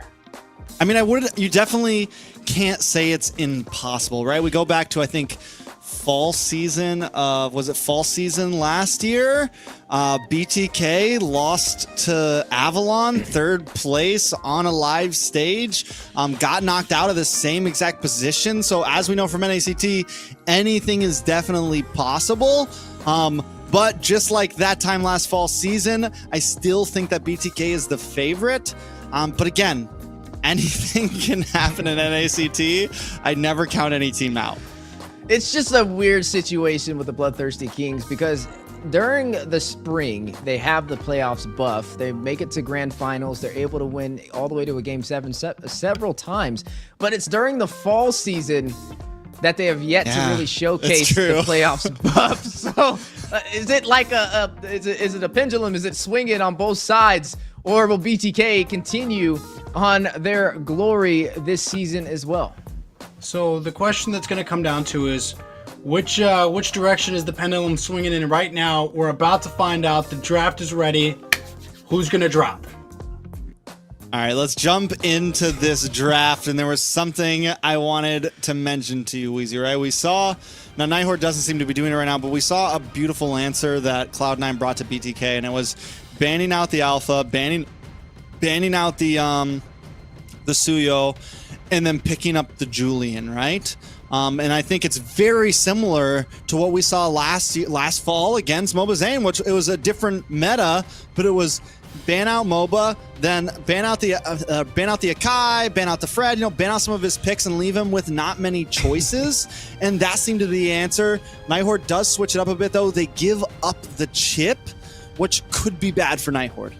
Yeah, definitely paying some homage. It is kind of crazy. It's like looking at the past. I mean, we've seen it so many times. I remember back those specific moments, they even forced out the Ballman on Zayn. They pulled out a hero that was put in the grave for a while way back then. And yeah, it's a similar strategy, right? I mean, it's been proven to be effective. And also, I mean, there is something that can work in Nigh Horde's favor. They can see where BTK fell short up against Cloud9 and try and implement the same strategy or do it even better. And that's definitely showcasing right there, specifically with that Julian banned off the table. With the Suyo right behind it, it's a good start in the draft. And honestly, I couldn't have did it any better myself. The Mathilda, I wonder how this is going to go into effect, banning that out. But we are seeing some picks on the board. You did mention the chip. And the chip has been a question that we've been asking for a while. Just how effective is it? And I think me and you can both agree that it's had a major impact toward the victory for the teams who have slotted it in. And it's something that BTK can lean in on. Just having the element of surprise to keep a team on their toes, to turn the numbers in your favor in the blink of an eye can definitely overwhelm the forces of Gosu Nigh Horde. But they have some answers themselves. They have the Khalid. They have the Eve. You mentioned this Eve, right? You got to say it a lot. You said Hoon was one of the only mages to really pull out this Eve, but now we're seeing legends step into the scene. How are you feeling about that? I mean, I don't know. I'm not crazy about the Eve pick. I'm not going to lie to you. I'm not crazy about it. And as this draft continues to go on, yes, they get the Khalid, but they give MOBA Zayn a comfort jungle pick. They give up the chip. Zia gets a comfort Harith. Right now, this draft is going exactly the way that BTK wants it. A way that BTK normally never gets it, right? Like, BTK never gets a draft this comfortable for themselves. And as I said, I don't think the chip is ready to actually be in play in the land of Dawn. I think it's a hero that needs to be banned. I think unless you're on first pick, this hero cannot be opened up. Unless you're going to get 2 major power picks, it cannot be opened up. I think Nigh Horde should have taken the Alpha maybe for the trade, limited down on MOBA Zayn, but they go for the Eve, they go for the Khalid, they're going to pick up the Bane here. It's a pretty slow play so far on the side of Nigh Horde. Yeah, they're going to open up the doors for the XP laners to be slotted in, but the gold lane has been picked up from BTK with Zia rocking in on that Harith. We know he's a 3-dimensional drafter. We know he can rise to the occasion when it comes to this Harith specifically. We got to see how Nigh Horde kind of responds to this. There are some options. I mean, it's a heavy dive-centric composition already for the side of BTK. With the chip to be able to kind of traverse across the map, bring some members with him as well. You got to expect the unexpected. So maybe playing, again, for a marksman with survivability should be what Nigh Horde leans into, or a hero in the gold lane that can have the survivability aspect, such as the Ruby, which is now taken off the board from BTK, which is going to probably mean the Natan or the Claude should be slotted in here for the side of Nigh Horde. Now, it's a little tricky, right? Because you have this Khalid, the CC's banned out. I like that. It's actually a very respectable drafting going on right now from the side of Nigh Horde. It's kind of a read, like we said, from Naths in the counters that we've been able to see on this this CC, specifically up against a Khalid. It's not something you want to go head to head with. It's just going to force another hero to possibly get the job done. Maybe the glue may slip in here for BTK into the hands of Fried Chicken. Yeah, we'll see exactly how it moves. I think Fried Chicken will be comfortable. One of the picks I'm really anticipating is what is Hoon going to pick for mid lane here. I've mentioned Lilia a few times. It hasn't gotten picked up. They could still go for the Vexana, honestly. The Eternal Guardian is a nice stiff arm against the Bane, against some of these heroes that want to get up to you. Like I said, Lilia, Black Shoes will be a nice counter against the RWM as well. Be able to kind of get out of there safely, be aggressive, move back, dodge out from this Raging Sandstorm. I mean, a lot of decent picks for the side of BTK here. Nigh Horde, on the other hand, first pick coming in. We need gold lane, I feel like. I would love to see a Kadita here. I think a Kadita for BTK would be disgusting up against Nigh Horde's draft right now. But wait a second. Mikasa, though, okay. I feel like we know where this is going. So this is not going to be a Khalid. No, this is, yeah, Mikasa's going to flex that over. Wait. Do you think they're going to pick the Diggy? Do you think they're going to pick the Diggy on Nigh Horde? The Diggy Freya like we saw before? We could see it, but I don't know, man. I feel like it's a little risky, especially going up against a team like BTK, because if that Diggy is not impactful, it's going to work in the opposite direction, and BTK is going to scale way faster than expected for this series. But that is going to be Mikasa in this on this Freya. So does that mean Mikasa is going to run the Freya in the gold lane and flex over Dez to the XP? Does that mean Dez is going to run... I'm just wondering which way this is going to go. You never know at Nigh Horde. My thoughts are the same exact thing. It's like, does Dez play? Because Mikasa's the one who's always on the Freya normally. But that means Mikasa has to be in gold. And there's the Diggy. I told you, man. I told you. Once I saw the Freya, I was like, they're going for the Diggy Freya again. Here we go, boys. Game number 1. Arlot also finally picked up for the first time this whole day. A hero that was the dominator of the EXP lane. And then just for some nice background damage, we get the Sicilian into Hoon's hands. Yeah, man, I got to see this Diggy in action, and I got to see how effective it is. We'll see, especially up against a team of like BTK, their level of gameplay. They make little to no errors, and this is going to be a battle for Nigh Horde. Definitely, when Zeke asked us the question, is this an upscale battle? I think it is. I mean, when last time these two teams fought it out, it was a clean sweep over into BTK's favor. But Nigh Horde, off from that momentum boost, taking down Godspeed, could be the difference. They're already pumped up and ready to go. BTK, they've had a little bit of a break, so hopefully that engine's running. I mean, we're also talking about... Hold on, let's jump into game number 1. This is a best of 5 in the lower bracket finals. Gosu Nigh Horde trying to make a statement against the Bloodthirsty Kings. Yeah, and right now, history is in the making. This is a battle for who will move on for the final seat in the Grand Finals in this best of 5. A lot is going to be told, and one team will move forward. One team will be knocked out of this NACT. Yeah, I mean, and as I said, having this Diggy, man, it's we're talking about one of the best early laning teams, BTK. I mean, they get the upper hand on Cloud9, who is the top standing team right now. They even get the upper hand on them sometimes in the laning phase. BTK is known for being aggressive early on. They're known for winning out.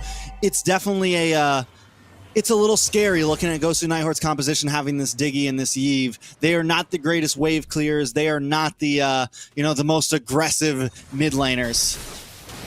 Yeah, we'll have to see how it kind of plays out in their favor. I'm looking at this Diggy. So it was actually Maple Leaf who was the one that pulled out this composition. So this is the first time that we're seeing Gosu Nigh Horde, use this combo. Is it gonna be effective? Can they pull it off within the same fashion? Like you mentioned, up against a team like BTK with their composition, it's very troubling if he's not able to get those reverse times. I mean, I think as long as Alcyone, like I get it, Alcyone plays the gold lane, helps give Mikasa as much of a good game as possible. Legend just slow plays in the mid. Gosu Nigh Horde doesn't try to exactly contest big fights. They might even give up first turtle here, maybe even second turtle, and just kind of slow play this. Just wait for mid to late game when they can really pop off. If they can do that, if they cannot lose too much, there's opportunity for the composition. Yeah, definitely opportunity. Needs to be a little bit passive, though. There goes Shark already harassing into the enemy jungle, given that vision. Chicken may go in for a play as well. You can already tell the rotation's coming in. Now, a little bit of damage onto Oh My Foe there. Shark holding down the front side. RWM does come out as Shark falls. Oh My Foe getting the kill. Wide Chicken falls as well. It's 2 down on the side of BTK. Gosu Nigh Horde are fighting, but Mobazane's fighting back, finds Dez and Oh My Foe, so now it's a 2 for 2. First turtle falls into the hands of BTK. I mean, that's a big play, right? I mean, they were able to take down a jungler and an XP laner and losing their tank and an XP laner to respond back and also claiming a turtle for BTK. So they're overall going to win that trade. But look at the top side. Already a lot of that gold plating stripped off. Mikasa is going to be the one running that. We were asking the question who was going to actually spearhead this Freya, and you can tell he's comfortable. That's one of his strongest heroes. Mikasa definitely, I mean, it's definitely a comfort pick, and I think it's a decent, if you're going to pull a strategy like this, do it in the early game, see if you can get yourself a quick advantage, catch BTK off guard. I can tell you this, BTK did not come into this game expecting this composition to go up against them, and you immediately have to reevaluate the way you want to play this out. And I will say BTK most likely on a bit of a clock here. Luckily they do have the Sicilian though, so that should help him out in the late game. Yeah, and he does have that war cry, so he has increased sustained damage to work in his favor. The damage on the top side, though. Hoon able to get Sanguine Claws. Mon's Force does drop. Out comes a shortcut as members of BTK start popping up. Mikasa taking some damage, finally taken out. Hoon able to get the last shot. Oh My Foe with a quick sand guard, but it's not enough to help him live. Shark falls 2 for 1 right now. Make it a 3. Dez now on the run as Wide Chicken chases him down. Zane gets a couple pokes off, but Gosu Nigh Horde does engage with the loss. Yeah, I mean, this is kind of not having a strong front line outside of Mikasa. When you don't have a true roamer, they're going to punish. Oh, speaking of punish, Alcyone gets punished. Maybe able to get some more. Look at Dez. Mikasa going to engage. Mikasa does bring in the descent. Gets a little bit of damage off. Gosu Nigh Horde is trying to defend, but they did get the first tower, and they're able to defend the top tower still, so Gosu Nigh Horde still not out of this. Yeah, I would say that's an okay trade. They can definitely afford that.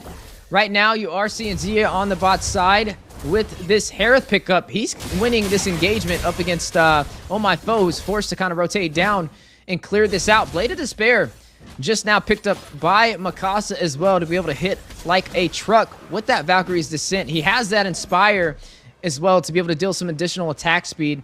Definitely not the person you want to run into on the 1v1 engagement, even up against the R-Lot with the crowd control. Did pick up that Thunder Belt as well. And Mikasa just locked in the BOD. Went straight for it. First damage item. It's definitely going to start stacking the bunnies. Wait a second, RWM does come out. Mobazane still able to get the turtle. A lot of damage on Zia, though. Zia trying to get away, but Oh My Foe still finds the kill. Alcyone goes down. Mobazane finds one. Zia falls as well to Dez. It's a 2 for 1 right now. Gosu Nigh Horde now on the run. They were able to win out in terms of fight, but Wide Chicken doesn't want to let it go that easily. Oh My Foe with the passive gets caught by the Sanguine Claws, pulled back in. Pops Quicksand Guard. Able to get back onto the tower. Hoon trying to get some final shots off, but unable to find the kill. BTK walk away with the second turtle, but Gosu Nigh Horde still find trades on the map. Yeah, but the problem is Hoon, right? He's now 3-0-3 on the Sicilian. That's a lot of kills, especially for a late game mage this early on in this match. Something that Nigh Horde is going to have to watch out for. Well, Shark maybe looks for the play into Dez, but Dez is all right. And as you said, right, like Hoon being 3-0-3 this early is scary because he's going to really start hitting now, probably around the 9-10 minute mark, and it's going to be a problem. Mikasa zoning in onto the tower. I don't care about White Chicken. I don't care about no one. I'm taking the tower. Valkyrie Descent does come in. Locking on, gets a knock-up onto White Chicken. Alcyone getting low, able to pop the reverse time, or the time journey, and White Chicken forced to run away. Shark comes in with a shortcut. Able to bring Zia and Mobazane into the battle. Getting the killing Z onto Dez. Now a nice stun onto Legend. Alcyone forced to use the flicker. Mikasa back to the base to get some health as BTK moves on to this tier 3 in the bot lane. Yeah, we'll be able to clear this out, which means overall BTK will win the trade, but they want some more. Alpha Charge comes in. Alcyone taking out Mobazane. Finds the kill once again. Now on my foe.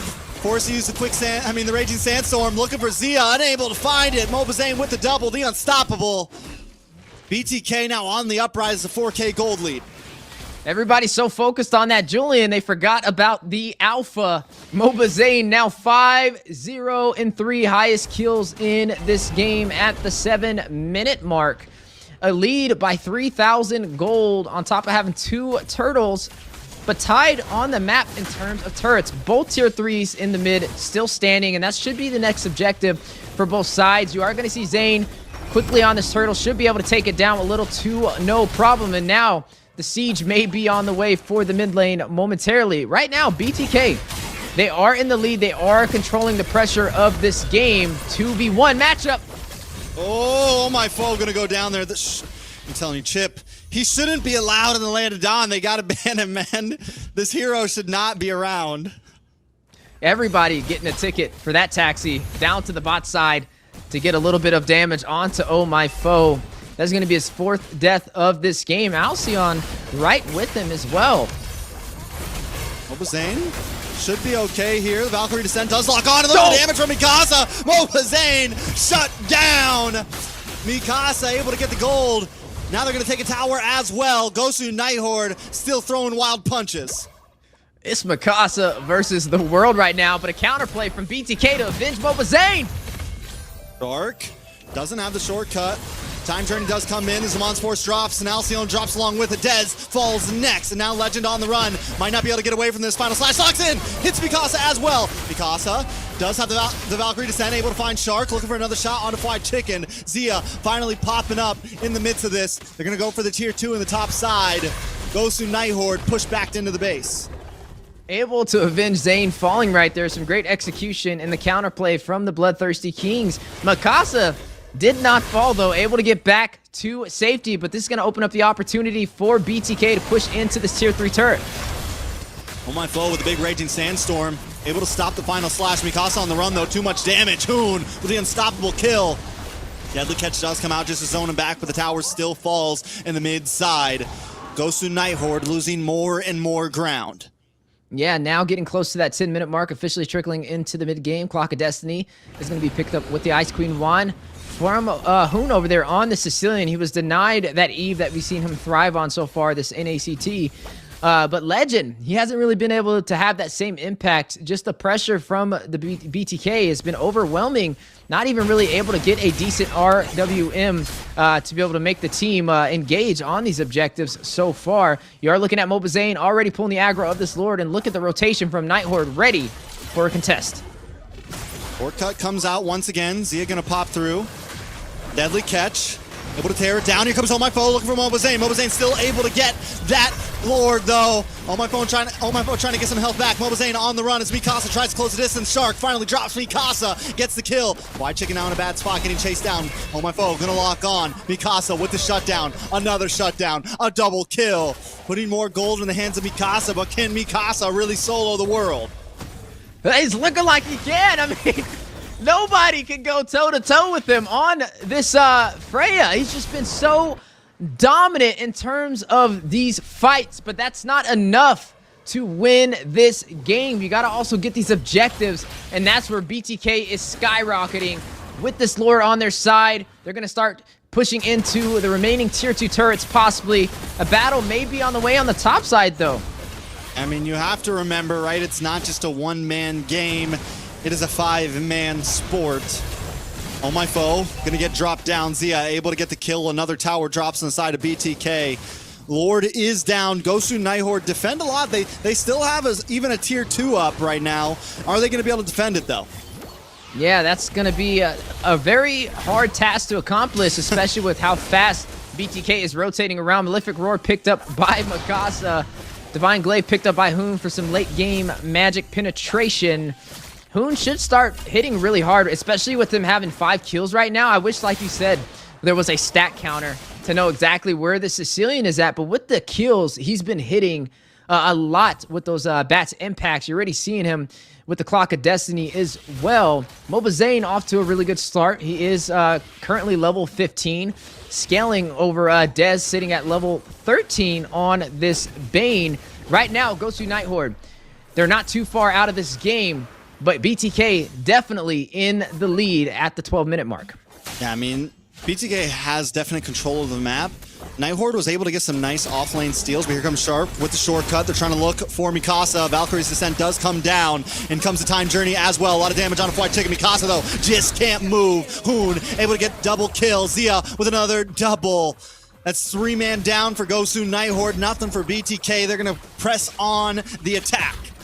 Yeah, too far overextended with no turret behind for security, especially when there's a chip in the hands of Shark on the opposing side. I mean, he's going to drop that teleport every time and outnumber you when you don't have a full 5-man team. Teal play for Shark. Gets stopped in his tracks from the deadly catch, but Zia still gets that inhibitor. Out comes the RWM, trying to force Zane back, trying to force Chicken back. Dez gonna get hit by the final slash. Out comes the Time Journey for a little bit more shield. Mikasa, oh my foe, take the front line. They're able to find Moba Zane, and that's gonna be a big play for Gosu Nigh Horde, once again regaining some space.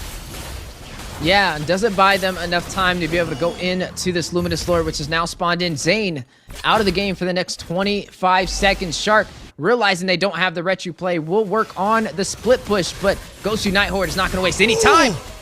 The damage onto Mikasa. Dez as well, gonna drop Hoon. I mean, this guy's 7-0-9 right now. You saw the gold earlier. I'm sure he's at about 10,000 at this point.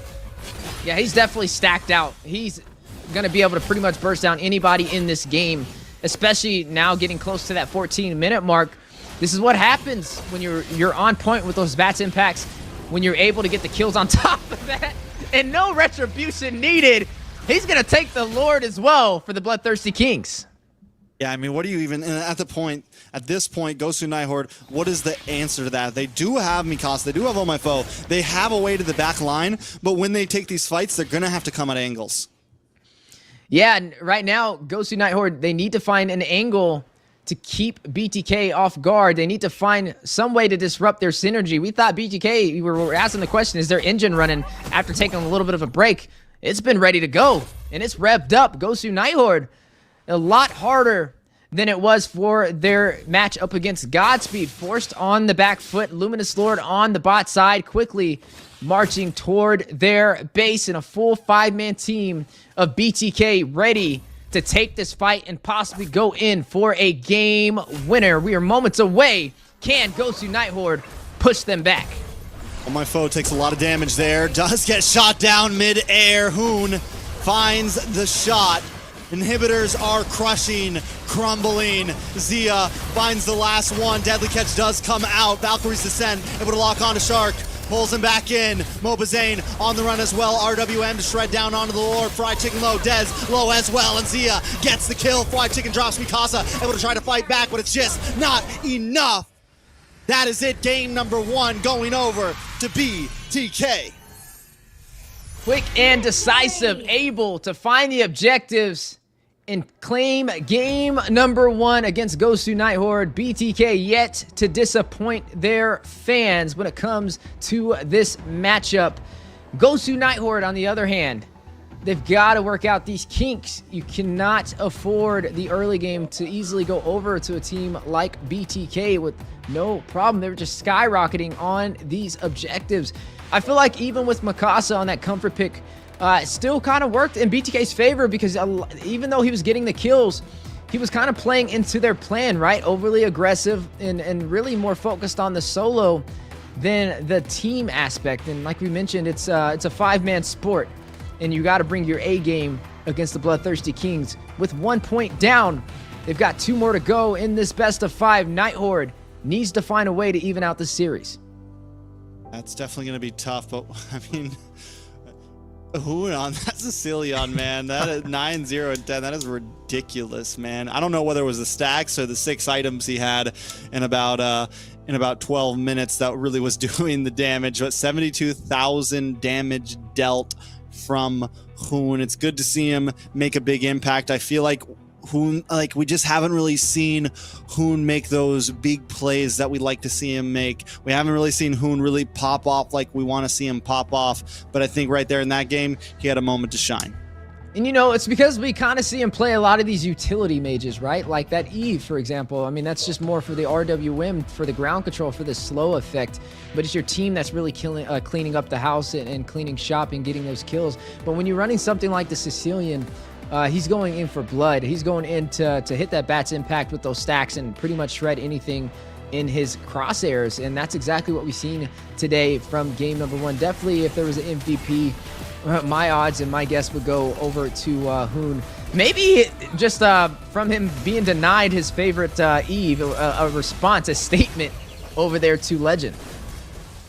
Yeah, I mean, this is very similar to what we saw last time. Whenever it's so weird to see Nigh Horde playing against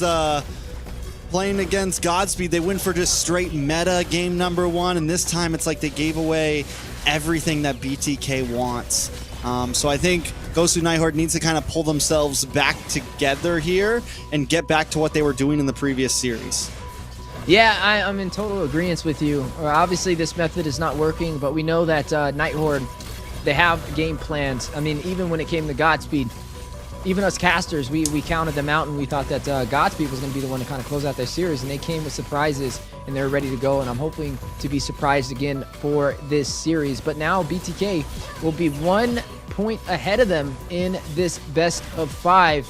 Hopefully it's not the same story as it was in week 1. Like I said, we want to see how this team scales, how both teams scales through the regular season all the way up into this final moment, and this is Nigh Horde's chance to show us just how far they have came.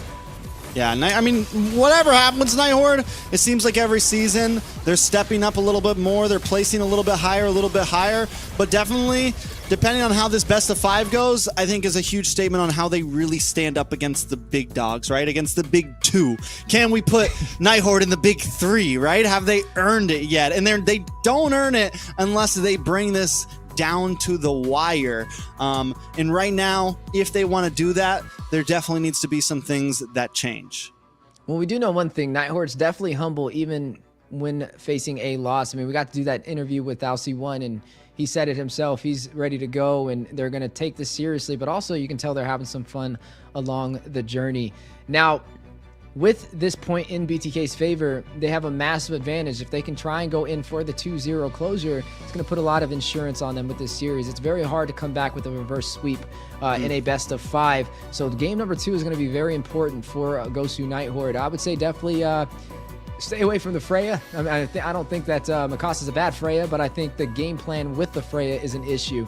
I think he's able to get the kills. I think he's able to execute, but the team is just not on the same page as him when he's going in for these plays. He's getting the kills, but it's not trading onto any objectives. So maybe going in for something a little bit more traditional. The Diggy as well. The Diggy Freya combo, it just didn't rub the right way. It just didn't hit the mark that they were looking for. And I think they need to, especially against a team of this caliber, they need to stick to more of a traditional draft. At this point, I'm not even like completely counting out the Freya. With the way we've been seeing Rubies in gold lanes, with the way we've been seeing Alice's in gold lanes, I think the Freya could maybe find a spot in the gold lane. But I think, yeah, hitting the Diggy in there as well, I get the idea behind it, but against such an aggressive team like BTK, against a team that understands how to play the laning phase, especially against a weak mid, I think, if you're going to go for the Freya pick, if you're going to go for one cheese pick, don't put 2 more behind it, right? Don't just go all out. It's okay to pick a singular cheese pick here and there. You just don't have to do it in your whole draft. There's too many variables that they're changing, right? You got to change one thing at a time and see how effective it is. But when you're changing several things at the same time, it's hard to figure out where you went wrong.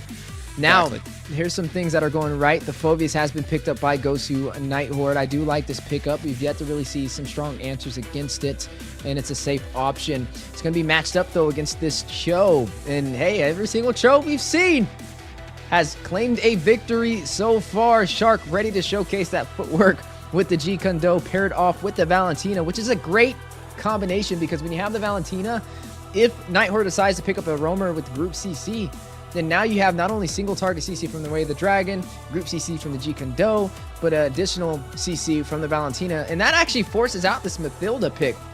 They'd rather give up the Circling Eagle than give up some group crowd control from that roamer, but there's an I'm Offended that still can be picked up by Hoon, as they are going to go ahead and lock up this Ruby. Yeah, Cho actually does have like even overall of all of NACT, I was just looking at some of the numbers. He's got like 9 or 10 wins and only 2 losses. So far, he's been a really good pick in the hands of a lot of roamers. And I think he just, against so many different, against a meta where there's so many fighters, so many people that want to just like try to be up close and personal, Cho is a great answer. We saw it pick apart Nats on the glue. We've seen Cold World pick apart BTK with it. We've seen Joybaj damage onto Mobazane when he was on the Bane. Like, we've just seen it work very well, I think, in the current meta. And speaking of Mobazane, I mean, taking a look at the jungle so far, the Suyu's banned out. This was BTK, the one to ban that out. The Nolan and the Alpha and the Julian, this is just pure Mobazane targeting right now from the side of Gosu Nigh Horde, but they're still Bane for the taking, and BTK has first pick. Do you think they ban it? No, I don't. I think Nigh Horde's going to ban it. I think Nigh Horde's going to ban it. They can't. Zane can pick it up right now. If he picks it up right now. We're on second phase. It's banned. Oh, we are on second phase. Second You're right. phase. Oh, yeah. That's what I'm saying. They can ban it out. So what do you think? If they ban out the Bane, what do we see Zane pull out here? Maybe Roger. Maybe we see the Roger pick, especially with Zia on the Alice. But if I'm Nigh Horde, I just fully commit it. They go for the lead. If I'm Nigh Horde, I would have fully committed. I would have Bane, Roger, force Zane into something. He's going something, I'll tell you that. But it ain't going to be meta. So, yeah, definitely a lot of options down. They could still ban the Bane as their last pick. But even then, Mobazane pretty low on choices. Yeah, I mean, I would love to see where this would go if that happened, and there's still a possibility for it.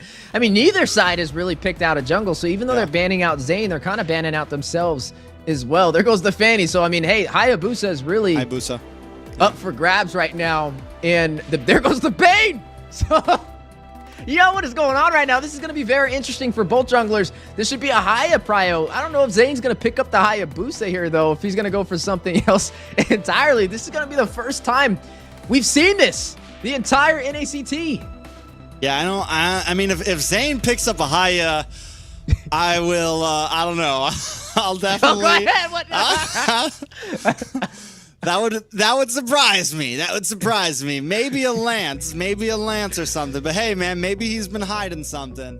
I think we're more likely to a Roger. Maybe. I mean, I think we might see like a freaking Saber or a Baldwin before we see a Haya. Before we see a Hayabusa come out of Mobazane. But hey, man, they're saving it. They're putting him way back. We're going to the last pick here. I like it. Oh man, maybe. I just said it. If Mobazane picks up Haya, Zeke will do 50 push-ups on live stream. He could pull out Lancelot. I mean, maybe something he picks out. I feel like we've seen the Lancelot a couple of times. I don't know if he will, though. He could go something like the Paquito. We haven't seen the Paquito in the jungle in a while. I mean, there's still some options out there. It's just like, what is he going to go for? I mean, even the Akai. I mean, he could really do a throwback and pull out the Akai. But it's going to be interesting. Nonetheless, the answer still doesn't change that this is something we have yet to see happen to Mobazane. And they're going to even take the Mortis away from him. This is insane. Because they know. They're like, listen, you're not going to play YSS. Dude, I'm all for it. I mean, I'm all for it for nostalgicness, but I don't know. I'm wondering if the... I guess there's nothing else, man. I don't know. Let's go. Let's go. You take it from here. Let's go. Hey. Zeke needs to get back in here for this one. No, the YSS, I mean, Zane, this is a comfort pick for him. And obviously, with all his options limited, he's going to go with what he's comfortable on. And what better way to do it than on some good old Yi Sun Shin.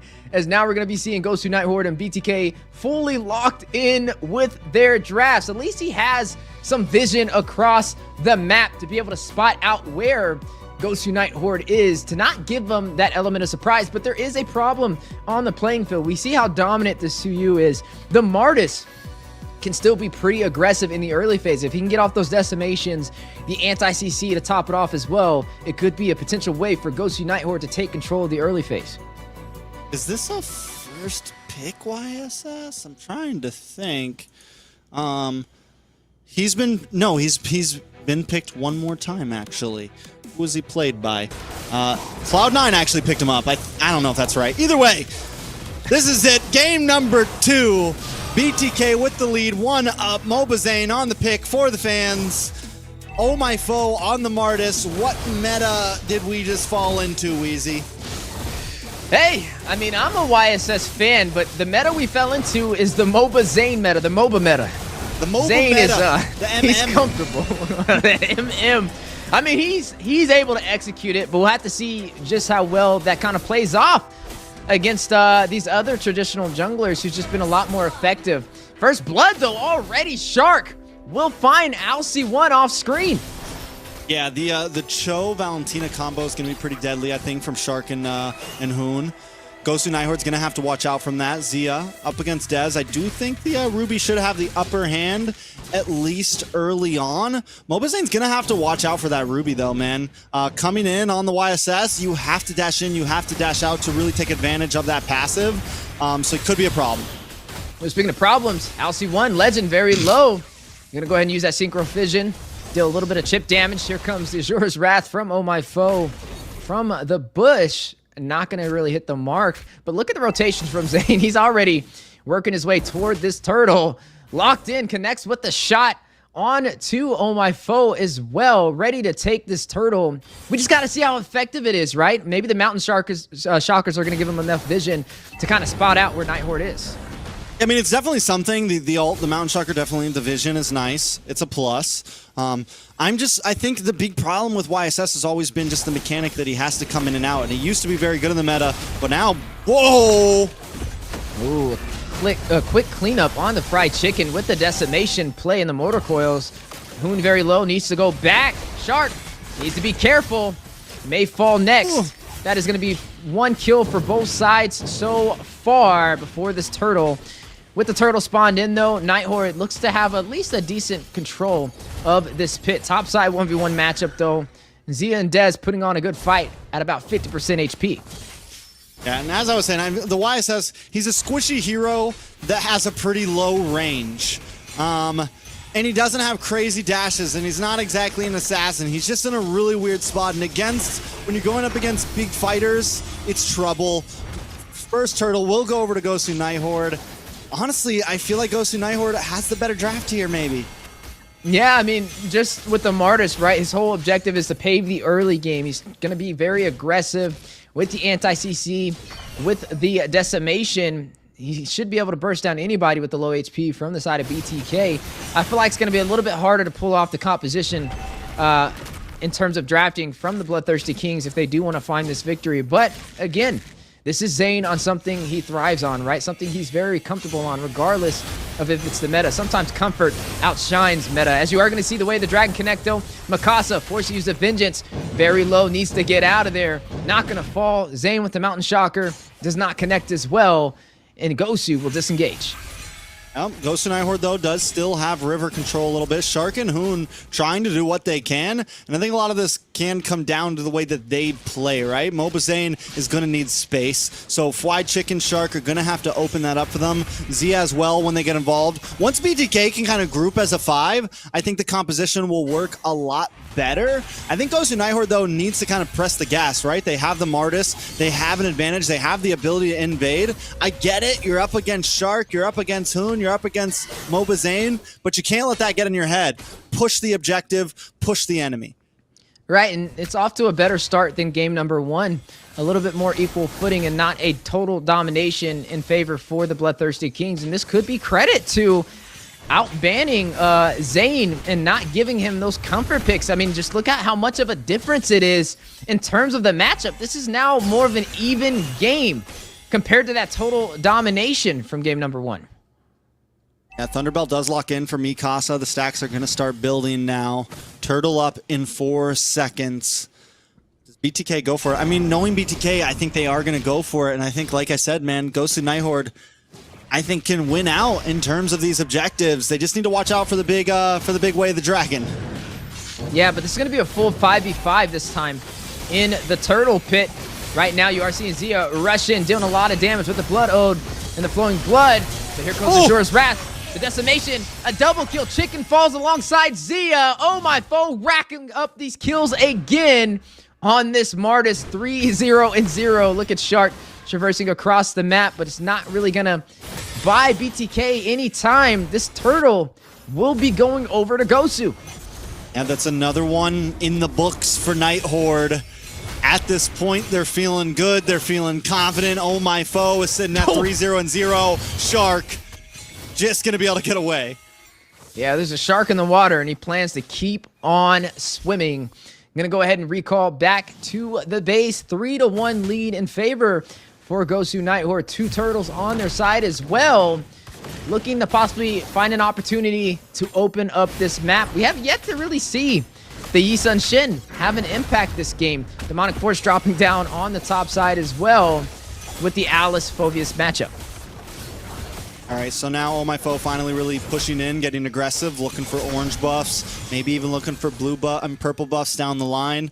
And this is exactly what they need to do. Oh My Foe also just got the Brute Force breastplate in, so a little bit of defensiveness to where he can hang out even longer. That Martis is going to become more and more trouble, and he's not going to fall off for another 6 or 7 minutes, especially if they don't get any kills on him.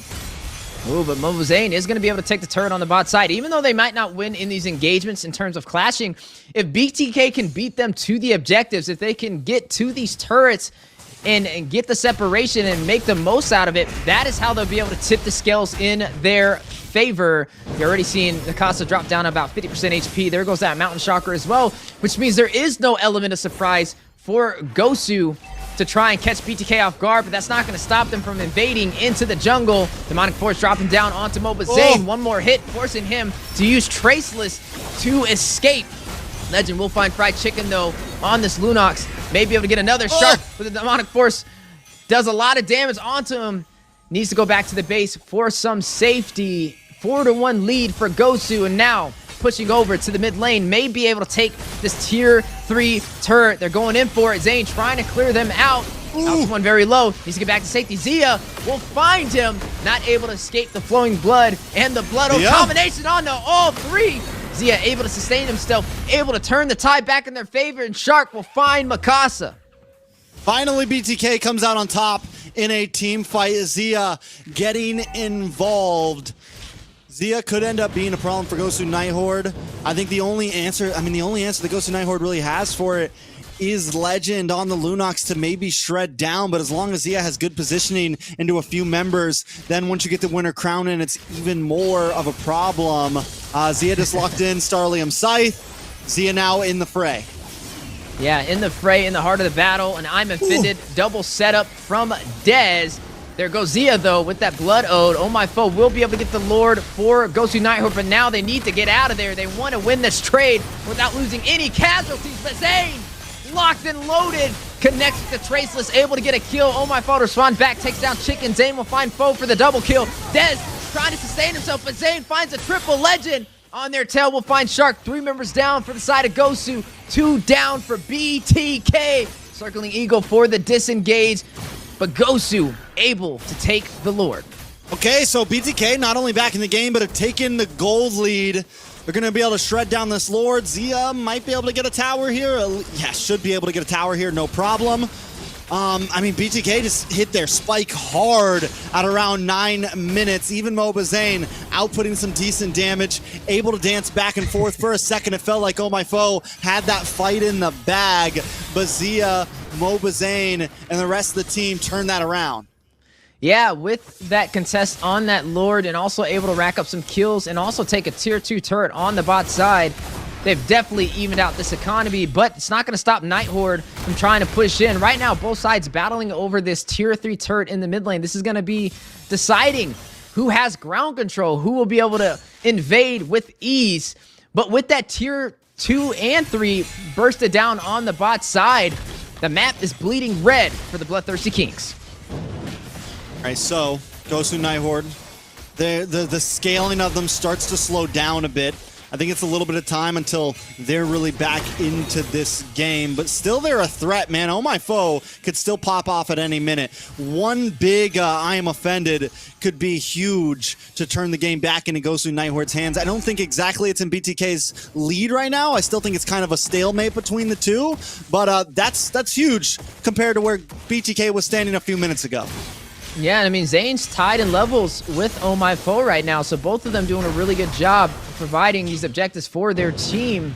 But right now, with that Mountain Shocker connecting to all members and slowing them down as well, you're starting to see BTK get online. It was a little bit of a slower start in the beginning, definitely more of a dominating early game from the side of Nigh Horde. But the later this goes, it's starting to tip in favor for the Bloodthirsty Kings, and that's not something that Gosu Nigh Horde can allow. I will also say this, Mobazane's getting more and more comfortable on this YSS. I feel like there's been times where he'll pick picks like this, you know, like the YSS or the Granger or something that everyone wants to see, but it never really does well, and he gets taken out early game, and that confidence that we're seeing from him right now kind of falls off. But right now, he's gotten a couple kills under his belt. He's 3-0-3. He had a good farming experience early on. We're seeing him kind of press the advance in a lot of these attacks, and he's not as worried, which I think is a good thing for him as long as he's able to keep popping off. It's also the Mountain Shocker. Having that on your side to be able to spot out where all 5 members are for the side of Gosu Nigh Horde makes them very worry-free on rotating across the map because they don't have to worry about some pickoffs. Speaking of pickoffs, the way the Dragon connecting, Shark with the G Kondo as well. But a lot of damage responded back from Gosu. Oh My Foe will find Zia with the decimation play. Legend taking down Shark. 2 minutes down from BTK. Make that 3 as Mikasa finds Chicken. Hoon forced into the tier 3 turret in the mid lane. Zane in the bush. Use the Mountain Shocker, but forced to disengage from the Lord Pit. He may want to let this one go. Not in a position to be able to withstand the full 5-man team of Gosu. Yeah, they go just a little bit too deep there, and the big knock-up connects from Alcyone and the Circling Eagle. Pair that up with Mikasa and Oh My Foe, and the damage was unreversible. Now Zane back to giving up buffs, back to letting Gosu Nigh Horde back in control. Yeah, and can they keep this control? It's not by much, but it definitely can work in their favor. Legend able to take the tier 3 turret. Earth Shatter dropping down for the knockup. Chicken able to take down Oh My Foe. Oh my goodness. Brilliance activated as a means of escape for Legend. Zane will find Dez. BTK on the chase. Now pushing through the mid lane. Should be able to burst down this Lord Shark with a good positioning to proxy off Gosu from pushing forward for the defense, and the tier 3 turret will fall alongside the Lord. Man, it feels like the Lords are cursed right now. Every time Nigh Horde gets one, BTK gets another tower or 2. It's back and forth right now. I think either team has the play potential to bring on the full wipe. We've seen both teams get 3-mans, 4-mans, and I think the first team that really wipes out the opponent is going to be the decider of this one. And right now it's 9-8, so it's not too far ahead in terms of kills. It's a battle of cat and mouse for both sides, but we got to figure out which one's the cat and which one's the mouse with how back and forth this game is going. 5 turrets, though, for the Bloodthirsty Kings. That's a lot. I mean, Gosu Nigh Horde, that is one thing that they're locking on. They may have had control. They're not too far behind in gold, but I think they need a little more space in the map. They need to start herding down into that bottom lane. The problem is they're running a composition where they want to all stick together, and no one's really going for the macro play right now. Ooh, Winter Crown by Zia to buy him a little bit of time, but the Motor Coils, the Azura's Wrath, and the Decimation, too much to deal with. The way the Dragon Shark pulling up to the party with Mobazane, and they're knocking down Pinatas as Mikasa will fall. Right Chicken, very low. Oh My Foe will find Shark. Hoon to respond back, takes down Oh My Foe. Dez will find Zane. Both junglers out of the playing field. Chicken will take down Dez. Legend will take down Chicken. Hoon all by himself needs to get out of there, but Alcyon will shut him down. A full wipeout against BTK. Alcyon and Legend left standing. I cursed it. I literally, I'm like, let's see who gets the first wipeout. And for a second there, it felt like BTK had that fight in their hands. But once Mobazane got locked up by Dez, taking out Legend and Alcyon were able to clean things up. Going for another purple steal here, but Zia able to just nab it. He was able to steal that last second with the flowing blood. Very impressive, and at least it didn't go over to Gosu's side, which still works for BTK, but it's not going to stop Nigh Horde from pushing in the turret on the bot side. You kind of mentioned they need to put that pressure into the map. They need to start opening up these lanes.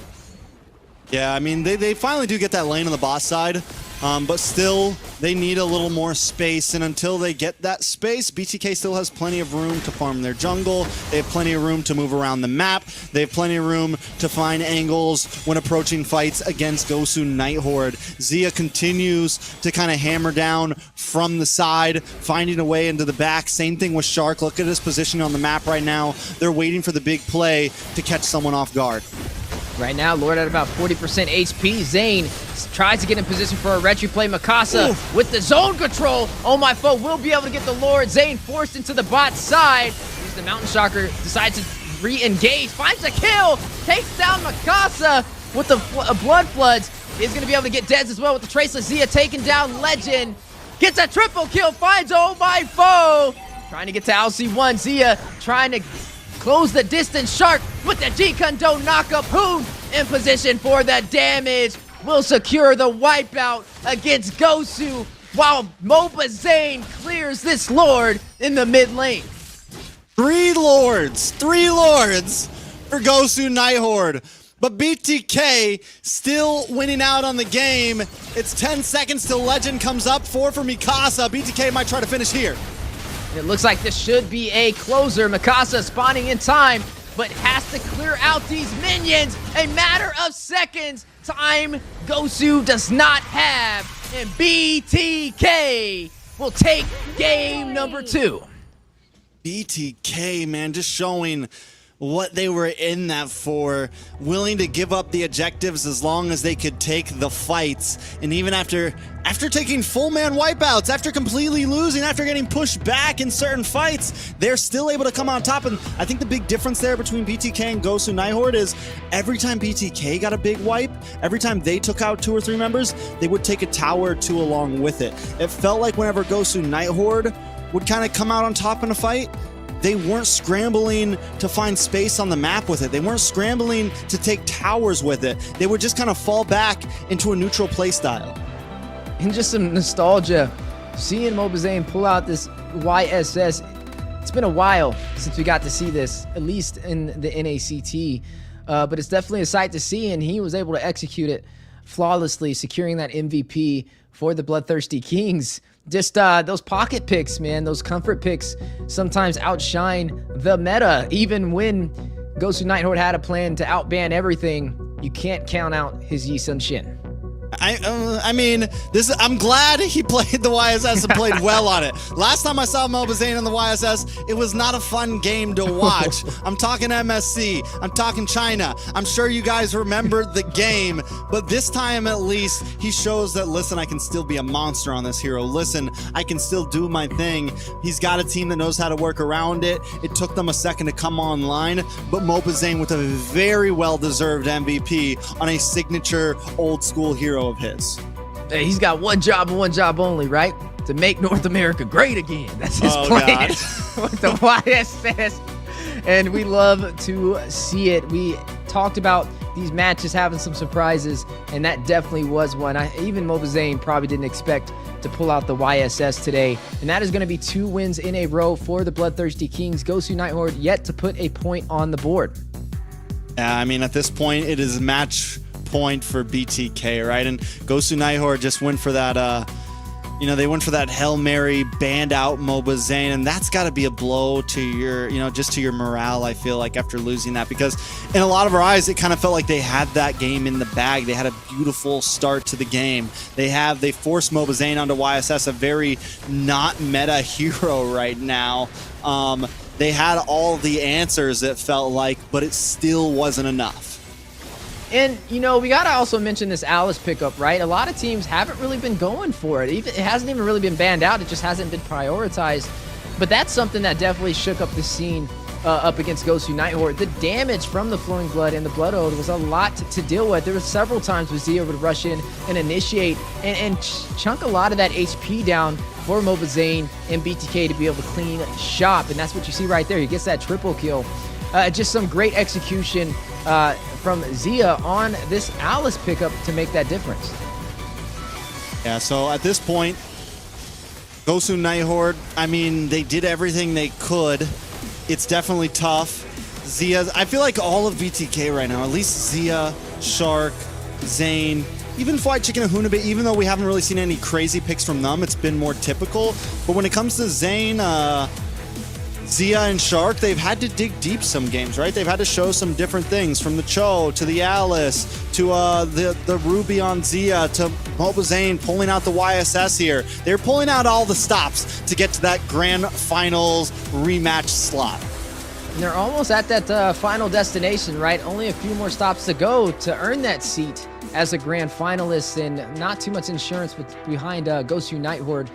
They have to get a reverse sweep now. They have to get 3 wins in a row if they want to have a chance to move on forward. And that's the hardest thing you can do when it comes to a best of 5. And it's not likely for most teams to be able to pull that off, especially if against a team like BTK. Not impossible, though.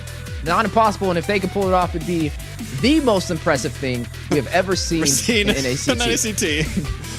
For sure. I mean, that's an impressive thing even for some of the best teams in the world to pull off. First of all, because it's just tough to win 3 games in a row after losing 2. And not to mention, if the team has already beat you 2, it means they are good enough to beat you. And not just beat you, but beat you well. So, I don't know. Gosu Nigh Horde have got to do something. At this point, like I said, I think what's important for Nigh Horde really is to just, you know, maybe take a game, maybe take 2, show that they, you know, put in a good run, go out with some flair, and show the world that they're going to be ready for next season. We've seen a lot from them. They've come this far. I'm not saying it's impossible to win 3 games in a row, but still, take it 1 game at a time and just win the next game.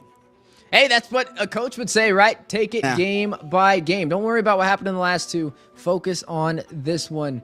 Play like your life depends on it. Just the best of one. Gosu.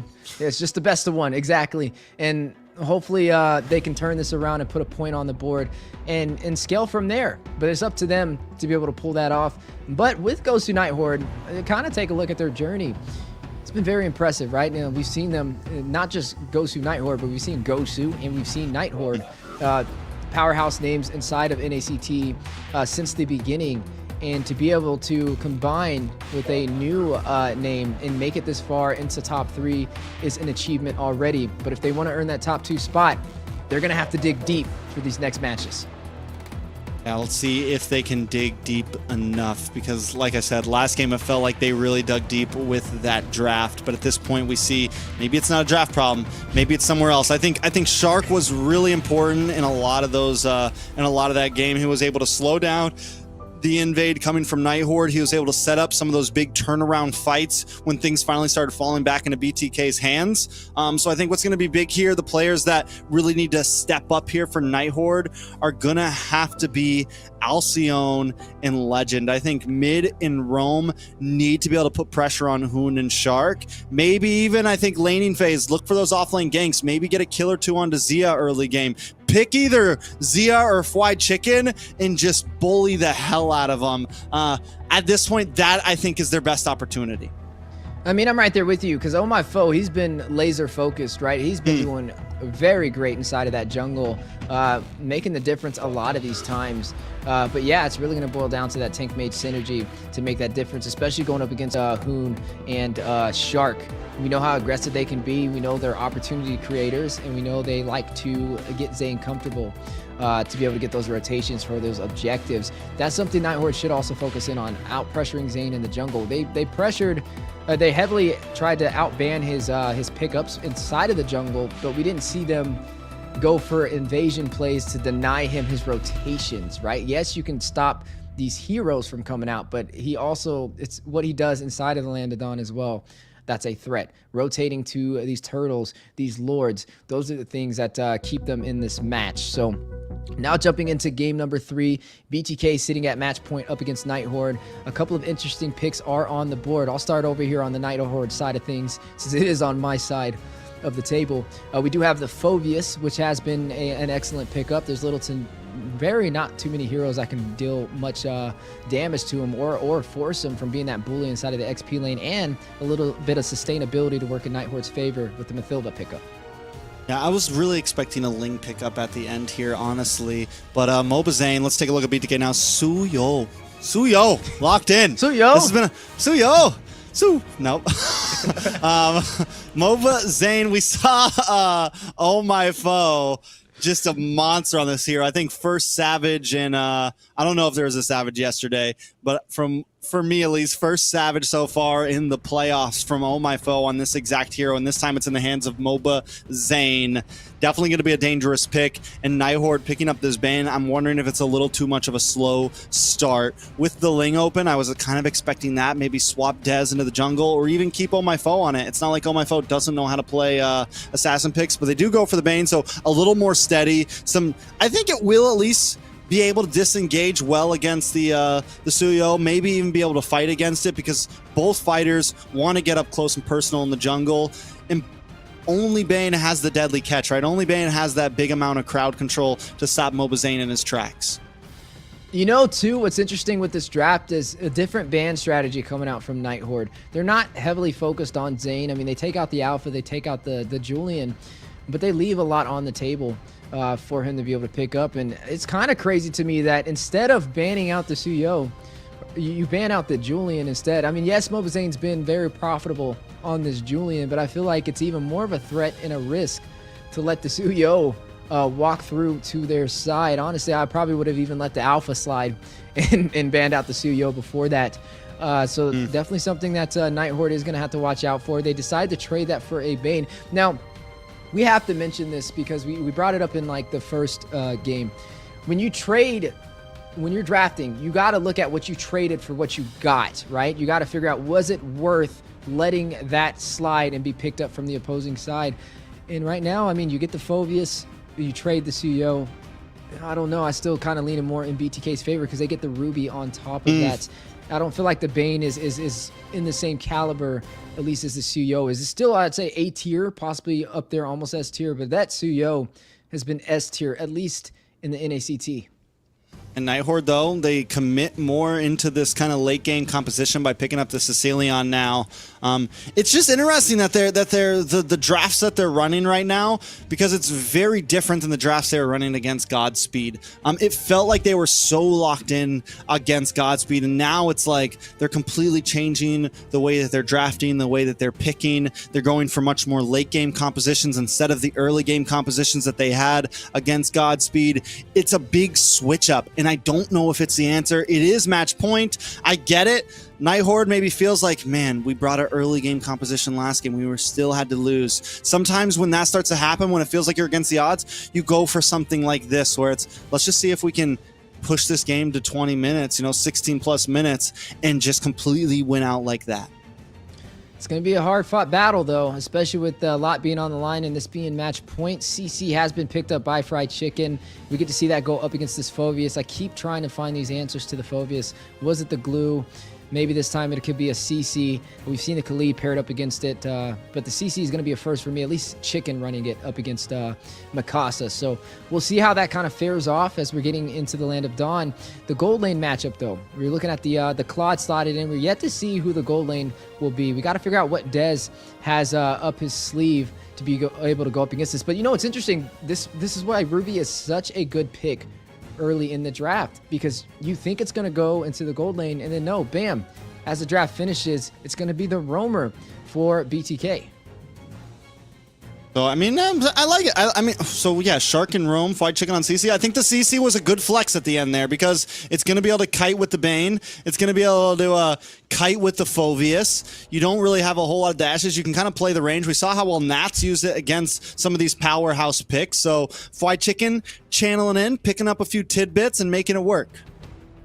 And making it work is the game plan for the Bloodthirsty Kings so far. 2 wins under their belt, 1 more match to go for a clean sweep up against Gosu Nigh Horde, and a possible seat into the Grand Finals to face up against Cloud9. Gosu Nigh Horde, they have to pull off what some consider the impossible. They need to find a way to turn this series in their favor, which is going to consist of winning 3 games in a row.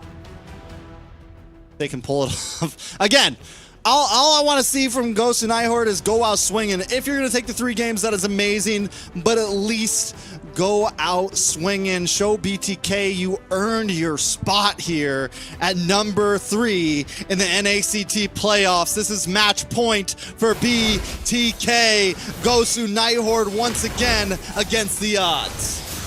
Yeah, and this is the highest Nigh Horde has climbed. Gosu Nigh Horde to be exact in NACT.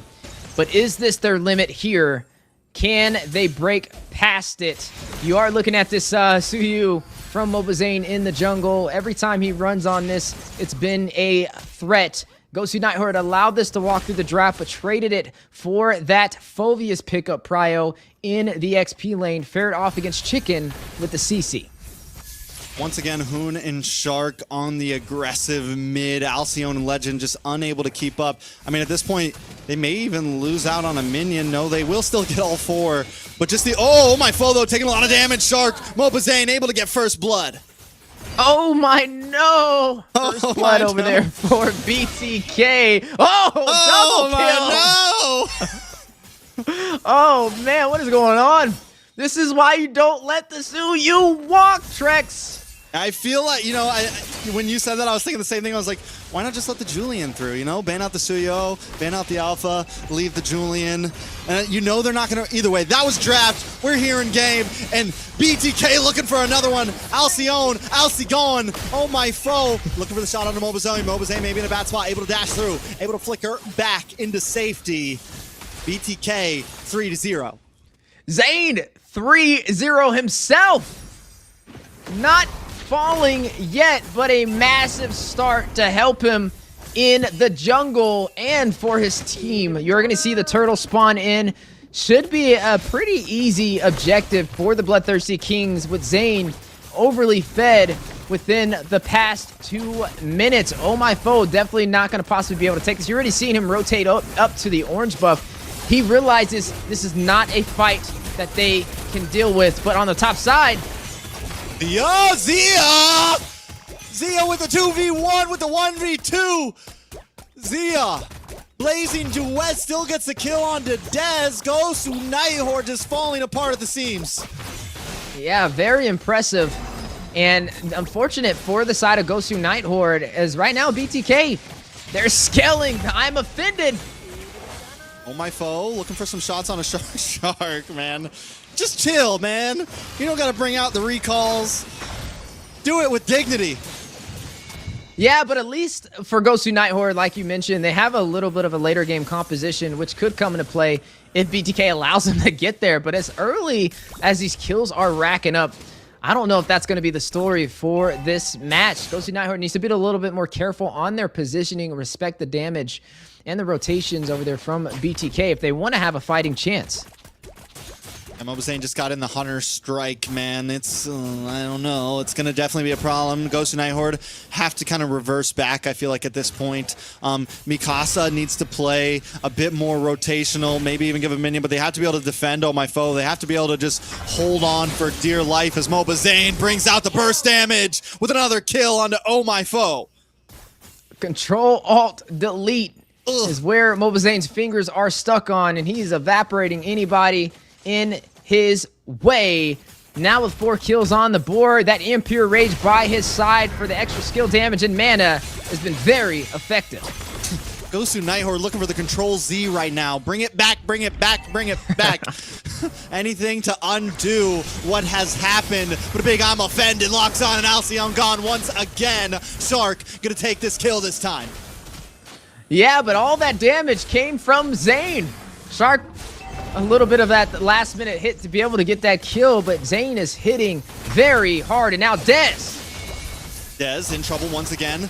4v1. Dez trying to dash back and forth, looking for any moment to maybe strike, but Zia still gets the kill. Mobazane does go down to Oh My Foe, so at least they finally get a decent trade, but that's the first kill on the board for Gosu Nigh Horde. Ooh, maybe a little more. White Chicken in trouble, should be okay. Zia able to find Oh My Foe in the midst of the chaos up on the top side, so now it's a jungler for jungler and BTK back on top in the trades. An eye for an eye leaves the world blind, and in this case, leads to no turtle for both sides, as it will still be in play for the taking. An 8-1 lead for the side of the Bloodthirsty Kings. They're up by 3,000 gold at the 5-minute mark, as you are seeing the items on the board and the bot side engagement. White Chicken up against I don't know, White Chicken, you're in a bad spot. You might want to dash back at this point, but Turtle now up. Mobazane looking for a way in, but Mikasa and Alcyon are gonna keep him away. Mobazane unable to get to the Turtle. He's gonna have to give this one up, I think, and I think he knows it. Oh My Foe able to finally put a Turtle on the map, a neutral objective on the map for his team. Yeah, able to take an objective on their side, a start in the right direction for the side of Night Horde. It was a little bit of a rough start, but it seemed like they're getting a little bit more comfortable. I don't know if it's enough to deal with the damage that Zane is outputting right now, but it's definitely a foot in the right direction. But look at Hoon, look at Shark. You mentioned the tank mage synergy. They're just harassing Gosu Nigh Horde every step of the way. War Axe picked up by Mobazane as well, now focusing on the tier 3 turret. Yeah, big circling eagle comes out, but look at the damage from Mobazane. The final shot connects. Mobazane with a sniper. Hoon now also putting pressure on Dez. Dashes in with the chaos. Dez goes down, another snipe shot from Zane. Big hits on the Gosu Nigh Horde. Suyo, we wondered if this was gonna be meta, and right now it feels meta. Suyo, more like Su-No! Every time he rushes in for these fights. Mobazane is dominating, 6 kills so far. Definitely his hottest game yet, but Mobazane finally goes down. Mikasa able to kill, but Zia with a blazing duet, locked up by Shark to find 3 members, but the damage still not enough. Oh My Foe able to find Shark. Zia falls as well, and BTK now on the run as Fried Chicken tries to get out of there, but Nigh Horde presses the advantage. Dez there, the rest of the team also there. Sanguine Claws locked in, and Shark goes down with a triple kill over to Mikasa. Hey, what did you say in the beginning of this match?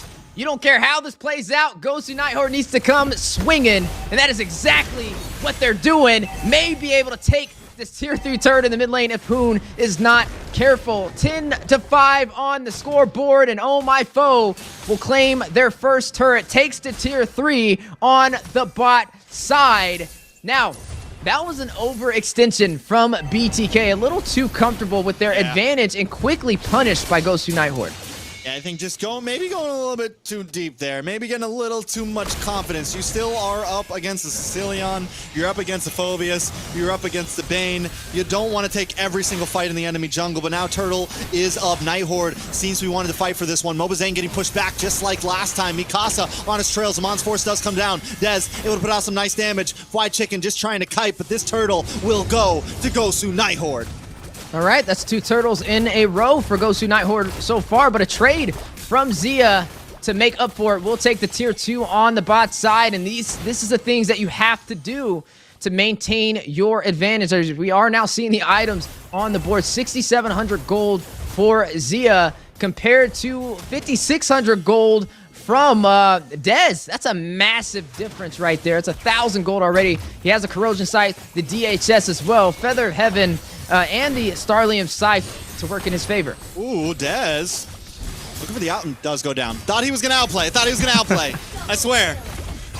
Another kill on to Legend though. Mikasa might be in a little bit of trouble. Shark able to lock him up. Zia getting a couple shots. Couple more shots. Finally get the kill. A shutdown. Giving Zia the gold he needed, but Oh My Foe able to find Hoon, and Oh My Foe pays the price. Mobazane gets another kill. and a full wipeout against Gosu Nigh Horde, which is going to open up the opportunity to take even more on this map. Zane quickly going to go ahead and try and take down this tier 2 turret. The tier 3 will fall in the mid lane as well. Zia, he's going to go in for more. He wants some additional turrets. Look at Shark buying some time. Shark just in their face, in their base, doesn't really care right now, feels confident. BTK, even with the couple of losses, even with the 6 kills they've taken, they're still very much in control of the map and of this game. Yeah, and it's just similar to game number 1, total domination from the Bloodthirsty Kings. Honestly, I feel like it was more effective when Gosu Nigh Horde went in for the strategy of banning out all of Zane's comfort picks. But it's so crazy that they go from a strategy which was very effective in their closest game to not doing it anymore and allowing him to pick up possibly the strongest jungler for this NACT, the Suyo. It's, I mean, definitely up there. It's the first, I feel like, fighter, I mean, even though it's a fighter assassin, it still feels a lot more like a fighter. It's the first type of jungler like this that's really been meta ever since the Lings and the Hayabusas and these assassins have really become the powerful ones. But a little bit of a battle on my foe brought down to about 10%. Big wild catch, but it's still not enough. Mobazane able to get the kill. Fly Chicken on the run. Alcyone looking to put some chip damage out. Mobazane and the rest of the team gonna fall back. Hoon still low. Lord still up. Yeah, and the range from Suyo is what's been huge for Mobazane to be able to get these kills. I mean, just look at how far he can shoot that out. Dez will be able to claim a turret in the mid lane. Dark will get sniped out. Legend able to find the kill. Fly Chicken in trouble as well. Mobazane able to take out Mikasa, but Dez finds Fly Chicken. It's 2 for 2 right now, and the battle still endues. Dez finally taken down, and Zia now going to lock onto the Lord as Mobazane with him. Does on my foe try to... No time. Yeah, no time at all. I mean, look how much damage BTK is outputting. I mean, they just shredded through that Lord before you could even finish that sentence. That's how far ahead they are. It's 18-8 right now as we are getting close to that 12-minute mark. Right now, 6 turrets in for BTK, looking to take down possibly an inhibitor with this Lord, pushing through the mid lane. A possible checkmate in the making. And keep in mind, they are moments away from possibly earning a seat, the last seat as the Grand Finalists, this NACT. A BTK hungry for the rematch. You never count them out. Gosu Nigh Horde are going against an angry team right now, a team that's ready for their revenge. Gosu Nigh Horde, though, still standing. They do have some defense mechanisms up their sleeve still. They still have the Bane. They have the Sicilian. They still have some answers. Yeah, this may be their final stand, though, as you are seeing the minions synced up, and BTK on the push, looking to open up their base. They have the minions, and they have the time. Zia gonna go ahead and sidestep from Legend on the Sicilian with the Bat's impact. Minions are quickly falling, though, and Legend, the later this goes, like we said, there is late-game insurance. It's like finding that needle in the haystack, though, especially with how well BTK has been performing, but it is there. If Legend can get these late-game stacks and these core items to deal that damage, he will be able to burst down the aggressive push from the Bloodthirsty Kings. Yeah, and I will say this as well, for how well BTK is doing in kills, it's only a 5k gold lead. I mean, it is a lot, but it's not like the end of the world. Normally you would think it'd be a 10k when the kills are this far ahead, but Nigh Horde has been able to farm decently throughout this and keep themselves slightly in. BTK, do they go for the finish? Do they rush this? Yeah, I don't know if that's the move, right? I mean, we got about a minute until the Lord spawns in, and I feel like they should try and starve out Gosu Nigh Horde, make them make a move outside of their base, get them out of position, and here it goes. The full 5-man team rushing out to clear out these minions, but definitely sticking together. They realize this is not the time to solo push. Yeah, I think you're very right about BTK needs to freeze the lanes. They finally do, but for a while there, they're just kind of feeding Legend more stacks, right? They're just kind of feeding Dez more gold, and as long as they keep on trying to push in without ending or without at least breaking inhibitors, it's bad news for them, right? So if they're not going to go for the game-ending blow, then they need to fully back off, get position, look for this next Lord, look for the next big push. Yeah, Clock of Destiny, Lightning Truncheon, and the Glowing Wand picked up over there by Legend as we are speaking about him. But he's going to have to hit with these Bats Impacts. There goes the Lord spawning in. And BTK not going to waste any time. Now going to gain the aggro and a possible advantage. But Nigh Horde will go in for the contest. Is this the right decision? Obazane able to shred down that Lord, and now Mikasa is going to get pulled in from the I'm Offended, trying to do anything he can, but he's still going to get shot down. Hoon with the final shot to get the kill. There goes the glaive in for Hoon as well, just to add a little bit more damage to all of this. The icing on the cake, and now BTK is in a position to open up the base for Gosu Nigh Horde. With this Lord on their side, it's going to be very hard to contest. Can we see Legend make the difference with this late game Sicilian at the 15-minute mark? You're already seeing BTK getting ready to sink these lanes and go in for a play. We've seen Mobazane on the Suyu dominating so far 10-2-4. Shark with the set potential and Hoon to follow through. And here we go, Trex. They're going in for a closer. They're looking for a seat in the Grand Finals. Let's see if they can pull it off. Sanguine Claws does come out, doesn't connect onto anything. Winter Crown does come out from Mikasa. Gonna try to re-engage. Hoon able to get the kill. That's one man down for the side of Gosu Nigh Horde. Lord still coming down the boss side as Dez tries to make work on it. Lord does connect onto the inhibitor. Brought down to about 50%, but still it's finally broken through. BTK waiting for the next wave of minions on the mid, on the top. Shark, Fried Chicken, looking for the shot. Big knock, a big lockdown. Hoon able to come in. Legend, oh my foe, Mikasa, Dez, all off the map. Nothing but Alcyone, and that'll be game number 3 with a big sweep to secure BTK in the NACT Grand Finals. A well-executed series, a clean sweep 3-0 against Gosu Nigh Horde. With the power of Suyo on their side and Mobazane with an excellent performance, they were able to dominate 24-8 and 57 KDA. Just some great execution and well-deserved to claim that remaining seat in the Grand Finals to be facing up against Cloud9. Yeah, I mean, BTK just did it in such clean fashion there. Nigh Horde seemed to, you know, maybe it was maybe the long haul going to back-to-back games wasn't the warm-up. Maybe it was the downfall. I don't know. Maybe BTK was just ready already. But in the end, BTK took that 3-0 cleanly. No matter how Gosu Nigh Horde drafted it out, BTK had the answers.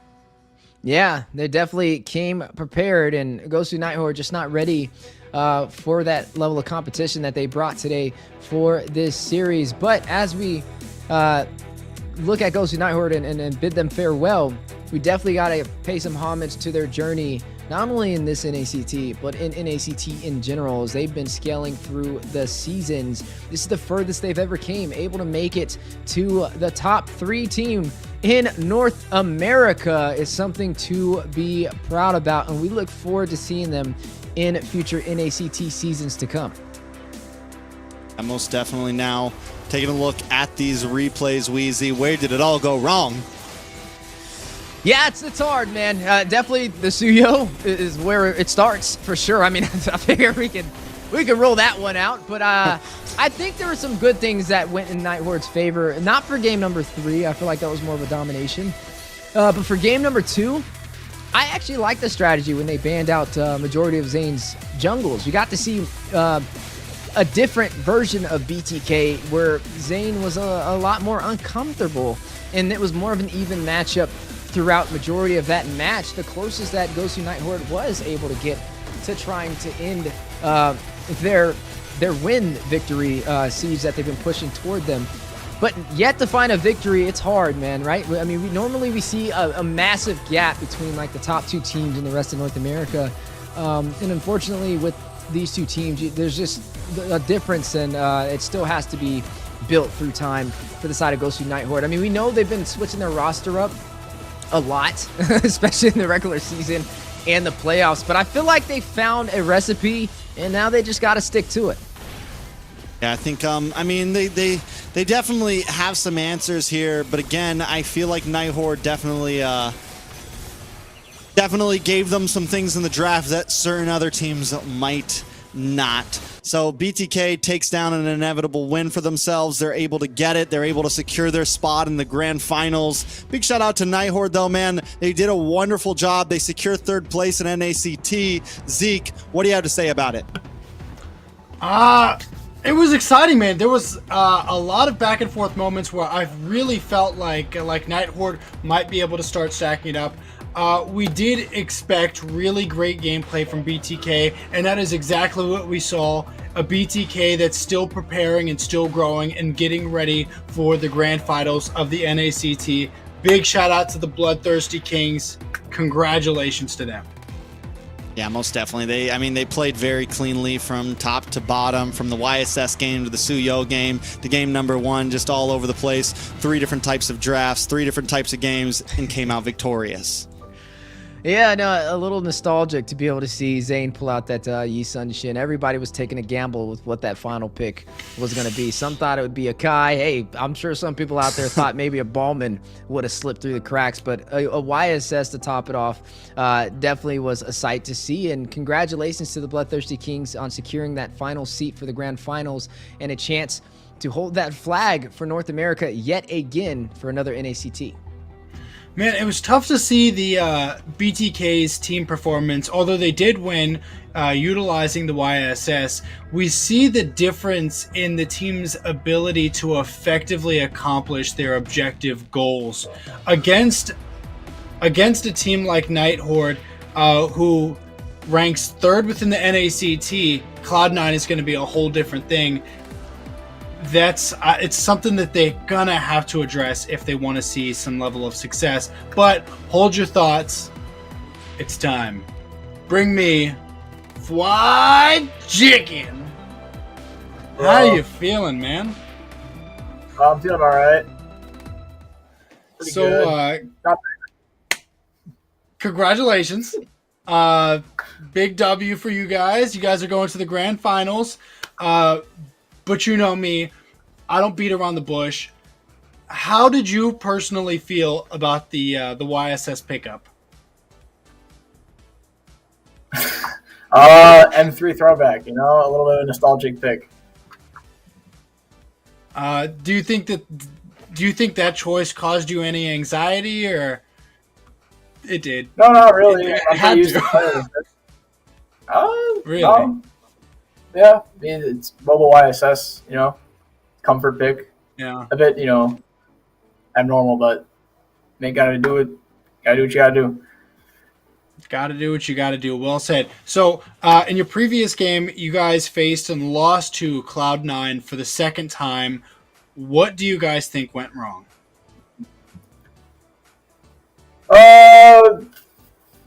In-game decisions and maybe a little bit of draft. Probably just a little miscommunication too. Yeah, stuff that can be fixed though. I'm glad to hear that. I do want to see you guys coming in full strength. Putting up the best match, whether it's a win or lose, against Cloud9 in the grand finals. I think everybody in North America wants to see you stepping up against Nats and smacking each other around as you guys do. So, next question for you. Do you have anything you want to say to your fated opponent in the grand finals this upcoming weekend? Nothing much. Just good luck. You know, nothing more to be said. Winner takes all. Yeah. Anything you want to say to your teammates that you haven't quite had the chance to yet? My teammates? Yeah. So what I mean by that is a lot of the times players, whether it's our teammates, whether it's randoms, everybody acts and reacts to things in ways that we can either predict or we can't predict, whether that's with our hero choices or just communications in and out of the game. Is there anything that you wanted to share? Thoughts regarding it? Well, we'll have Shark here in a few days. He's not with us right now, so it'll probably help a bit more with communication within the, team morale, having everyone together. All right. So now I get my own questions. Do you think Nath challenges your position at the top of the EXP world in North America? He's definitely the most trouble I've had versus in terms of any North American XP laner, but I enjoy a challenge. I enjoy motivation to improve and become better, so I'll welcome it. I'm glad to hear that. I'm not going to hold you up too much. Thank you for your time, and congratulations again on you guys' win, and I can't wait to watch the Grand Finals. All right, thank you so much. Have a good time. That was cinema. That was pure cinema, Zeke. Pure cinema. Great. It was great. There's never been a better interview in the history of interviews. Can I just say, man, you held on to that question for so what was long. going on, bro? Just let it go. Just let it go. So if the chicken's like gears are, it's like the meme where all the numbers are going behind his head. MVP though, over to Hoon. Congratulations, Hoon. Kind of sad that I didn't see his camera on. I really wanted to see his reaction on a couple of those events. 7-1 and 11 with a 75% team fight participation, always around the corner, making those back of the box shots. Yeah, just beautiful. I mean, beautiful gameplay. I think Hoon, a lot of us have been, like I said in some of his games earlier, we've been waiting for him to really be that player, right? I think a lot of times for Hoon, he's either very aggressive or he's very not aggressive, way too passive. And I like Hoon when he's aggressive. I like Hoon when he actually gets those kills and when he wants to, when he's the mid laner that he needs to be. And I think tonight we got to see a little bit of that. Yeah, this got to be the this is the series MVP. It has to be the series MVP because there's no way he got it over the Suyu. But I do think that Hoon has been very effective, especially like Trex mentioned, when he plays the mages that aren't more passive, that play for the utility, such as the Eve, such as something like the Navaria, but more in like a Sicilian who's going to hit with that Bats impact. He gets that MVP, and it kind of showcases that he can play it from both sides, and that was what makes him such a lethal weapon for the Bloodthirsty Kings. Yeah, we see it again in a best of 7 for the finals, Cloud9 versus BTK. Trex, you got a really big smile on your face. What's going on in your head? I'm just, you know, it was a good day. It was a good stream. It was a lot of fun. Every time I cast with Zeke, I get to smile. It makes me laugh. It's why you're here. It's why I like you. Sadly, I think this is going to be your last time, but let's take a look. It's what? You know what else I'm smiling about? Cloud9, BTK, Grand Finals, next weekend. It's going to be lit. Yeah, and speaking of lit, we're at the final stage of the NACT Fall Season. It's been an amazing journey, and now at the final stop. Who would have thought it? North America, you guessed it. Yet again, the coin has been flipped.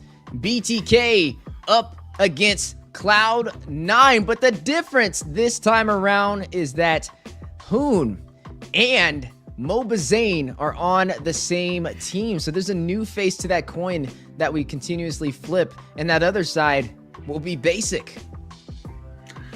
Again, you know, I've said it, I feel like a million times. This rivalry in just this NACT alone, it feels like it goes back to the dawn of time. A lot of these players have been teammates in the past, and BTK now having taken 2 losses to Cloud9, there has to be that desire to just win even once. And if they can't, I might be surprised, because how many times can you lose to the same team? Look, you go up against BTK and Cloud9 and see how many times you lose to them. All right? No, I don't want to. But jokes aside, a lot of really good matches today. A lot of really good plays. We got to see some savages, and I'm always excited about that. Today is going to be the last time I will be hosting for this NACT. So if you guys don't already, and you don't, I know it, follow my Instagram. It is The Bandit Rose. You guys will see it like right here. All this time, I thought it was the Banditros. Actually has a ring to it. Bandit Rose. I thought it was Banditros. Yeah, follow Zeke. We always love having him here as our host. It's a lot of fun. It is always a pleasure casting with you, man. You always bring a nice little vibe.